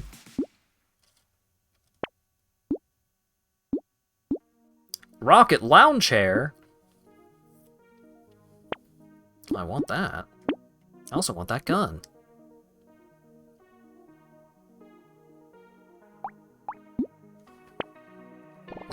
Oh my god.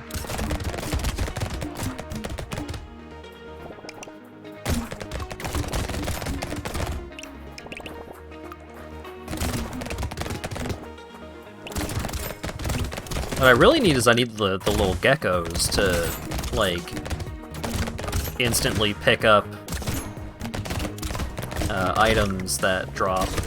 So that way I can just, like, completely tank my speed stat and just go for a Vampire Survivors run where I just stand stationary in the middle of a level and everything around me is just constantly exploding.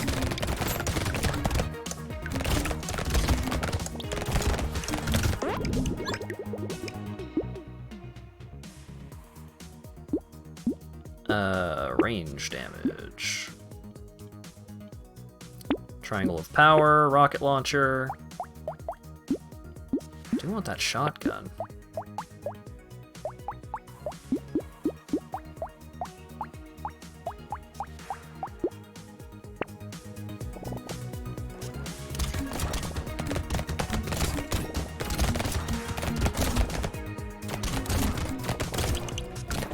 Oh boy.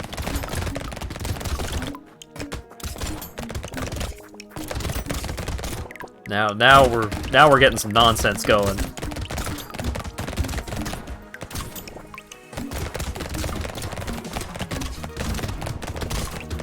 I don't need to do a lot of damage per hit if I'm hitting 30 times.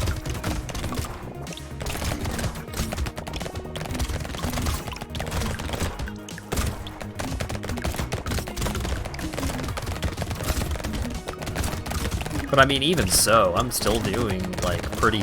Even with maxed out weapon slots, I'm still doing, like, pretty alright damage here.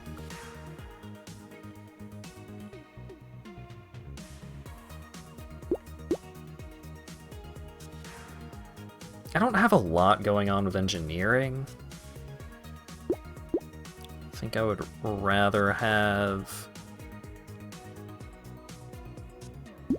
attack speed, actually.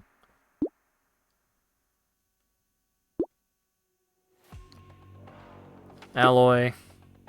Oof, ouch, my dodge chance. It's fine, I didn't need it. Alright, so let's combine the medical guns. Then we'll buy the shotgun.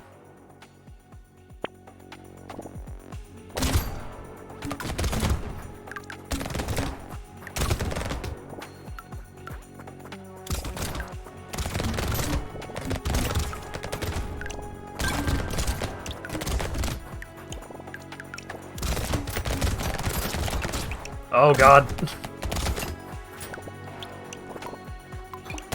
I am injured.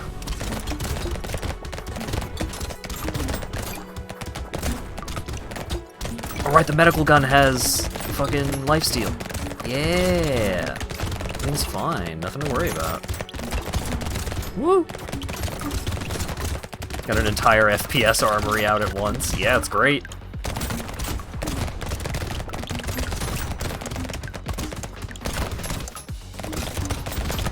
Oh no! Blow up the tree! Okay. I was hoping there would be a box in there.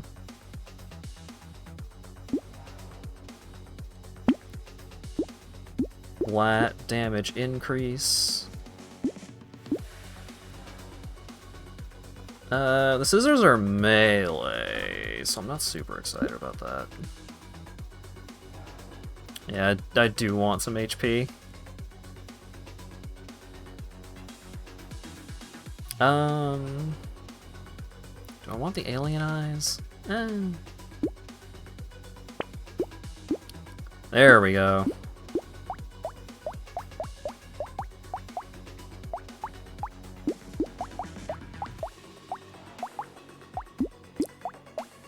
Let's combine the hands. By the shotgun, by the hedgehog.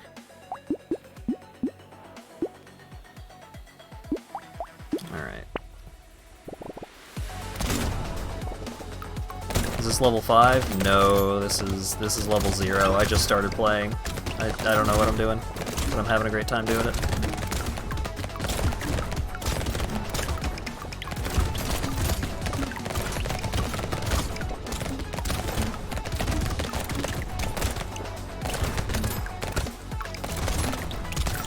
It's definitely different from Vampire Survivors, but I would want it to be. I don't want just a Vampire Survivors clone.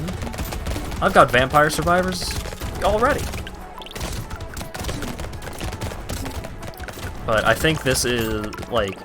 I think all three of the asses that I have played tonight have had, like, something to contribute. All of them had at least one cool idea that I liked a lot. But this one is definitely the most dense among them.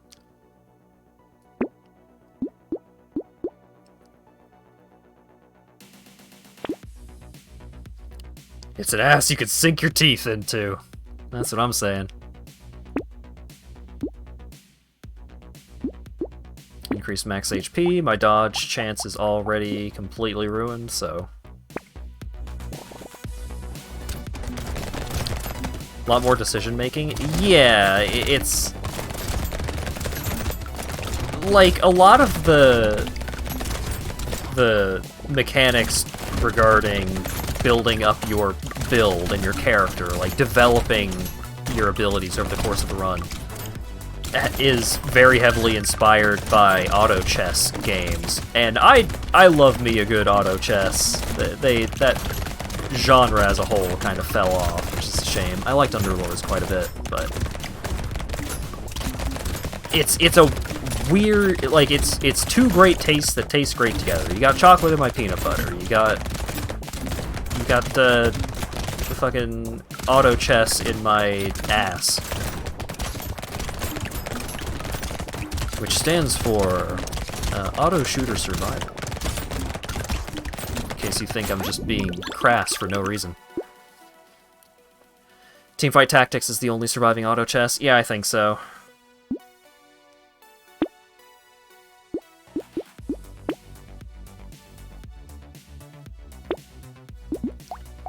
Alright, I already have a shuriken. In that case, let's combine the SMGs and buy the shuriken, and maybe I could upgrade them later.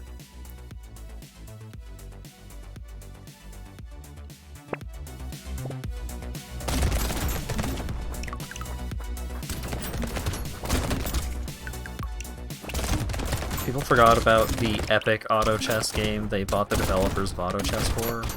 Which one was that? I mean, point proven, I guess, but I genuinely do not recall hearing about that.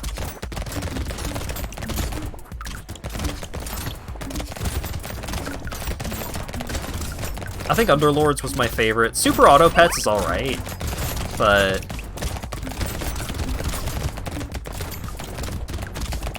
I think the simplicity works against it more than it works for it, if you want to, like, actively play it. It's fine as a mobile game, but, like, if I'm gonna sit down and play an auto chess game, then I generally would prefer Underlords. But they stopped updating Underlords. They gave up on it, which is a shame. I will take some max HP, like a coward.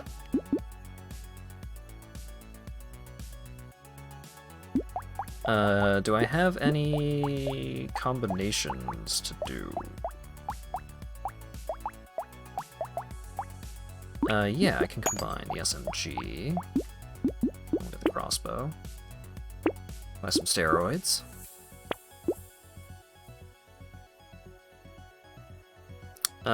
Increased range and attack speed. That's pretty good. Flat reduction to damage. You hate to see it.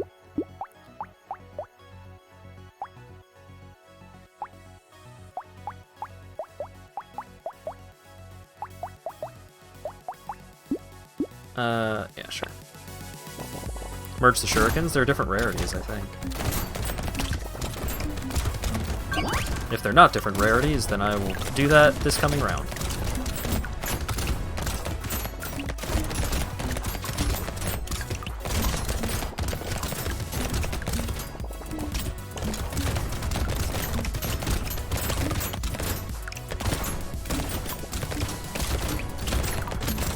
Ooh. I am enjoying this kind of build because it's just like, yeah, I'm just gonna smush everything together and not really worry too much.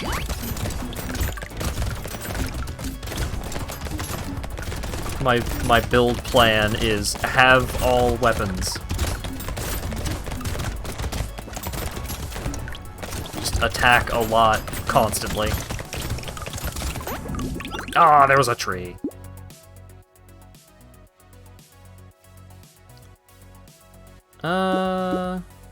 Increase damage every 5 seconds till the end of the wave. No. Crit chance? Sure. Yeah, I'll take some luck. Shuriken 3. Yeah, okay, so the Shuriken was different rarity.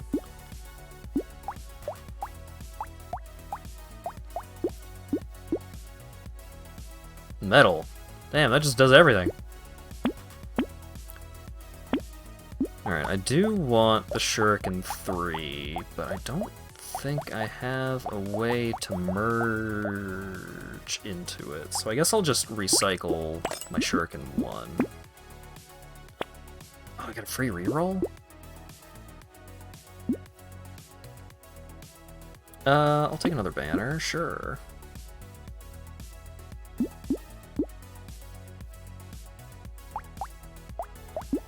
Flat increase to range to damage is pretty good for me here, I think.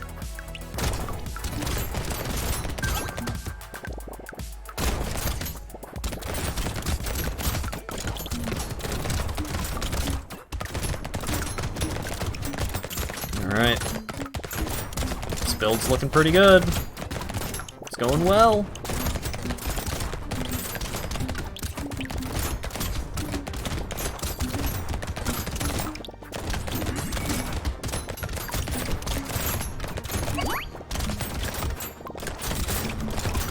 Woo.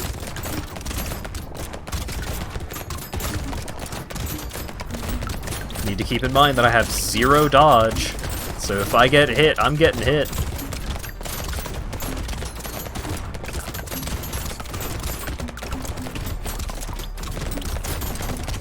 I do have much more HP than I have in many of my past runs, but I have like no melee going on. The big increase to elemental damage.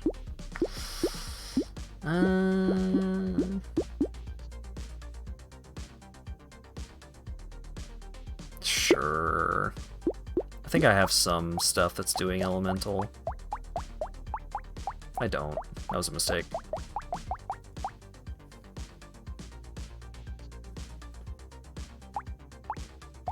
Oh, the shuriken does melee damage. I see. Give me the tree. Flaming Brass Knuckles 2. Medical Gun 2.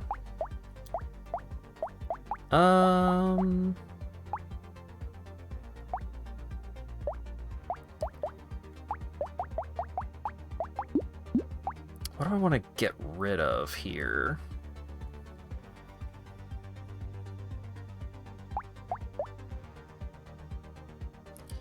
The hand only gives +6 harvesting. I think I would rather get rid of the hand here. And then I can... well, I mean, I did just get some extra elemental damage, but... Do I really want the Flaming Brass Knuckles too? Not really. I made the correct choice. Because there is cool stuff on this half of the page.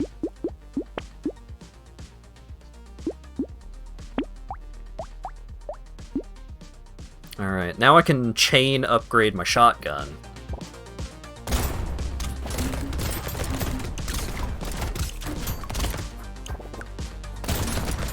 Because I've got 2 level 1s, a level 2, so that I can get a level 3 shotgun.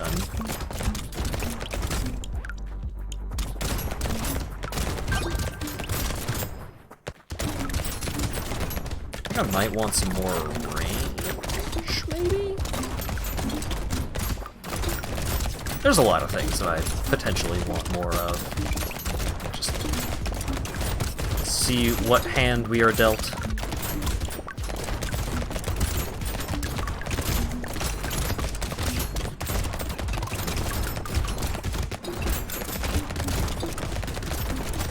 Bullet heck.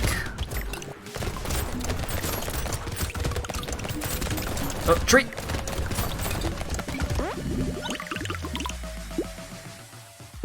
Engineering, dodge. Neither of these really do much for me. Hey! Worth it. Ooh! And then we've got the... Oh, we can get up to a shotgun 4? Alright.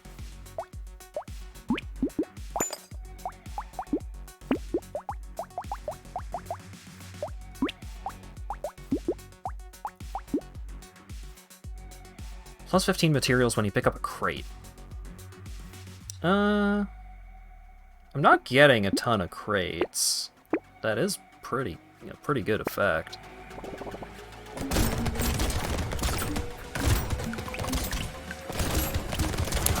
I could have held off on one of those shotgun combines and maintained myself at 12 weapons.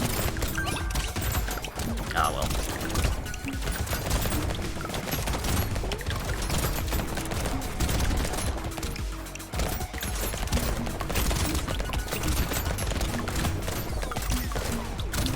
Wave 15! Give it up for Wave 15!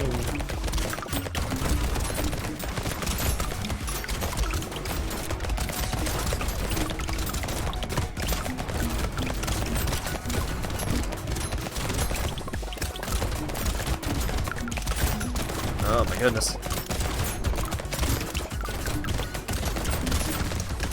Getting dense.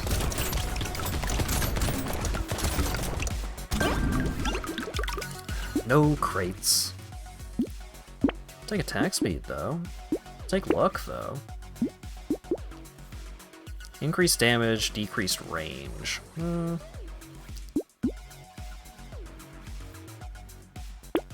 Take extra harvesting. Yeah, sure.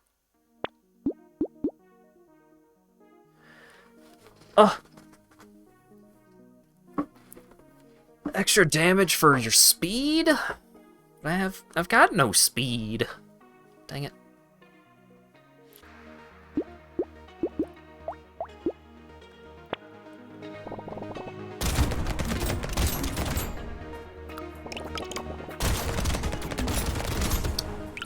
the red fellas have started to show up again. Gotta be careful of that. That is how I got exploded in my first run.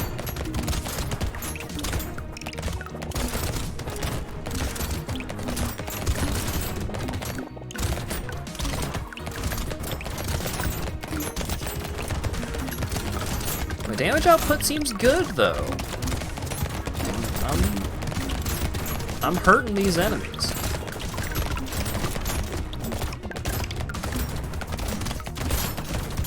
Double your gun, double your fun.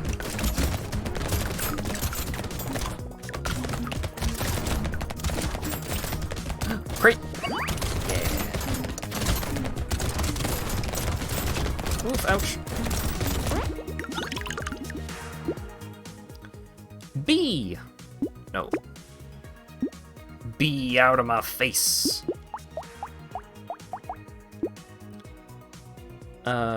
Sure, I can take the crossbow. I'll also take the duck. That's not bad for me. Crit chance, dodge, reduced range.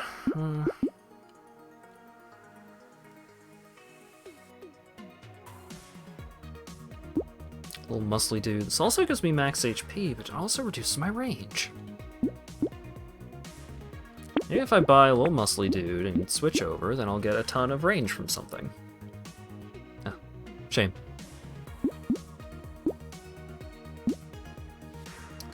We'll take insanity. Taser. Well, I mean, I can get that, because I can combine that. I'll take the taser.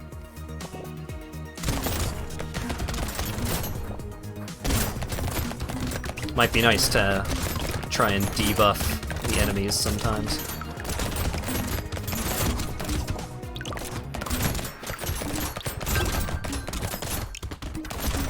Give me the box. Give me the box. Give me the box. Give me the box. Give me the box.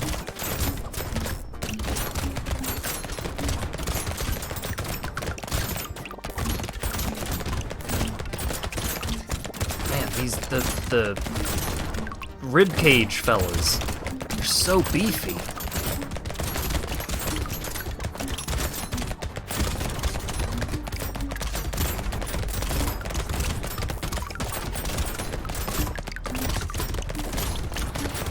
Oh, yeah.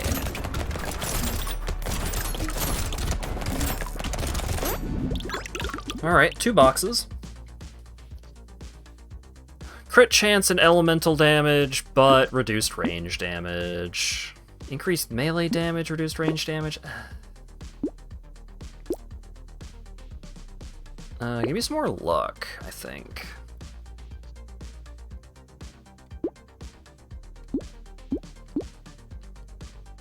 Do I have any combinations to make right now? I don't think I do.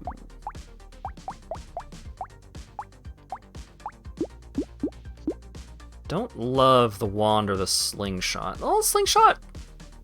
Maybe not bad, actually.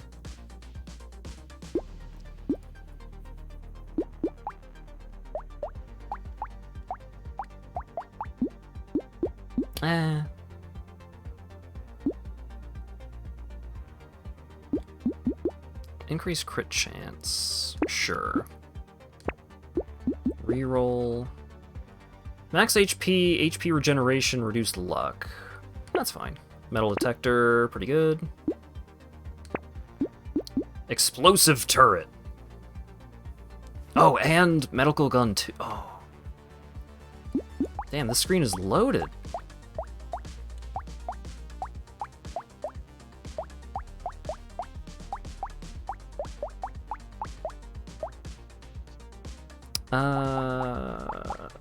But it's loaded in a really awkward way. Let's get rid of the taser.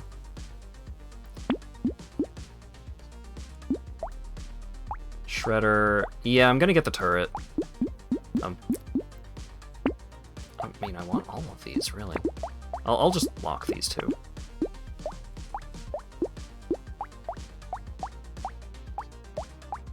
Because I do want that medical gun, too.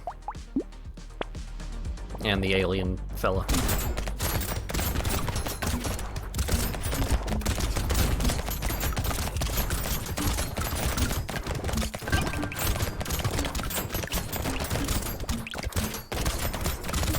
The beef increase is substantial. Be careful.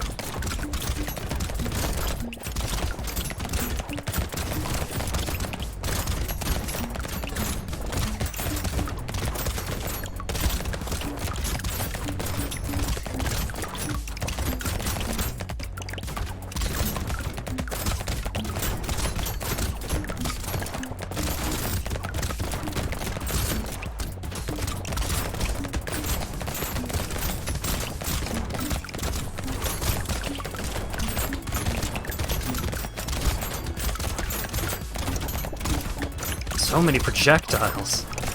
Well, enemy projectiles, specifically. Cute monkey. Chance to heal when picking up material, reduced range damage. I think that is worth it. Well, then I just got some extra range damage afterwards. So, totally worth it. Shady Potion is pretty good. Max HP, increased damage, increased enemies. I don't see the downside. Medical Gun 2, though.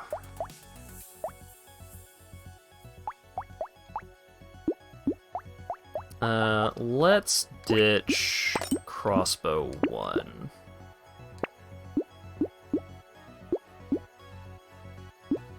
I can take the Engineering book and the Injection. Great. My range is actually pretty good. Even after losing a bunch from various this and that's.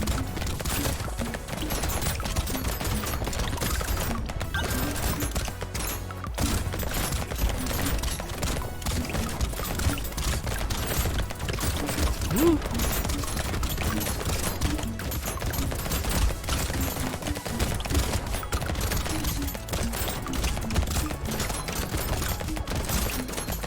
Oh my goodness.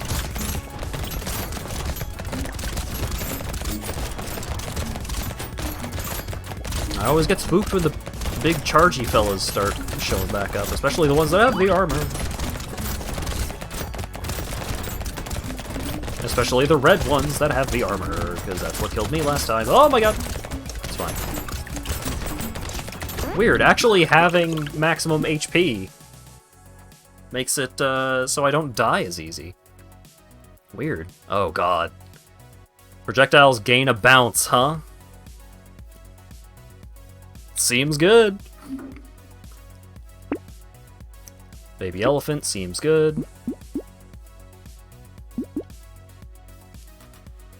I could be in the I'm in the green for damage output? That's crazy.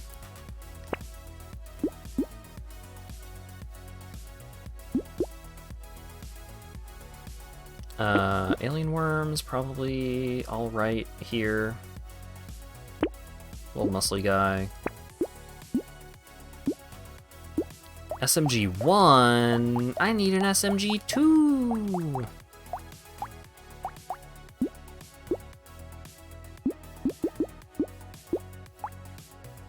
Minus 6% lifesteal. Yeah, it doesn't underflow, like, going below 0 on HP regen and lifesteal, it does not actually impact you. Oh, the sausage is a item. I kept thinking that the scared sausage was a weapon, but it's an item. And that's 25% chance to deal 7 times 3 burning damage. Seems good.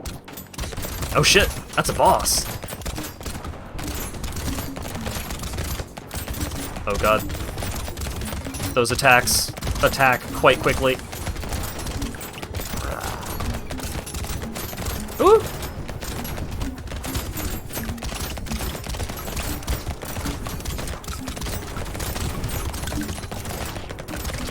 Oh god, no! Those attacks! Those attacks attack real fast. On the boss? Aw, dang it. Bummer. Alright, I didn't go too far past the usual ending time, so that's not too bad. Yeah, I definitely need more speed. That was fun. At least I lost to a boss instead of a random mook. Yeah, you gotta look on the bright side. Oh wait, what did I unlock? I unlocked Wildling. Plus 25% lifesteal with primitive weapons. You start with a stick. Can't equip weapons above tier 2. Reduced melee and range damage. Yikes. Awkward. Why are you always late? Well, that's schedules for you. Reach negative 5% HP regen. Reach plus 200% harvest. Oh. Interesting. Some neat unlocks as well. Alright. Let's have a quick overview of the asses that we experienced tonight. So tonight we played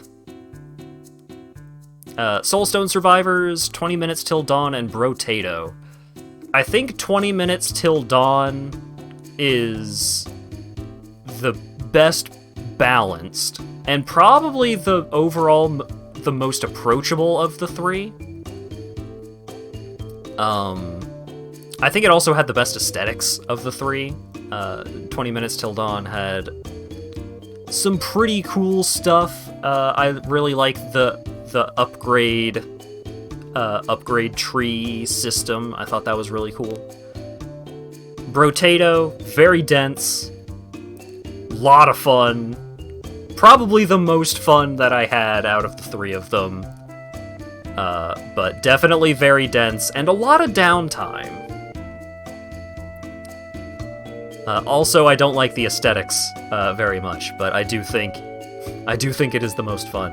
And then Soulstone Survivors, which I got a lot of gripes with, especially compared to the other two. But it does have a unique feel, being 3D based and having like a dodge button really does change the game quite a bit, and it seems like there is a really good amount of variety in Soulstone Survivors. I think all three of them are pretty great. I think overall, like, I would recommend Brotato and 20 Minutes Till Dawn over Soulstone, but if you really like this kind of game, and it's like, I already played a lot of Brotato, I already played a lot of 20 Minutes Till Dawn, Soulstone Survivors is a good way to continue spending your time. 20-minute binti, please! Was your favorite? Yeah, I think 20 Minutes Till Dawn is overall the best of the three, but each of them has their own stuff that makes them quite appealing. I had a really great time with all of these games. Upcoming streams, we got Yakuza 5 tomorrow, and y'all are gonna want to show up for that one, because we're gonna learn all about a hot new minigame. Boy howdy, it's a lot. For better and for worse. Thursday, Bayonetta will continue. And I think Saturday and next Monday are probably going to be a little more oriented towards grab bag kind of streams like this. Maybe not necessarily multiple games for all of those streams, but there are some games that I want to get around to checking out, and I figure showing off my first impressions on stream would be a fun time. Toilets too. It's got a lot more going on than toilets. Do we get to train bear cubs? Closer! But yeah, thanks again to Dan for the 10 gift subs, and thanks to everyone for showing up and hanging out and chatting. Sorry for folks that that got here a little late, but I appreciate you nonetheless. And hopefully I will see you all again tomorrow. So I hope you all have a good evening, and I don't know where to send all of you, so I'll just send you off into the wilds. Have a good one. Au revoir.